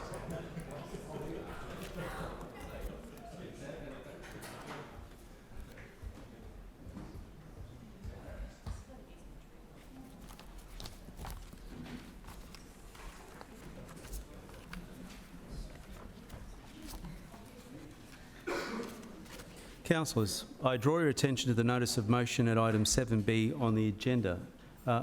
Councillor Griffiths, would you please move the motion? Thank you, Mr Chair.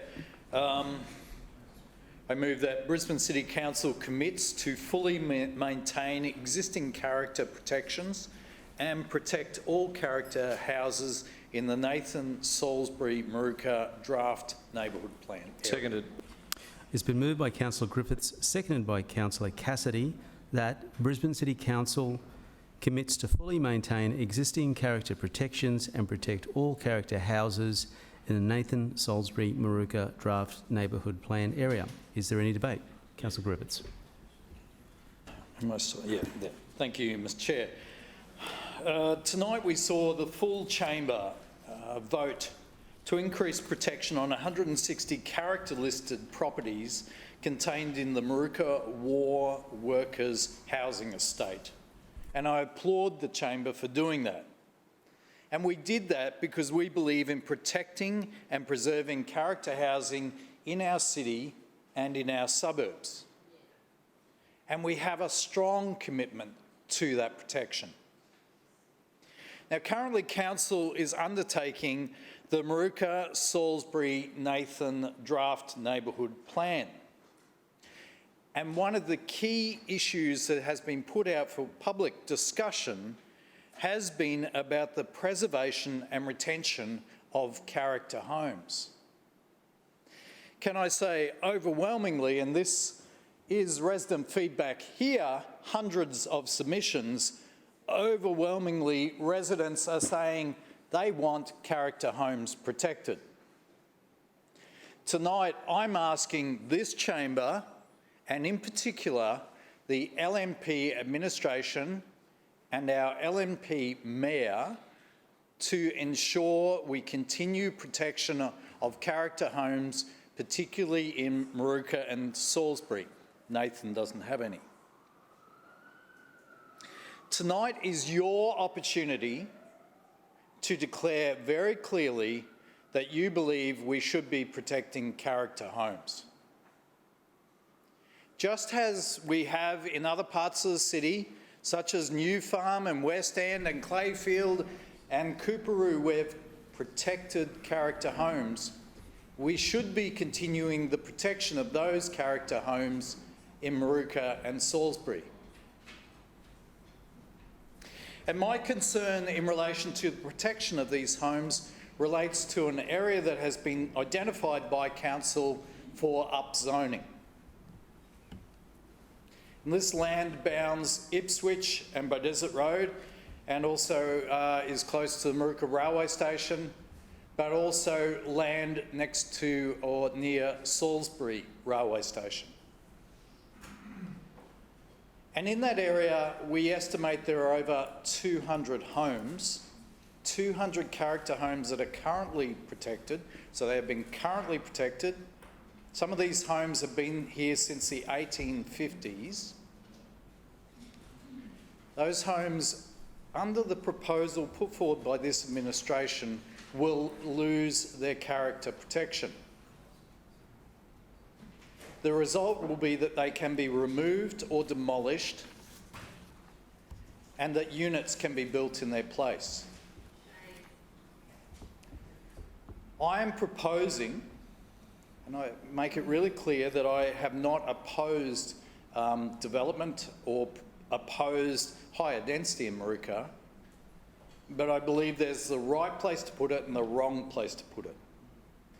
I'm proposing that this area that has been identified by Council for upzoning is changed to character infill, so that we maintain our character homes, but we use the land around, behind or underneath them for increasing density, and hence preserve these homes for the future.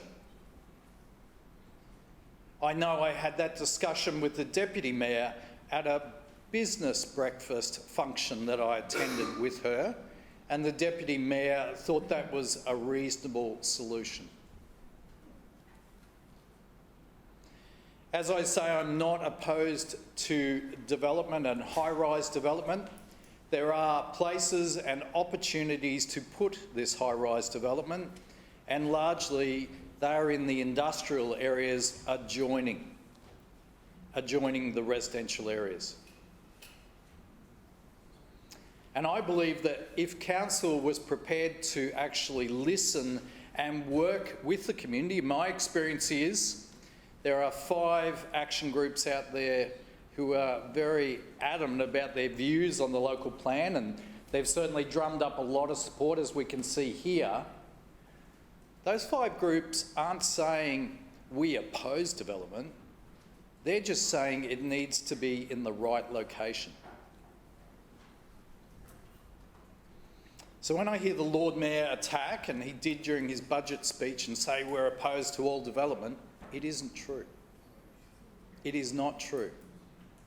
But what I want to see retained is character housing not being lost, it's being retained but also increasing density while we do that.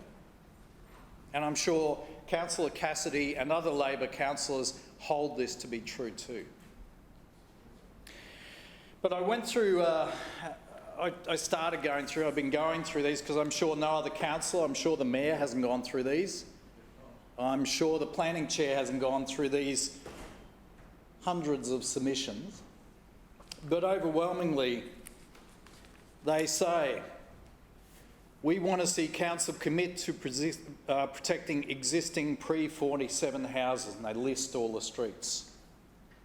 This one says, existing detached character housing stock should be totally protected, not demolished. I believe the draft plan misses the point about preservation. We need to preserve our character.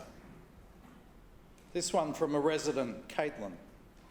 We have serious concerns about my future upzoning of the area near Maruka and Salisbury train stations. This area needs to be protected. The draft strategy means substantial destruction of character homes, which are highly valued and defined. The character of our suburb and our neighbouring suburbs are important. It goes on and on. Residents have taken a lot of trouble and a lot of time to say that the reason they've moved to Maruka and Salisbury is because of the character. They love the streets, they love the character homes.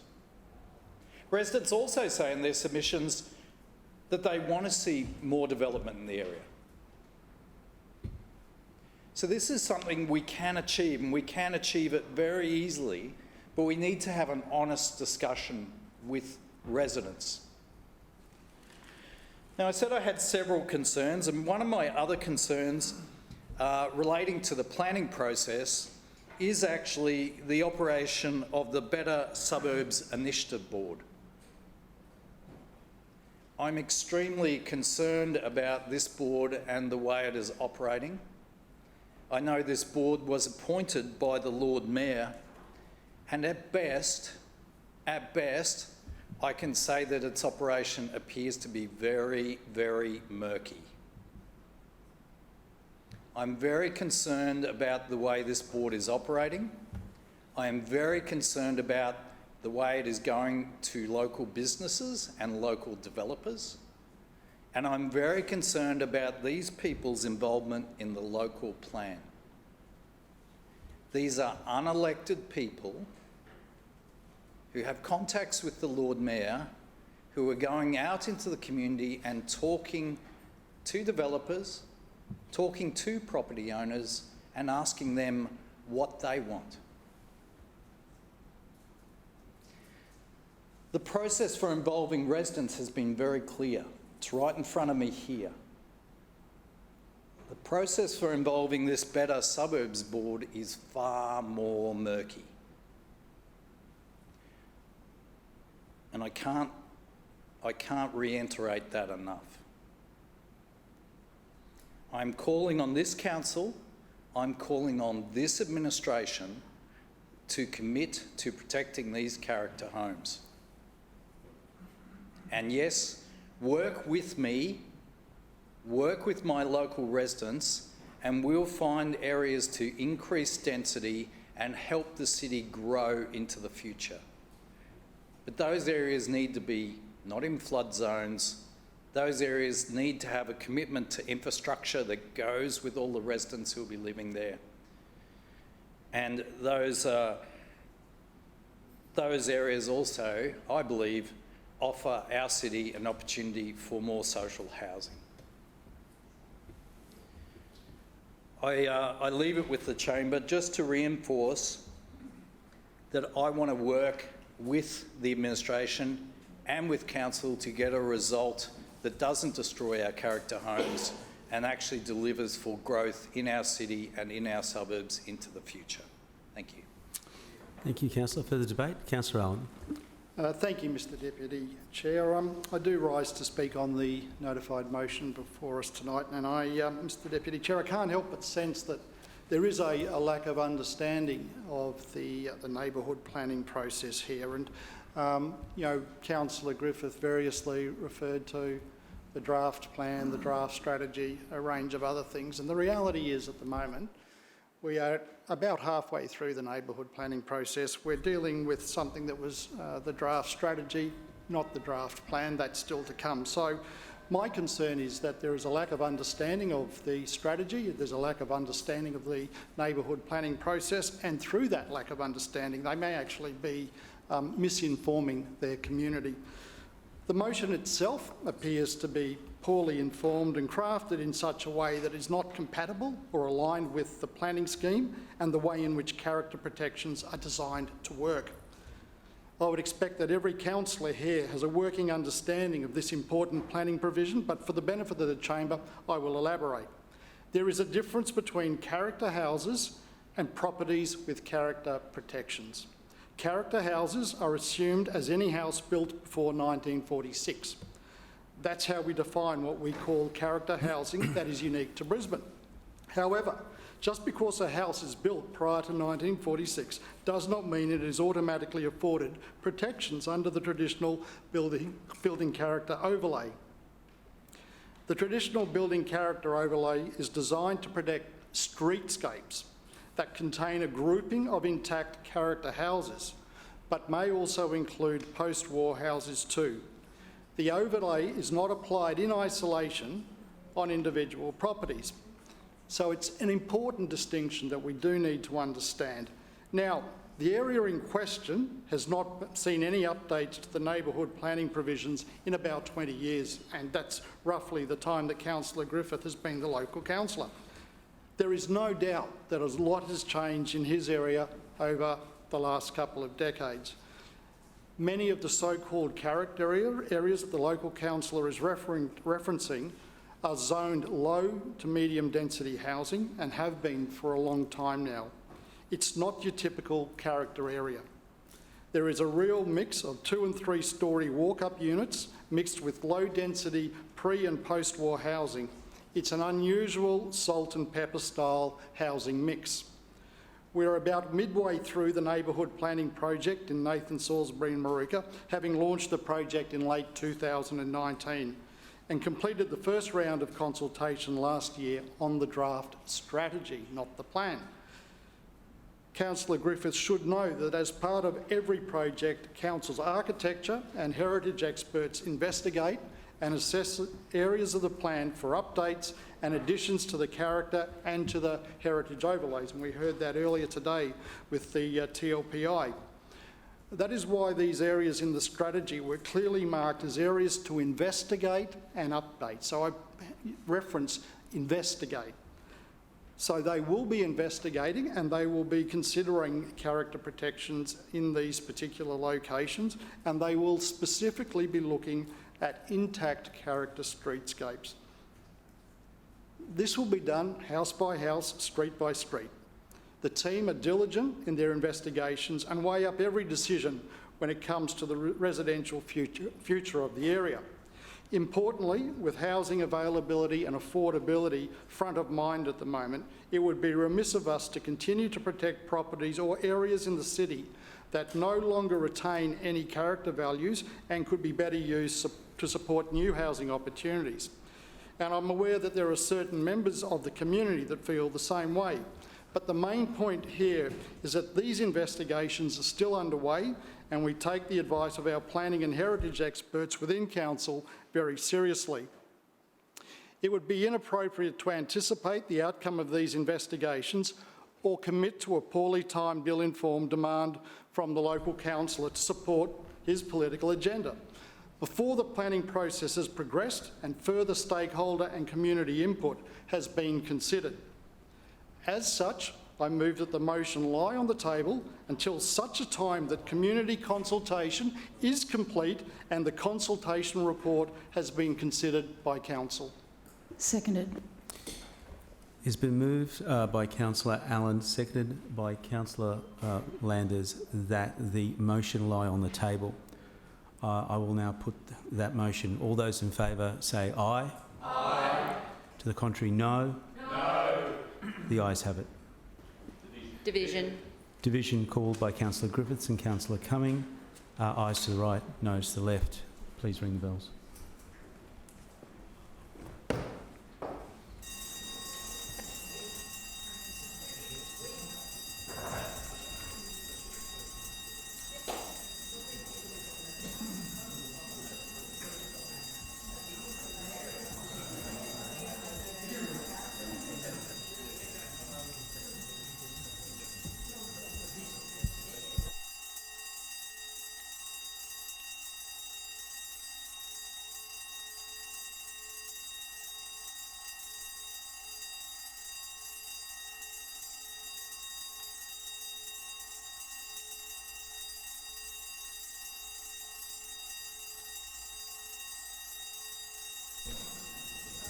Orderly, please lock the bars.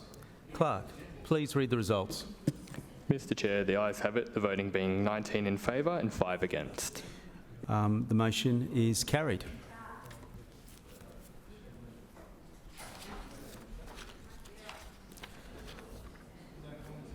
Councillors, we'll now move to our next item, which are petitions.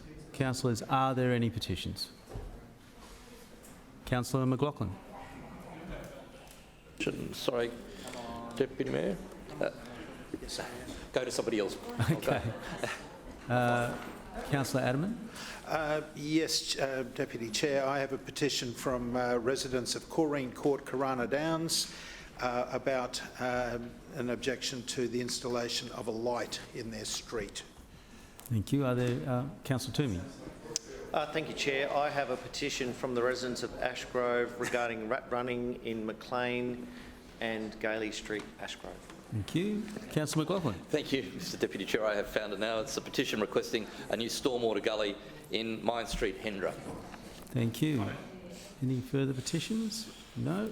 Councillor Landers, may I have a motion for the receipt of the petitions? Mr Chair, I move that the petitions as presented be received and referred to the committee concerned for consideration and report. Seconded. It's been moved by Councillor Landers, seconded by Councillor Griffiths, that all petitions as presented be received and referred to the committee concerned for consideration and report.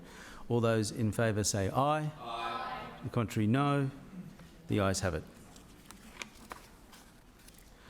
Councillors, are there any statements required as a result of an Office of the Independent Assessor or Councillor Ethics Committee order? No? Are there any matters of general business? Chair. Councillor Adamant. Yeah, thank you, Deputy Chair. I rise to speak about two landmark occasions in my ward over the weekend. First, our new skate park at Booker Place Park, Bellbarry, is now open, ticking off another 2020 election commitment delivered by the Brisbane Council. And it was appropriate that the Lord Mayor was on hand to officially open the new facility and witness the gratitude and excitement from the number of riders from our local community. Leading up to the 2020 election, the Lord Mayor and I inspected the old skate bowl and agreed it was in need of some major maintenance. A financial commitment was given, but after undertaking some initial community consultation, it became apparent that undertaking repair work would only be a band-aid solution. We had a once-only opportunity to start from scratch and deliver a new facility that not only catered for skateboarders, but other users such as scooters and non-motorised bike riders. The number of young boarders were supportive of the idea and became involved in the process, providing feedback to us on what should be included. They enthusiastically embraced the concept created by Council's design team, so the next challenge was to secure the additional funding necessary to upgrade to a new facility. That came from my Suburban Enhancement Fund, and the rest, they say, is history. Deputy Chair, it's timely to offer some thank yous to those who helped bring this project to fruition. First, the Lord Mayor for supporting this project from day one. Second, the officer in charge of the Bellbarry Police Beat, Senior Constable Chris Tetley, who initially raised concerns about antisocial behaviour around the old bowl and who worked with Council to include elements in the new design to address the issue. Third, to Shane Klepper, our local parks manager, whose advice and support was invaluable, and the CPO team for delivering the project. To the local boarders who were part of the journey from the beginning and whose input was invaluable in creating the finished product, thank you. And finally, to those involved in last Saturday's opening, the Koala Bilberry Rotary Club for providing the sausage sizzle, Council's Connected Communities team for providing the entertainment and skateboard demonstrations, our local Queensland Police officers, the 4070 Neighbourhood Watch and the Bilberry Sports and Community Club for their contributions on the day. Deputy Chair, the other occasion is last Sunday was National Tree Day, and like a number of councillors on this side of the chamber, and particularly the Queensland President of Trees, Councillor Toomey, I was involved in 2 local tree planting activities during the morning. The first was organised by the Pullen Catchment Group at Anstead, and the other was at Cicada Park, Chapel Hill, organised by the Coupler-Witten Catchment Group. It was great to see so many volunteers out supporting the Shrinner Council's vision for a cleaner, greener Brisbane. And on the subject of tree planting in my ward, it was a pleasure to attend a meeting of the Koala Bilberry Rotary Club last week where 2 officers from our news team, Nick Holmes and Greg Johnson, were presented with Paul Harris Fellowship Awards. This award is the highest honour that can be bestowed by Rotary, and both Nick and Greg were recognised for their many years working with the club on local tree plantings and the recent District Tree Planting Challenge. Congratulations to both Nick and Greg, and thanks for the great work that you're doing in this space. Thank you. Thank you. Further general business? Councillor Mackay. Thanks, Chair. I thought the other side was going to have a go, so I was slow to my feet. I apologise. I'm going to give you a bit of a wrap-up of what's happening in the Walter Taylor ward, just to try and give you that 2-minute Tuesday that I promised last year, but I forgot. So starting in Indooroopilly, I was very happy to attend the Indooroopilly State School tree planting that we organised for Friday morning. And we had about 40 kids turn up as part of our National Tree Day. And I've spoken about the fact that we were going to put in a yarning circle next to the school at Moore Park.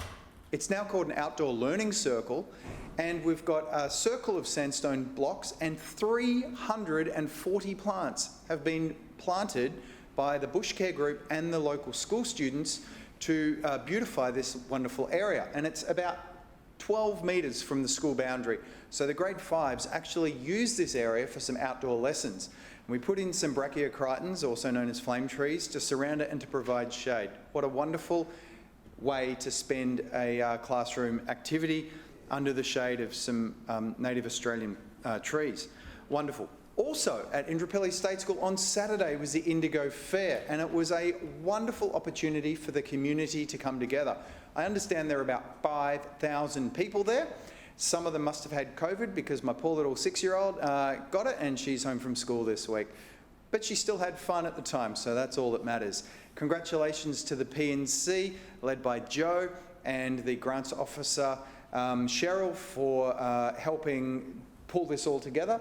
And of course, the wonderful convener, Nicole, who worked tirelessly. She worked pretty much a full-time job for 3 months, as well as being full-time employed. So congratulations to all of the volunteers involved with the P&C to bring the Indigo Fair together. Also at Indooroopilly State School, it's almost like there are no other schools this week, but the Indooroopilly State School is about to undergo community consultation for a wonderful new playground that we're building in Moore Park right next to the school. And because this is so heavily used after school and before school by the kids, we're going to be doing one-on-one or one-to-many community consultations on site and through the school, because we really want to deliver a playground experience that the kids are going to be happy for. They might be a little young for a Ninja Warrior Park, but we'll try and come up with something appropriate for them. In Toowong, I was very happy to welcome the Lord Mayor for a pop-up office. We had a great time when we met Ingrid, who was David Detmar's wife, and David is famously trying to promote a funicular railway somewhere in Walter Taylor Ward, and also of German origin, as you might remember. And I understand Ingrid tried to speak to the Lord Mayor in German. I'm not quite sure how that went, but anyway, that was fun. In Taringa, we've got the unveiling of the wonderful new addition to Swan Road, which is a pedestrian refuge. And that's the 3rd pedestrian refuge along Swan Road now, which is a district road anticipated to carry about 15,000 cars a day. So it's a wonderful addition for pedestrian safety. In addition to the flashing warning lights the anti-skid treatment and the lower speed limit that we've put there. So we're all about road safety in Taringa. And thank you to Councillor Wines for his help in these certain matters.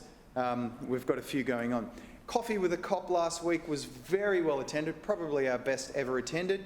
And the hot topic of the moment was the unfortunate incident when a man was arrested at St Lucia wielding two big butcher's knives trying to hijack a car.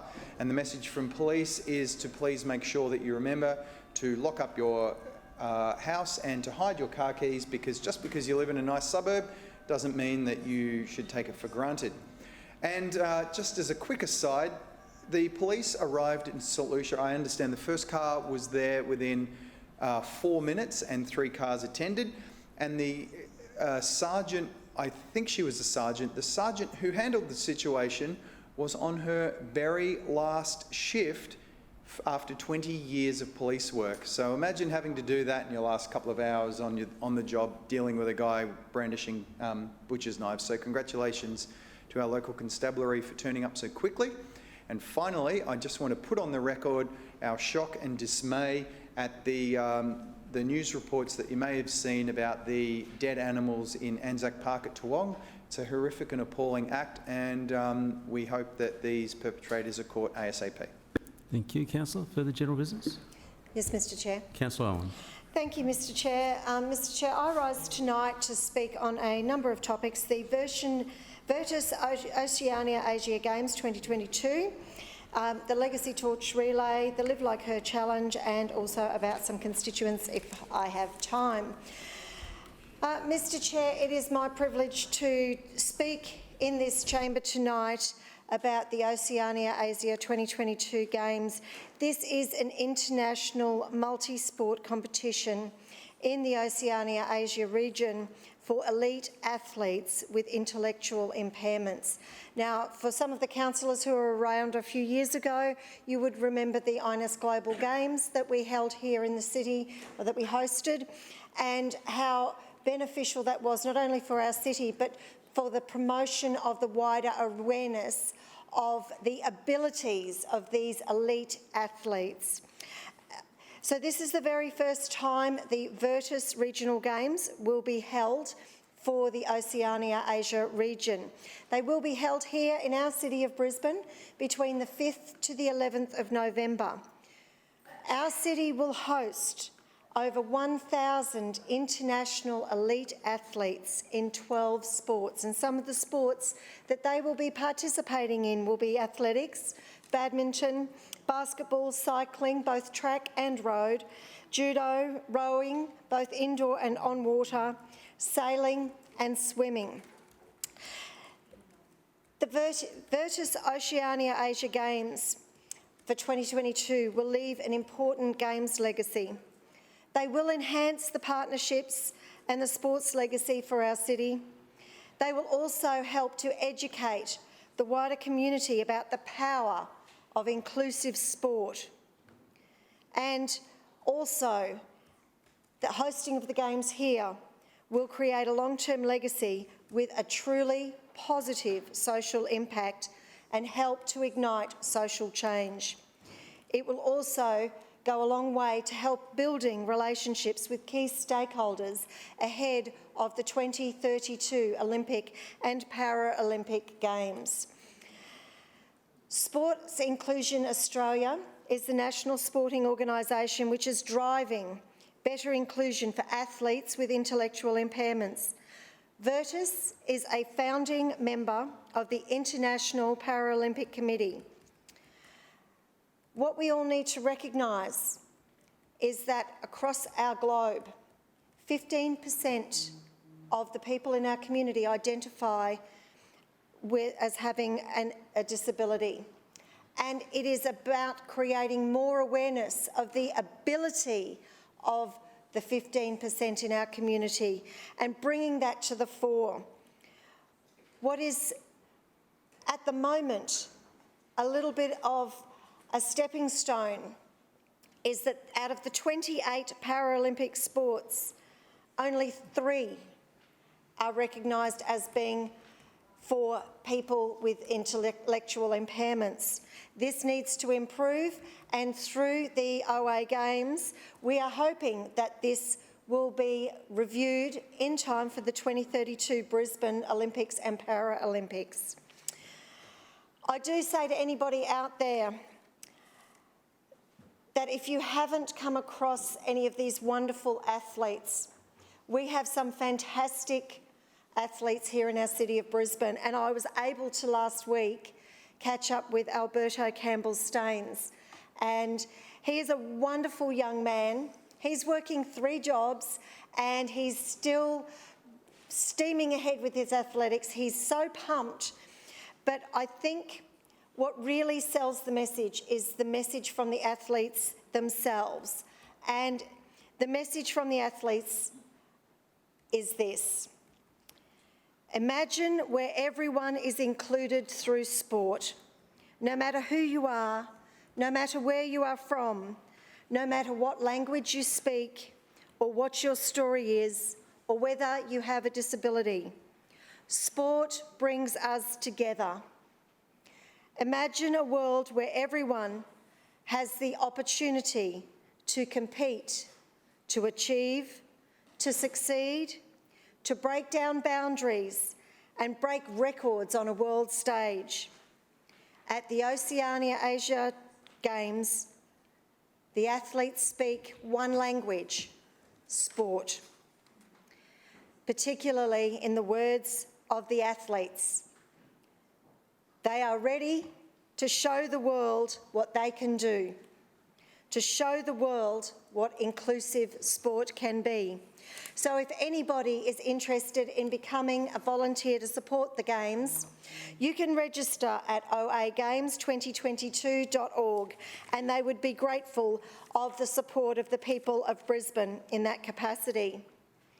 Can I also reflect that it is 95 days today till the OA Games start. So we are on the countdown, and I'm so looking forward to supporting the Games here. I also had the privilege of representing the Lord Mayor with Legacy for the official launch of the torch relay. This will be a very important occasion. 2023 will be the 100-year anniversary of the foundation of Legacy. So on Anzac Day 2023, the Legacy Torch will start its journey in Pozieres, make its way through France and Belgium to London, come right across to Western Australia, across to South Australia, up to Darwin, across to the tip of Australia in the top of Queensland, down the eastern seaboard, right down to Tasmania, and then back up in October to Melbourne, where the legacy of looking after the misses and kids began. So I do say to all councillors in this place, if you have veterans in your community, please make them aware that they can register to become a torchbearer. And also, as councillors in this place, we can certainly support the torch relay when it goes through our city. This is a very, very important torch relay, and it was wonderful to have one of my local veterans who I've had a long association with at the launch last week. And George will be turning 100 next year on the 31st of October, and it will just be days after the Legacy Torch reaches Melbourne at the end of its journey. And it's so important that I mention George, because George actually signed up to do his duty for our nation in Melbourne. So there's wonderful people who have stepped up for that. And whilst I'm on my veterans, I would just like to say that one of my local veterans who served in the Royal Australian Air Force, Mona Shaw, is turning 100 this month, and it will be lovely to catch up with her in the next week or two when she has her 100th birthday. So it's lovely that we're able to recognise these wonderful people. I would just like to also say thank you to the Lord Mayor for bringing some more awareness to the Live Like Her challenge. Being very concerned about homelessness across our city is something that I think all councillors in this place are aware of. So on the 8th of September, I will be sleeping in my car as part of the Live Like Her challenge. And if any councillor wishes to support the fundraising efforts, you can certainly Google the Live Like Her challenge. I'd be happy of any support that you're able to give me. I'm nearly at my fundraising target, but the more we can raise to help women in need, the more we can do to help. So if we're truly committed to doing something, I encourage you to actually put in a donation. You can do it anonymously if you so wish, and support this wonderful cause. Just briefly, Mr Acting Chair, I would just like to say two of my constituents, they're wonderful young women, Agnes and Teresa Joy. They have set a world record, and it is singing the national anthems of about 75 different countries, but in the language of that country. And so this is a world record that they have been recognised for. And I was glad to join them last week because they had a special ceremony in St John's Cathedral, and it was beautiful to hear them sing the Australian National Anthem in a First Nations language in St John's Cathedral and have it resonating in the beautiful surrounds, and their voices are just magical. They are beautiful young women who I have known for many years now. They have sung at my citizenship ceremonies, and they have also set up a peace foundation. Thank you, Mr Chair. Is there any further general business? No? Councillors, we now move on to the adjourned motion, moved by Councillor Johnston, seconded by Councillor Sri Raghunathan, that Council introduces face-to-face customer support at Council customer service centres and via the 24-hour call centre to assist flooded residents to claim the $1,000 uninhabitable home rebate. As Council has unreasonably restricted residents to online claims only, disadvantaging elderly residents, those with English as a second language, and those who have lost documents in the 2022 floods. Is there any debate? Councillor Johnston. Yes, thank you. As I said when I outlined the reason that this is urgent, it's come to my attention over the last couple of weeks that Council is unreasonably restricting the ability to claim the uninhabitable residence rebate for flooded homes to online applications only. And you know, that is incredibly problematic for particularly elderly residents. And just late last week we had an inquiry, and we did seek through the usual councillor process to have a council officer engage with the resident to assist them, because they're quite elderly and there's some you know, reasonable complex circumstances. First of all, the online process would not accept a job from council. We received a rebuff which said essentially that information on how to apply can be viewed on the following link, and then there is a link. It said applications close on the 30th of September. But council refused to even pass on our inquiry for residents to the rates team for assessment. It then said you should call the customer call centre. So I call the customer call centre and I speak to a lovely young man called Benjamin. Yes, this is a problem, councillor. We've had other residents ring up and say that they wanted to do the rates rebate over the phone and we can't do it for them. And I said to him, well, surely you can put someone through to the rates team. Well, no, we're not allowed to do anything over the phone for residents. And I said, well, so they can't even go to a customer service centre? No, councillor, the only way that you can claim this rebate is online. Now, I know at least 2 residents in the last couple of weeks that have had trouble doing this online, and my office has attempted to assist where possible. but the following people are being disadvantaged by council's unreasonable reliance on online only as the option to make the rebate claim, and that is elderly people. There is 30% of Brisbane residents who don't have computers, and many of these people are of an age where they find it quite difficult to upload multiple documents, to interface with a lot of complex online forms. My office, because we're located in a major shopping centre, is every single day doing the work that a council call centre should be doing, and it is unreasonable to keep asking my staff to do work that council should be doing directly to assist residents. Two, we've got residents with English as a second language who find online forms very difficult because they have some issues in understanding what the form is requesting of them. And three, and most importantly, a lot of these residents lost everything in the floods. They lost their paperwork, they lost their computers. So they do need to go to a council office, they need to seek copies of documents, and they need help to process application forms.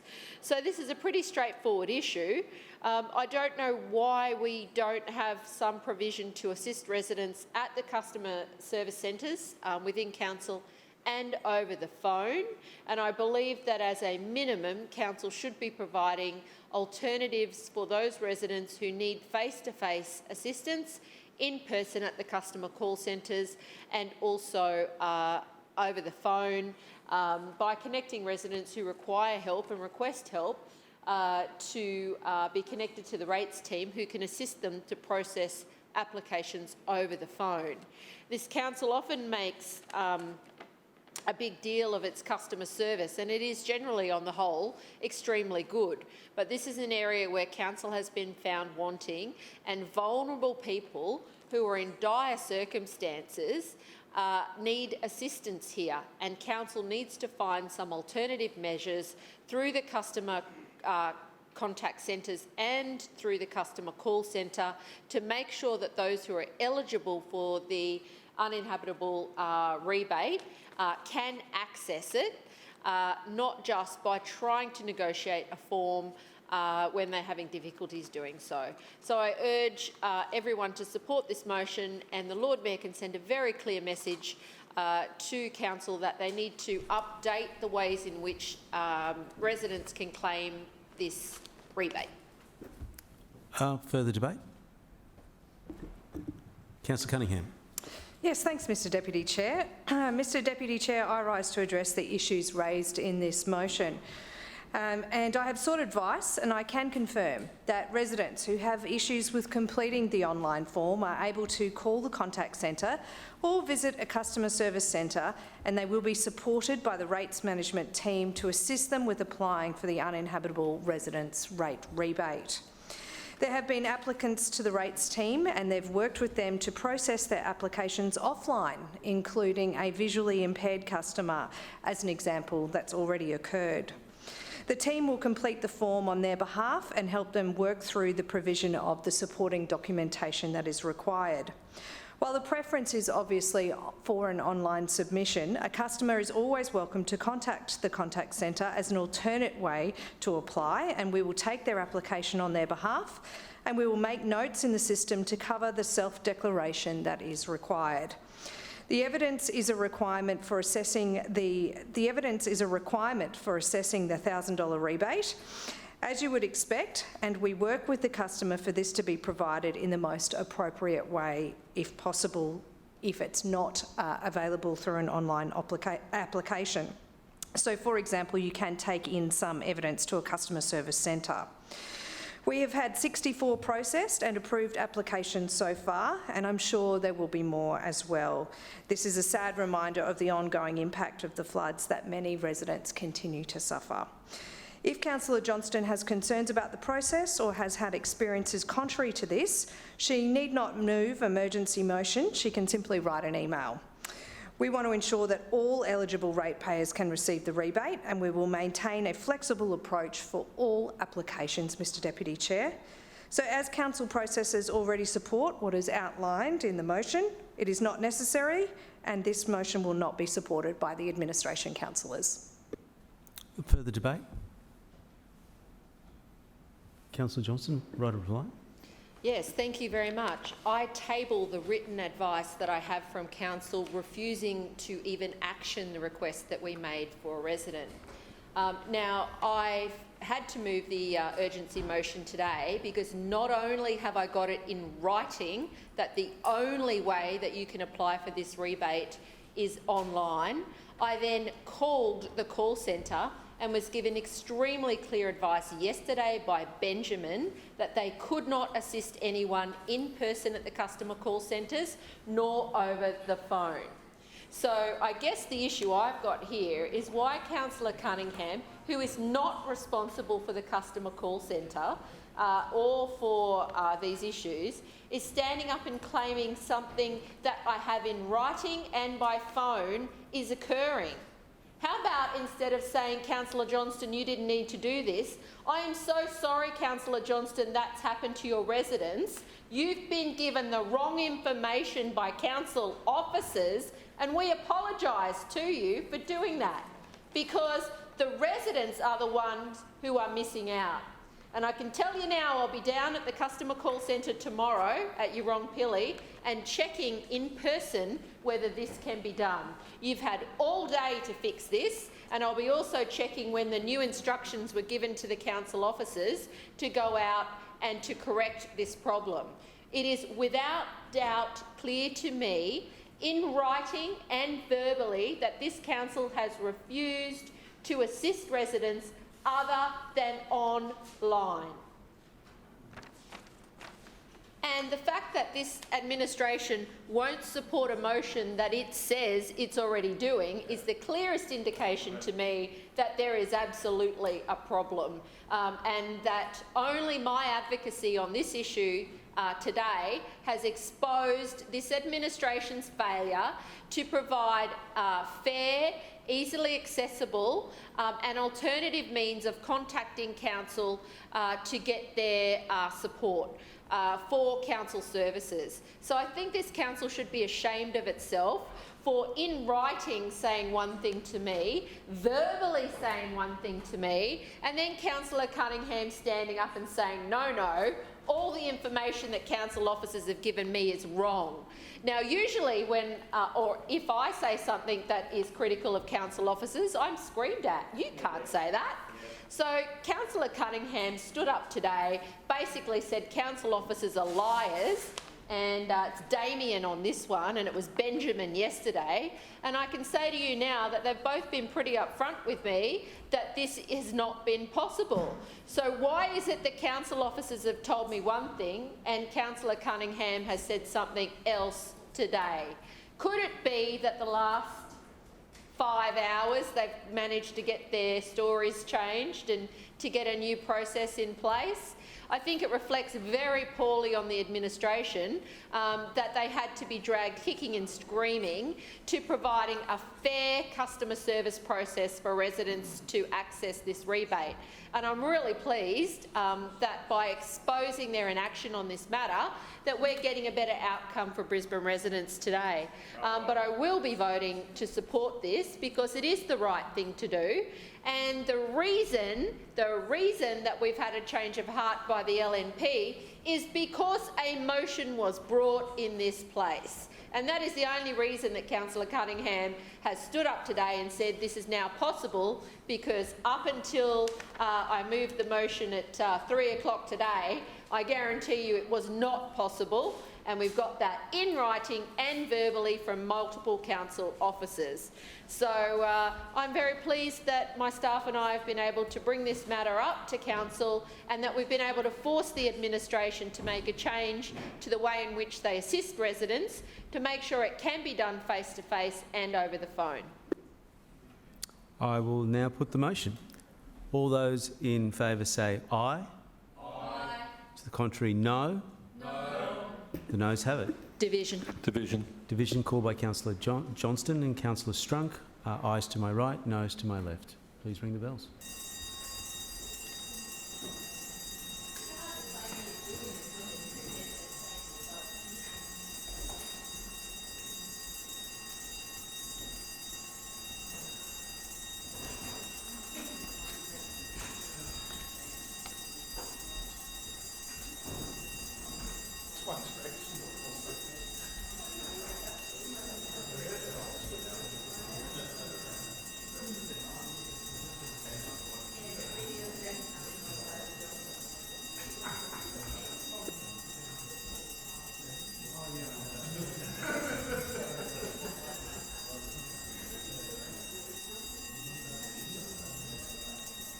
No.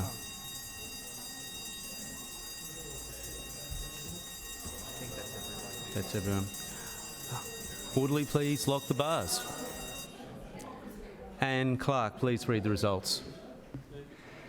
Mr Chair, the ayes have it, the voting being 19 in favour and 5 against. The motion is lost. Councillors, I now declare the meeting closed. Oh, sorry.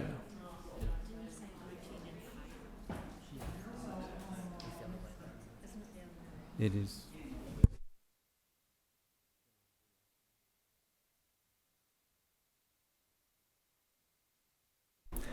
Councillors, can I just for one moment, please, the clerks just needed to clarify those numbers just for the record. Could you please, clerks?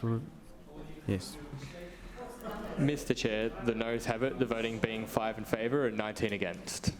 The motion is lost. Thank you, councillors. The meeting is closed.